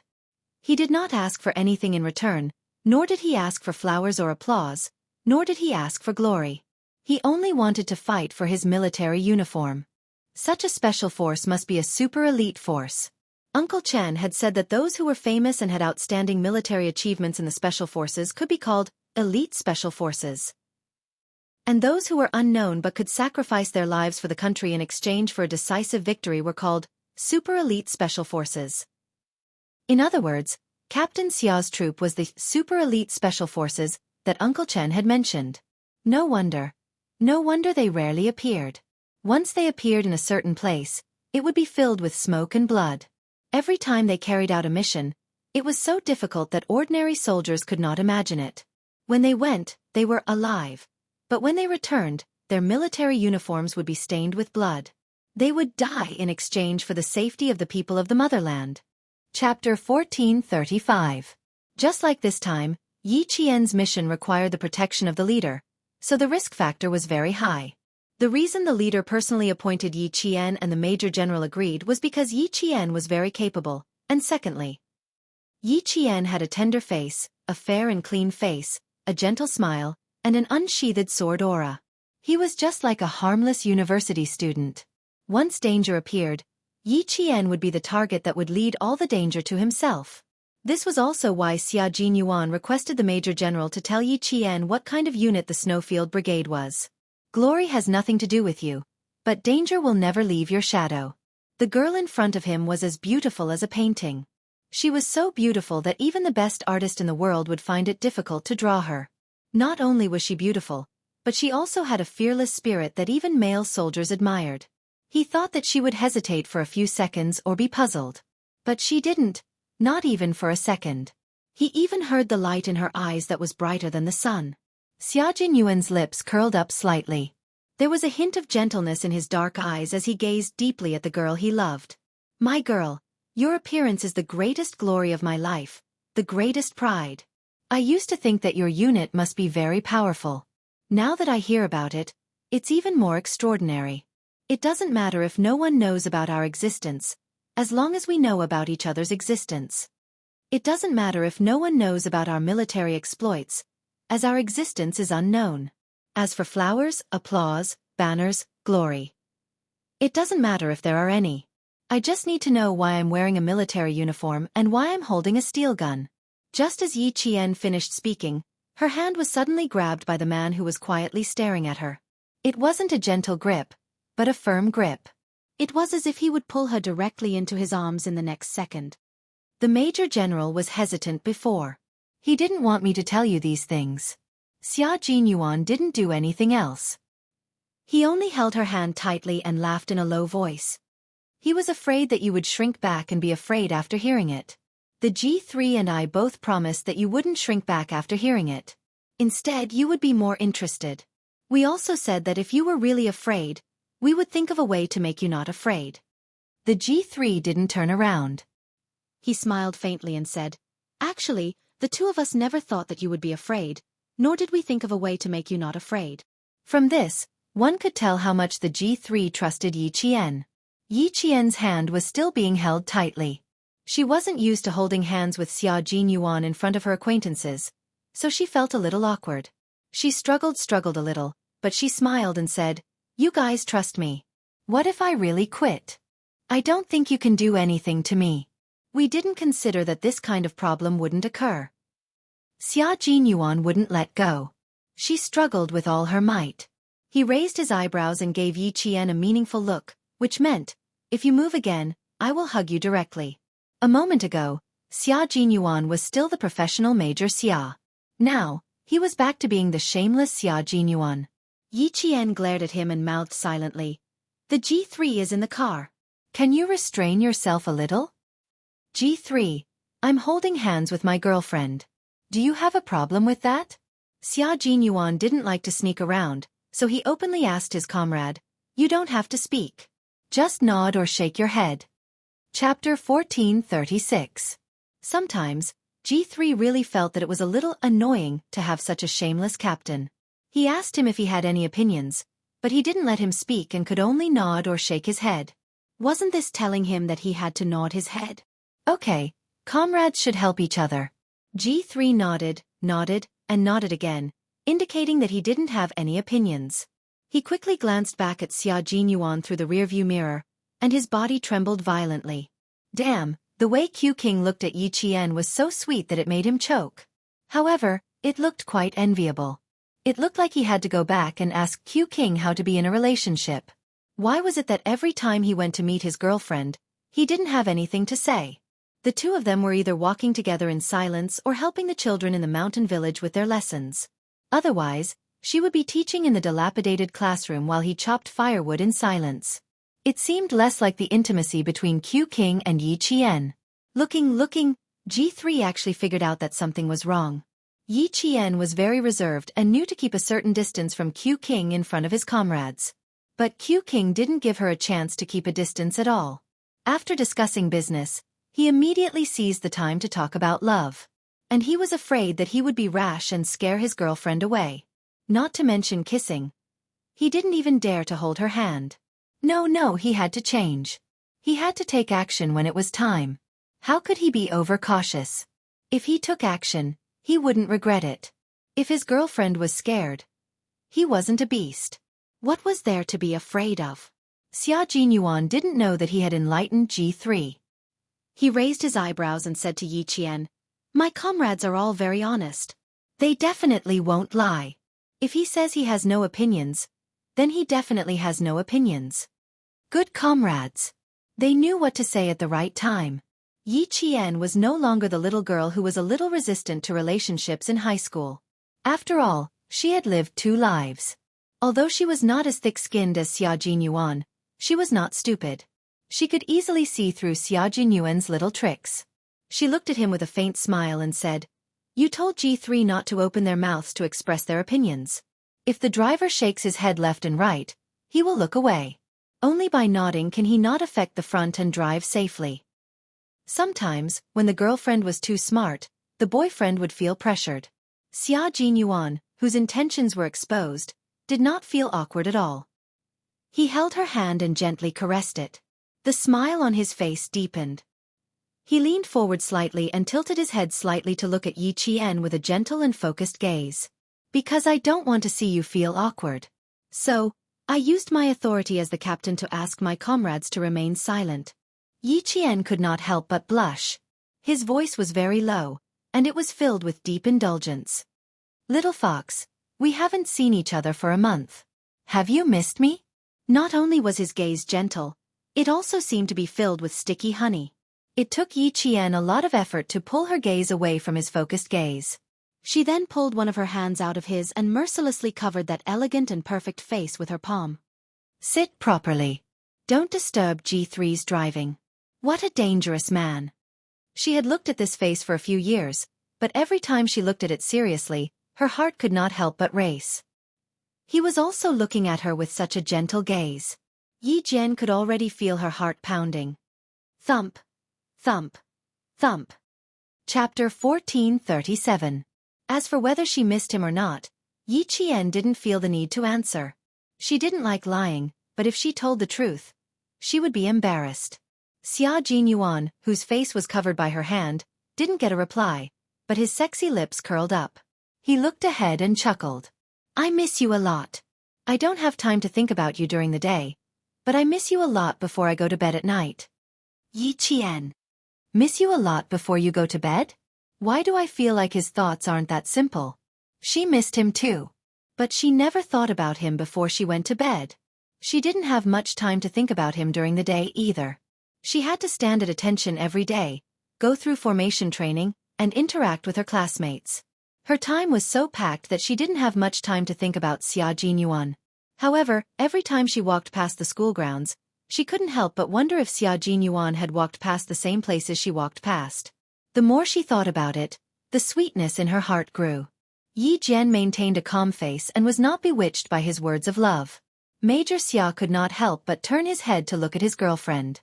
Seeing that his girlfriend was sitting upright with a calm expression and only her ears were still red, he suddenly felt as if 100 pairs of cat claws were scratching his heart, making his heart itch. Needless to say, his little fox definitely missed him. When G3 saw this, his face remained expressionless, but on the inside, he couldn't help but laugh. Everything had its vanquisher. Yi Qian was born to vanquish Q King. Xia Jinyuan, who was overjoyed, knew that Yi Qian was shy, so he didn't continue the intimate actions between lovers. He sat upright and obediently. "Time is a little tight. I need to speed." When G3 saw that both of them were sitting upright, he looked at the time and couldn't help but frown. "The flight is at 1:30 p.m. It's 12:54 p.m. now. Q King, we need to contact the airport." Check-in had to be done half an hour in advance. This was a very strict requirement and couldn't be delayed by even a minute. However, Xia Jinyuan's situation was special, so the airport had to cooperate fully with them. The military had already contacted the airport and asked them to prepare for the delay in advance. Once there was a need to delay the flight, they would be able to start work immediately. Very soon, the airport received a call. The 3 special personnel would only be able to board the plane at around 1:15 p.m. All the departments would cooperate fully and there would be no mistakes. We've arrived at the airport. We'll arrive at the lobby in 3 minutes. Xia Jinyuan spoke to the relevant personnel in charge of the airport as he walked. Yes, we have entered the elevator and will arrive at the lobby soon. At this time, it was already 1:15. There were still 15 minutes before the departure time. The 3 figures walked out of the elevator, and the person in charge of the airport led the 3 of them to a special passageway. From the time they checked in to boarding the plane, it only took a total of 6 minutes. At 1:24 a.m., the passengers on the flight to the capital boarded and sat down one by one. The passengers in the economy class put away their luggage, sat in their seats, buckled their seatbelts, and prepared for the flight. In the business class cabin, several flight attendants separated the first 4 empty seats with curtains so that the passengers in the business class cabin couldn't see who would be sitting in the 4 empty seats. Someone's phone beeped. Then the person picked up the call and said lazily, "Hello." After a while she said, "Second brother, I'm sorry. I really don't have time on National Day. I have to go to the capital for a trip." "Lie to you? Why would I lie to you?" "Ji Xiang." Second brother said, "I lied to him." "Say something to him." Chapter 1438. It was the end of September, and the sun was still scorching. The sunlight was so bright that it was blinding. Yi Zhifan stood in front of the hotel's floor-to-ceiling window. He lowered his eyes and said gloomily, "The capital is under control now." "Brother-in-law, why did you go to the capital? Don't tell me you went there to watch the celebration." "Hey, second brother, no wonder you're a high-ranking official. How could you guess that?" Ever since his identity was restored, Sun Yaozu had been living a comfortable life. His body was full of fat, as if he was afraid that others didn't know that he was rich. A golden chain as thick as a pinky hung around his neck. As he bent down and sat down, the golden chain hung down from his neck, shining with a golden light. He sat down and winked at Yi Zhixiang, indicating for her to take the phone. He had nothing to say to his brother, who was an official. Yi Zhifan naturally didn't believe that Sun Yaozu didn't have the awareness to go to the capital to watch the celebration. Moreover, with his status, did he have the right to watch it live? "I'm talking to you about something serious now. Go somewhere safer and talk to me." He couldn't say it even if he didn't believe him. If they wanted to get rid of Yi Qian, only Sun Yaozu could do it. He just didn't know if this coward would do it. He hated Yi Qian so much that he wanted to kill him, but he could tolerate it. There was no other way. With Houzi in the southern province, Sun Yaozu didn't dare to make a move. Old Madame Yi had repeatedly warned that if they wanted to get rid of Yi Qian, Yi Zhifan had to do it first. They shouldn't be so anxious to avoid being used as a tool. "Second brother, I really can't go anywhere else. I've already boarded the plane. If you had called 10 minutes earlier, I could have gone to the washroom to talk to you." Sun Yaozu, who was too fat, felt cramped in the business class seat. He moved his body and cursed unhappily. "Fuck, I can't get any comfort even if I spend money." Yi Zhixiang was touching up her lipstick with a small makeup mirror. When she heard that, she replied unhappily, "I told you to be careful and control your weight." Although she said that, her eyes that were no longer young flashed with a hint of pride. It would be better if he was fatter so that he wouldn't have the energy to do anything in a woman's bed. Otherwise, she might end up with an illegitimate child or something. The flight attendant's sweet voice greeted all the passengers on behalf of the entire flight crew. Sun Yaozu rolled his eyes and raised his phone so that Yi Zhifan could hear the broadcast. Hearing the voice, Yi Zhifan was convinced that Sun Yaozu had indeed gone to the capital. Then, Yi Zhixiang's strange voice came from the other end. "Second brother, if you really have time, go to the hospital and visit Mom. Now that Mom can speak, as her son, shouldn't you go and accompany her? I didn't ask you to pay a single cent for the medical expenses. Can't you be more proactive about other things?" Yi Zhixiang was not a good person, but she was very filial to old Madame Yi. Her family was rich anyway, so she used all sorts of treatments, such as acupuncture, massage, and so on. What's more, it really worked. Old Madame Yi, who was originally unable to speak, could now speak with a crooked mouth. Old Madame Yi was very good to her daughter. Although she was old and paralyzed, she was still able to enjoy life. Some of the patients in the hospital were very envious. As for Yi Xiaofan, he did a good job of keeping up appearances, but it was impossible for him to go and accompany old Madame Yi every day. If it wasn't for his vigilance back then, he would have ended up like Yi Xiaofan. Hearing this, he said calmly, "Tell Sun Yaozu that Yi Qian might be investigating how her parents died back then. After you're done playing, think about how to deal with it. As her brother, I'm worried about what you're going to do." You guys ran out to play without saying a word. Chapter 1439.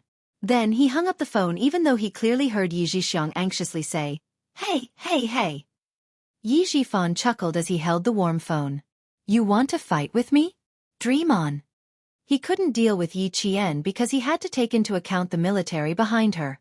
However, Sun Yaozu was nothing. He was a fugitive. Someone had erased his identity for him, so he could still let him break the law. Yi Zhixiang felt terrible. She handed the phone over with a pale face and said in a trembling voice, "My brother said. That wretched girl is investigating the past. This." "Shut up." Although Sun Yaozu didn't look too good, he still knew where he was and stopped his wife from talking. "Don't talk about family matters on the plane. You better have some guts. Don't panic over the slightest thing." As he spoke, his fat body moved closer and his cunning face showed a hint of pride.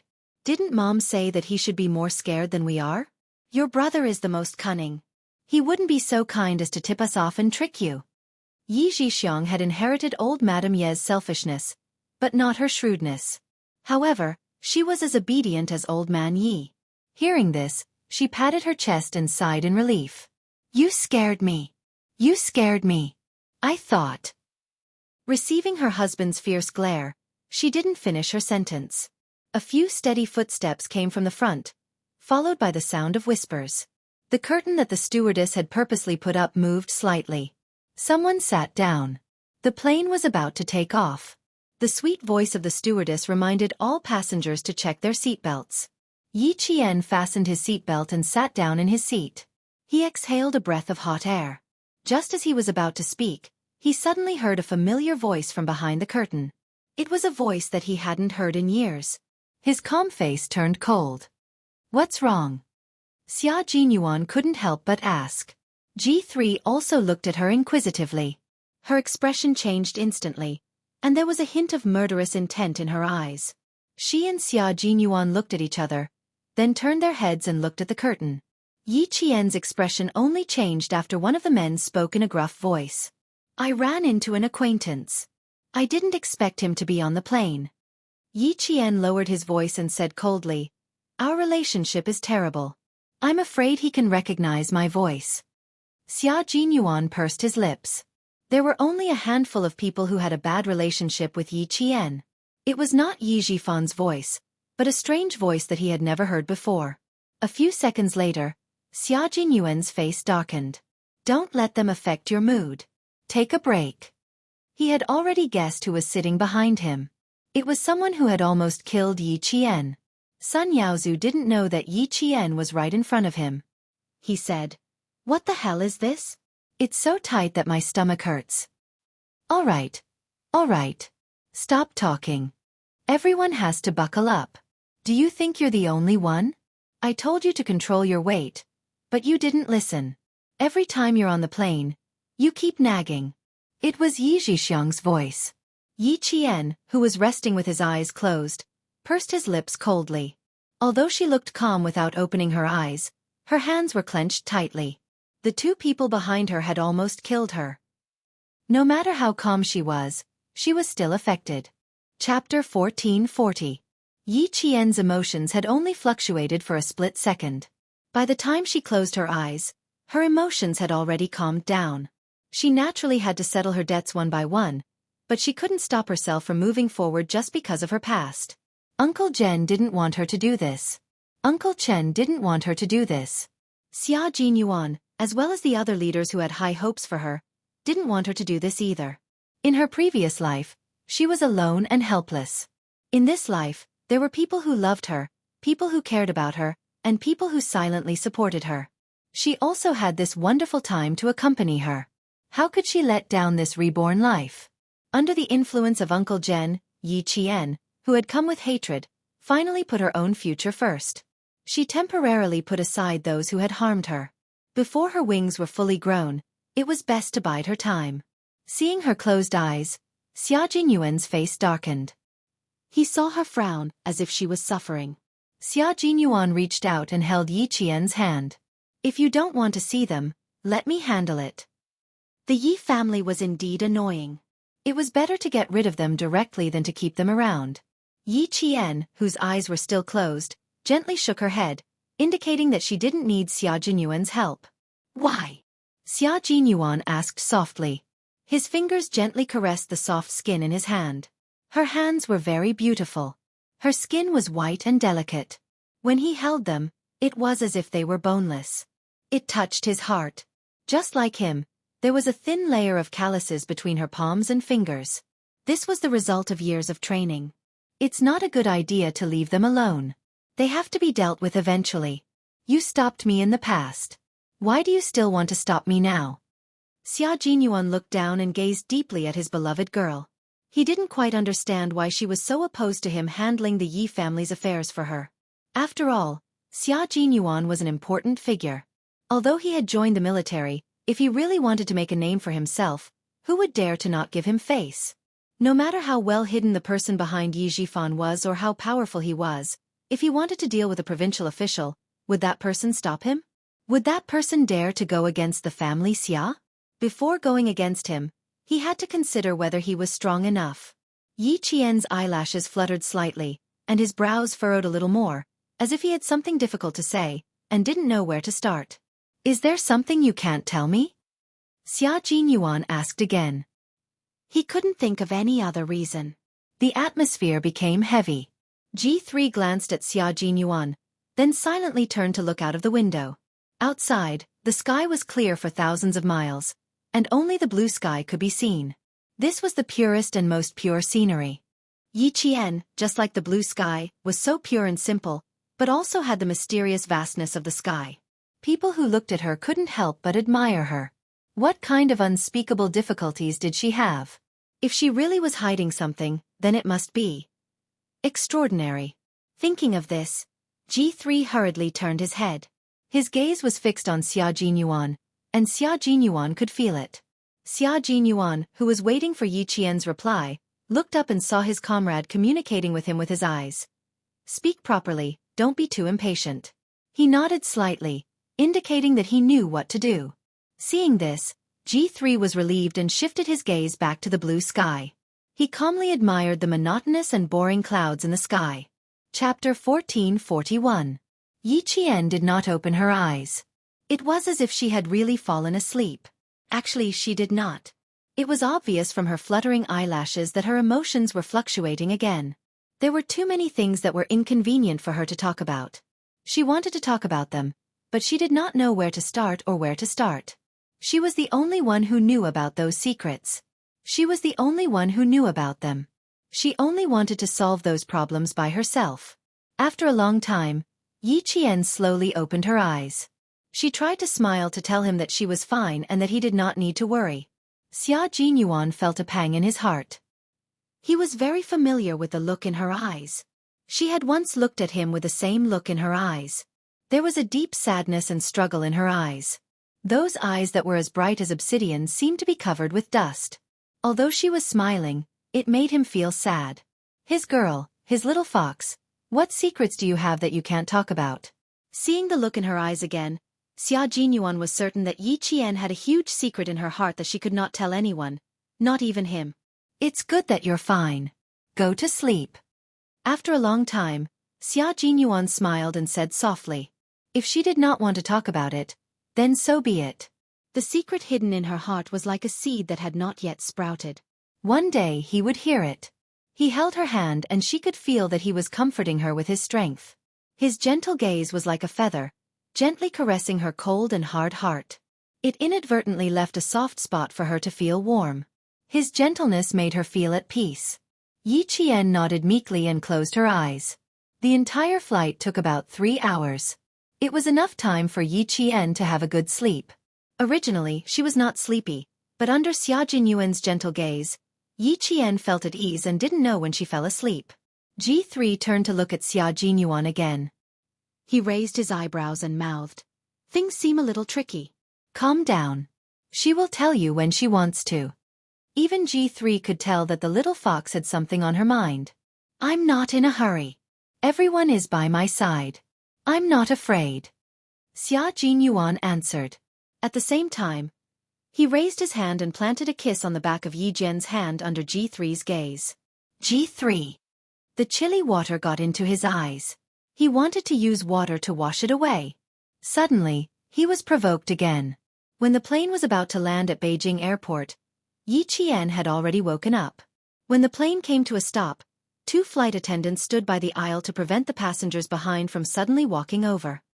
"Fuck, what kind of game is this?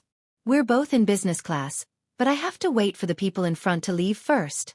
Sun Yaozu's dissatisfied voice faintly floated from behind. Yi Qian's lips curled up slightly. With a sneer, he quickly got off the plane and left under the guidance of the flight crew. When they walked out of the airport, they were immediately met by soldiers in plain clothes. Yi Qian didn't sit in the same car as Xia Jinyuan and G3. Instead, she sat in the same car as Major General Yang from the army. Fortunately, she was experienced. As soon as she got on the car, she saw Major General Yang's flashing badge. Yi Qian reacted quickly and didn't forget the proper etiquette. "Ha ha ha, Xiao Yi, did I scare you?" Major General Yang saw this and smiled even more amiably. "Long time no see. The older you get, the more energetic you become. You look more like a soldier." Chapter 1442. The last time he met the Major General was during the Spring Festival. It hadn't been that long. The more Major General Yang looked at his own soldier, the more satisfied he was. He had performed so well in the Navy that the commander of the Navy would call him from time to time to ask when he would send Yi Qian over to study. Fortunately, the army had acted early. Otherwise, he would have been snatched away by the Navy. What scared him even more was that the commander of the Navy dared to play matchmaker. He wanted to introduce Yi Qian to Demon King Li as his girlfriend. He even said that they would be family in the future and that Yi Qian was welcome to visit at any time. He had ulterior motives. He even used his beauty to trick Yi Qian. Now that he was in the capital, he had to squeeze some time out to have a heart-to-heart talk with the future Special Forces soldier. "Don't be too reserved. We're just here to chat. There's nothing else. Don't be too nervous." The Major General could see that Yi Qian's expression was a little serious. He couldn't help but slow down and ask if the 3-hour trip was enjoyable. It was obvious that the Major General was very professional and rarely talked about family matters. Even the topics he picked were a little stiff. Yi Qian relaxed and smiled. "Everything is fine. Captain Xia and the others took good care of me. I fell asleep less than 10 minutes after boarding the plane and only woke up when the plane landed. There was no pressure or nervousness during the whole trip. Not bad, not bad. You should seize the time to recharge your energy. He mentioned to you about the mission in the next few days, right?" The fact that he could still sleep meant that he had good mental resilience and mental fortitude. The Major General even restrained his military might. It was obvious that he was very satisfied with Yi Qian. He was personally appointed by the leader and fully cooperated with the military. As the Major General, he was under a lot of pressure. He was worried that Xia Jinyuan was young and didn't know much and would shock Yi Qian. Now it seemed that his worries were groundless. As the car started, Yi Qian faintly felt that the Major General didn't come over just to chat with him. Yi Qian's sharp sixth sense kept reminding her that she could speak in a relaxed tone, but her heart had to be tense. She shouldn't get carried away just because of the Major General's gentle attitude. Her relaxed attitude made the Major General even happier. "Relax when it's time. You're right. Little Yi, the leader has high hopes for you. You can complete this mission well." As he spoke, he handed over an army camouflage folder in his hand.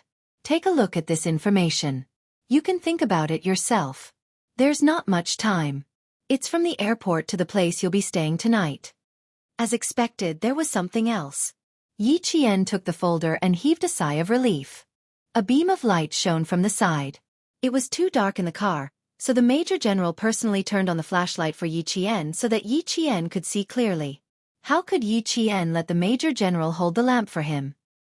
He quickly reached out his hand, but the Major General raised his hand and avoided it. Look carefully, don't get distracted. After reading it, remember it in your mind and heart. The Major General's expression was extremely cold. Yi Qian's eyes narrowed and he tensed up as he opened the folder. After looking at it for less than 3 minutes, Yi Qian's calm expression became more and more serious. Her eyebrows began to knit together. When she saw the death toll at the bottom, her eyes twitched violently. You can't see the danger because someone used their body to block the danger. In her mind, this sentence jumped out with the color of blood. Just because you can't see the danger doesn't mean it doesn't exist. It's because someone blocked the danger and kept you safe. Chapter 1443.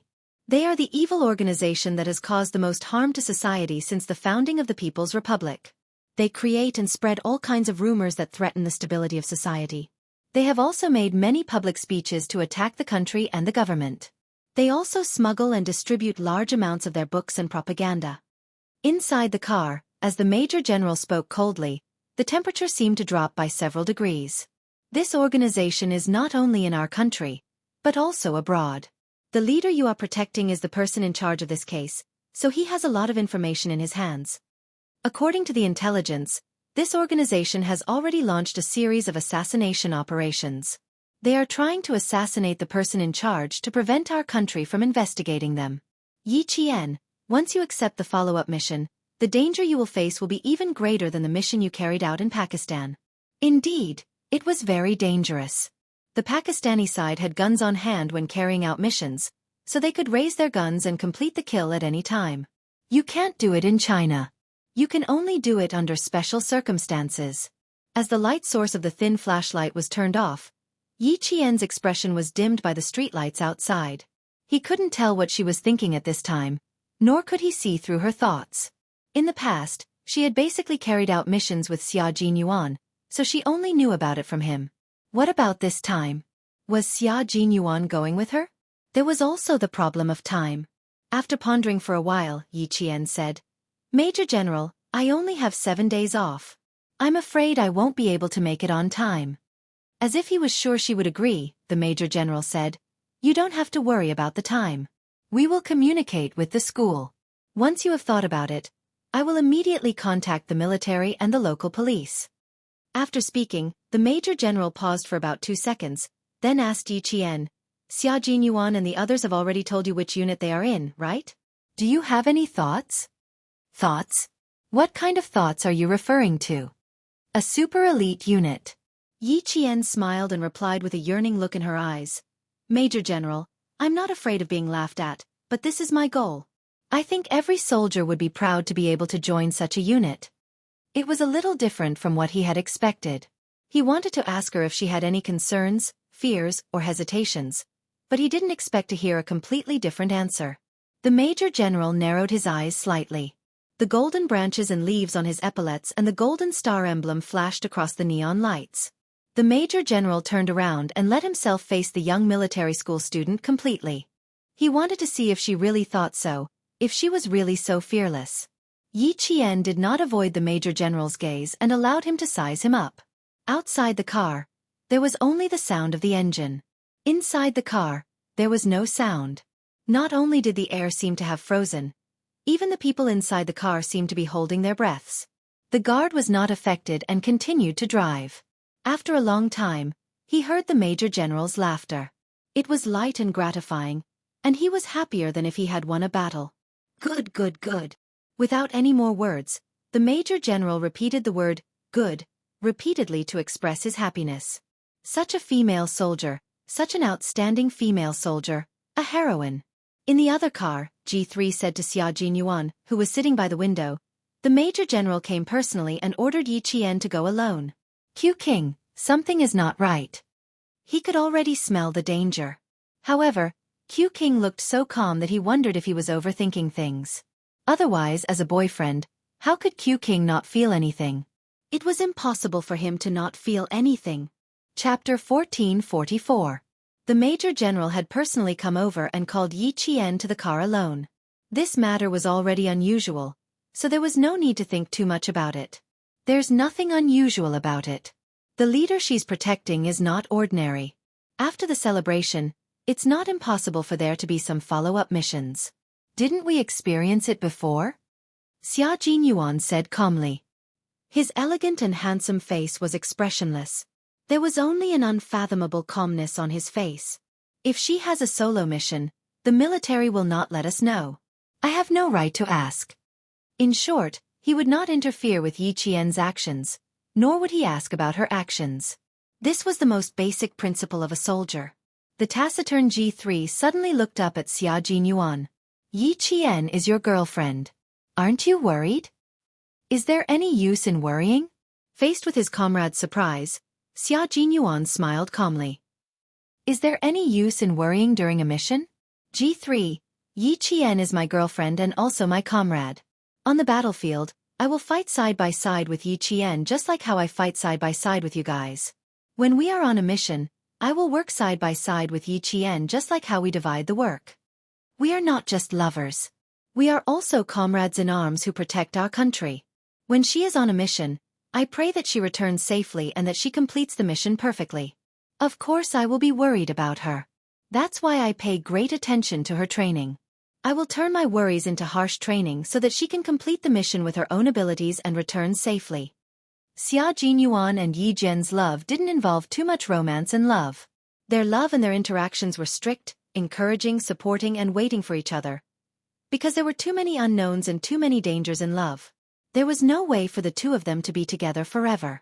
Only by putting their lives on the line could they make each other feel at ease. G3 was speechless for a long time after hearing this. After at least 5 minutes, he nodded gently. I understand. It was a different kind of love, a different way of getting along with each other. It was a unique love between Q King and Yi Qian. That night, Xia Jinyuan did not meet up with Yi Qian. At 4 o'clock in the morning the next day, Xia Jinyuan saw Yi Qian, who was dressed in a low-key outfit, pass by him. He was responsible for keeping watch in the dark while she was responsible for personal protection. They each had their own duties and did not disturb each other. Director, this way please. Yi Qian, who had only slept for 3 hours that night, memorized the leader's itinerary. He spent 2 hours checking the places that the Director General would need to pass through during the day, confirming where there were blind spots and where there might be danger. Yi Qian went through all these details in advance. The Director General was not tall and was a little thin, but he walked with vigor. Although there were gray hairs on his temples, his vigor was better than that of a young man. Faced with the female soldiers sent by the military, the Director General felt a little sorry for them when he first saw them, but there was no point in saying more, so he could only accept it. Xiao Yi, walk behind me. You don't have to block everything in front of me. At 4 o'clock in the morning, all the leaders were immersed in their work. The 54-year-old Director General did not want Yi Qian to protect him with his life, so he reminded him from time to time. Yi Qian, who was dressed like a translator, smiled and said, Don't worry, nothing will happen. Chapter 1445. The Director General wanted to walk to the front so that Yi Qian could protect him. He escorted the Director General to the bulletproof car. This was Yi Qian's second mission to protect a leader. He did not have any stage fright or fear. The soldier driving the car was from Zongnanhai. Coincidentally, Yi Qian had trained with him in the underground training room of an abandoned factory in the southern province. When he saw Yi Qian last night, the soldier was surprised. The bulletproof car drove to the city gate tower. The car was not slow, but it was very stable and did not shake at all. The Director General was wearing a gray Chinese tunic suit. He did not forget to tidy himself up after getting into the car so that he would not be rude to the leader later. Yi Qian was not the only one protecting the leader. There were also soldiers from Zongnanhai. They were mainly responsible for the journey from the hotel to the city wall. After that, Yi Qian would escort them all the way to the city wall. The celebration began at 10 a.m. All the leaders would prepare to enter the city gate tower in advance. In the controlled capital, the main roads at 4 a.m. seemed to be empty. However, in places where no one knew and no one could see, there were elite special forces hidden. It was autumn in October. Capital was already cold. Yi Qian got out of the bulletproof car and quickly blocked the Director General's blind spot to get out of the car. Someone's gaze fell on her. It was cold and hard, like a cold blade brushing against her scalp. It was the gaze of a sniper hidden nearby. It was very tangible. "Thank you for your hard work, Xiao Yi." The Director General was very polite.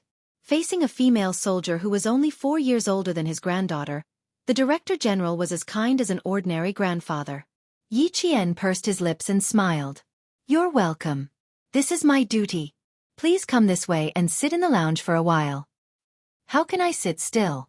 My heart is surging with emotions. I'm looking forward to the celebration." In the wee hours of the morning, the temperature in Beijing was lower than during the day. When they got out of the car, they could feel the cold wind caressing their faces. The secretary walked at a leisurely pace, with the composure of a leader. He chatted with Yi Qian in a relaxed manner. "It has been 15 years since the last military parade.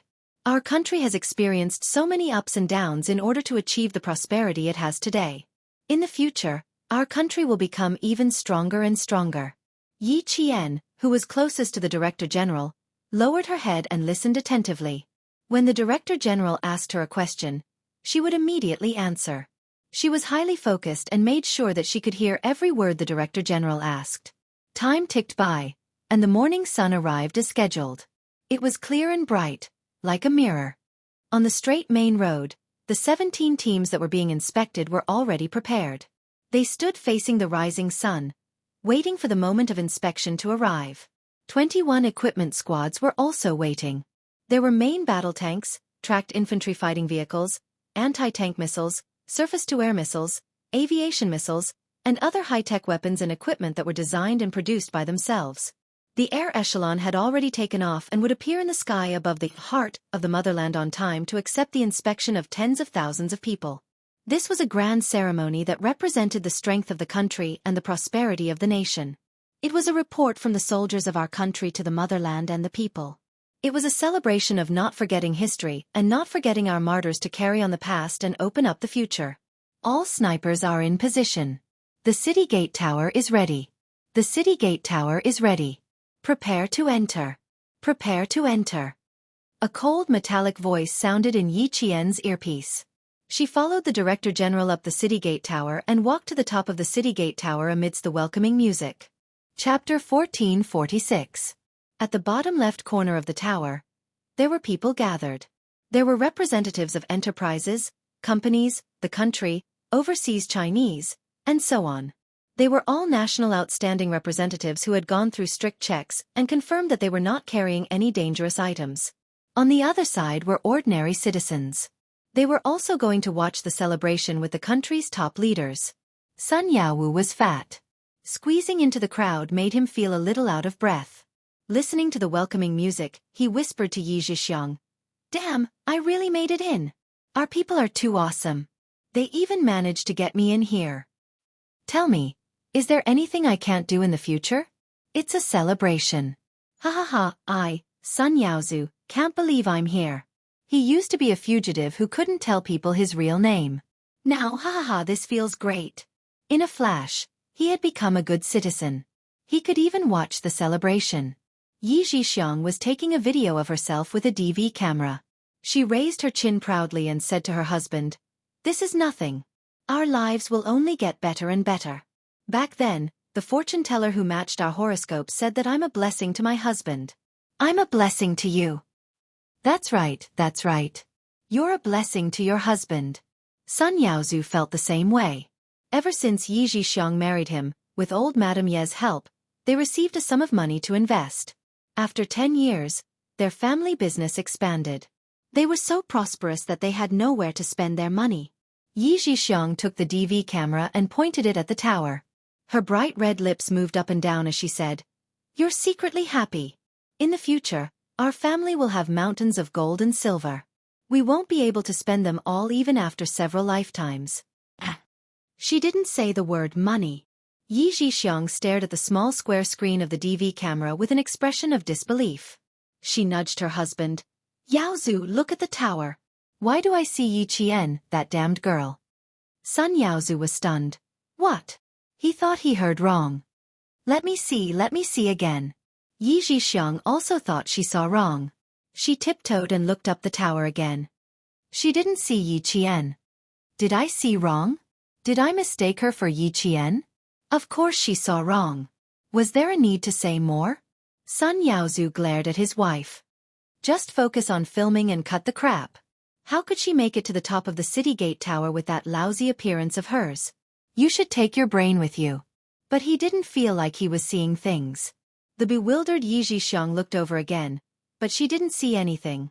What they didn't know was that in a police station in a certain county, a retired policeman was staring at the TV screen with his eyes wide open. His focus was on the face of a young woman in formal clothes. Yi Qian. This was the Yi Qian that he had attended during his military training 2 years ago. Yi Qian, who had a 100% accuracy rate and stood in a military posture that was more like a soldier than a soldier. She actually accompanied the country's leaders to appear at the grand celebration, and even watched the military parade with many of the leaders. The police officer didn't say anything. He just watched silently and was happy. Back then, he had said that the girl, Yi Qian, would definitely have a bright future. Look, he was right. She had actually come this far. Impressive. Too impressive. The police officer wasn't the only one who saw it. And Justin also saw it. She, who was watching TV at home, screamed, Yi Qian. I see Yi Qian. Chapter 1447. After screaming, she immediately covered her mouth and looked around the house. Luckily, she was at home and no one heard her scream. There was no news about Yi Qian attending the celebration. Could it be a secret? She was a military school student now. Inexplicably, and Justin felt a little nervous. Of course, she felt even more proud. Yi Qian's figure was only caught by one set of cameras and disappeared in less than 3 seconds. It was not because the camera moved away, but because she felt the camera was looking at her and reacted quickly to avoid showing her face. She reacted quickly, but those who were really familiar with her and were watching the television carefully still noticed her. Uncle Chen, who was in the army, secretly wiped the corners of his eyes. Old uncle, you left one step too early. Little Yi is going to be successful. She's going to be successful. They all accompanied the leader to the tower to watch the celebration. You left early and didn't see this scene. No. He had to go to the provincial capital and tell his old uncle. Old Chen, why are you crying? Little Yi is going to be successful, you should be happy. Lu Tuan and Political Commissar Yen were watching with him. As people who were most familiar with Yi Qian, 3 seconds was enough for them to see Yi Qian. Lu Tuan laughed and said, I think you're crying from happiness. Of course I'm crying from happiness. Little Yi is going to be successful. We're all happy. Political Commissar Yen also laughed and patted Headmaster Chen's shoulder. That's right. You should also relax. In the future, little Ye's path will only be wider and wider. She will have great prospects. Principal Chen wiped the corners of his eyes again and smiled. I'm happy. It's a pity that old uncle didn't see it. Next time you go to the provincial capital, bring me along. I'll tell old uncle and let him be happy in the afterlife. The celebration was still going on. Yi Qian, who was avoiding the camera, pursed his lips a little. It was a live broadcast. Even if it was only 3 seconds, it would still appear on the television. He did not know if there would be any trouble. Luckily, it was only for 3 seconds. Even Yi Zhixiang and Yi Ying did not notice it. They did not expect Yi Qian to appear on the city gate tower with the leader. A fighter jet flew past in the sky, its rumbling sound carrying a supreme deterrence, intimidating everyone in all directions. Even the people who were watching couldn't remain calm and raised their heads to watch. Yi Qian did not raise her head. Even though she knew that the security was so tight that even a mosquito would not be able to escape, she still followed her duties and paid attention to the surroundings to ensure the safety of the bureau chief. The dove of peace spread its wings and flew past the city gate tower. It flew into the sky, signifying that the celebration was about to come to an end. Yi Qian pressed down on his earpiece. After listening to the voice on the other end, he approached the Director General. Director General, we've captured 4 major criminals. All right, tell them to keep a close eye on him. The Director General maintained a smile on his face. He was not affected by the good news at all. Xiao Yi, Tell them that the net has been set. Don't be in a hurry to retract it. I'm such a big bait. It's not a big deal to catch the 4 main criminals. We should catch them all in one go. Yi Qian nodded and relayed the Director General's words. All of the leaders walked down the city gate tower one by one. All of the leaders who were participating in the celebration began to leave in an orderly manner. It was a dark mass below the city gate tower. The armed police officers who were maintaining order began to organize them to leave. Yi Qian's work had just begun. In the crowd, Yi Zhixiang, who was waiting in line to leave, quickly rewound her camera. When a blurry face flashed across the screen, she held her breath and panicked. She pressed the rewind button and slow motion button. Her hands began to tremble. The blood drained from her face in a second. She did not see wrongly. She did not see wrongly. Chapter 1448. I'm not seeing things. I'm not seeing things. The person standing on the city gate tower is her. It's Yi Qian. It's really her. It's really her. Yi Zhixiang was so scared that her limbs were trembling. She stared at the frozen figure, unaware that the audience in front of her had already walked a few meters away. Cold sweat dripped from her forehead. Sun Yaozu, who was walking behind her, didn't know what had happened. His wife hadn't left yet. He impatiently urged her. Why are you still standing there? The audience behind them also urged her. The lady in front, can you please leave first? Yi Zhixiang didn't know how she walked out. When she woke up, she was already standing on the side of the street. She looked up blankly at her husband, then looked around. Finally, her gaze fell on the city gate tower. It's her. It's really her. I'm not seeing things. Yaozu, I'm not seeing things. She was so scared that her voice couldn't be heard clearly. It was so light that she didn't have any confidence. Sun Yaozu, who was fat, was sweating all over. He was about to take off his sunglasses to wipe the sweat off his forehead with a tissue. He did not notice his wife's strange behavior. He took off his sunglasses and used a tissue to cover his blind eye. He casually replied, What do you mean I didn't see wrong? Yi Qian. I just said that I saw Yi Qian. Yi Zhixiang, who had been looking at the city gate tower, blinked lightly and said in a dry voice, I saw Yi Qian standing on the city gate tower. I'm not seeing things. She's really standing on the city gate tower. She's standing with the country's leader. Sun Yaozu didn't believe her. The muscles on his face trembled. He scolded Yi Zhixiang. Are you crazy? See for yourself. Yi Zhixiang handed him the camcorder they had brought back from their overseas trip. Look carefully. See if it's her. Sun Yaozu, who had snatched the camcorder, took a look and fell silent. Then the muscles on his face twitched. He gritted his teeth and said with a ferocious expression, Damn it! It's really her. It's really that bastard. Yi Qian, whom Sun Yaozu wished he could end with his own hands, was sitting in the car. She was sitting in the car that was used to pick up the Director General, and her gaze was cold as she looked straight ahead. On the side of the road, 2 men stuck their heads out to take a look. They took out their phones and dialed a group of numbers. Committee member, the car just passed by. We can't see clearly how many people are inside.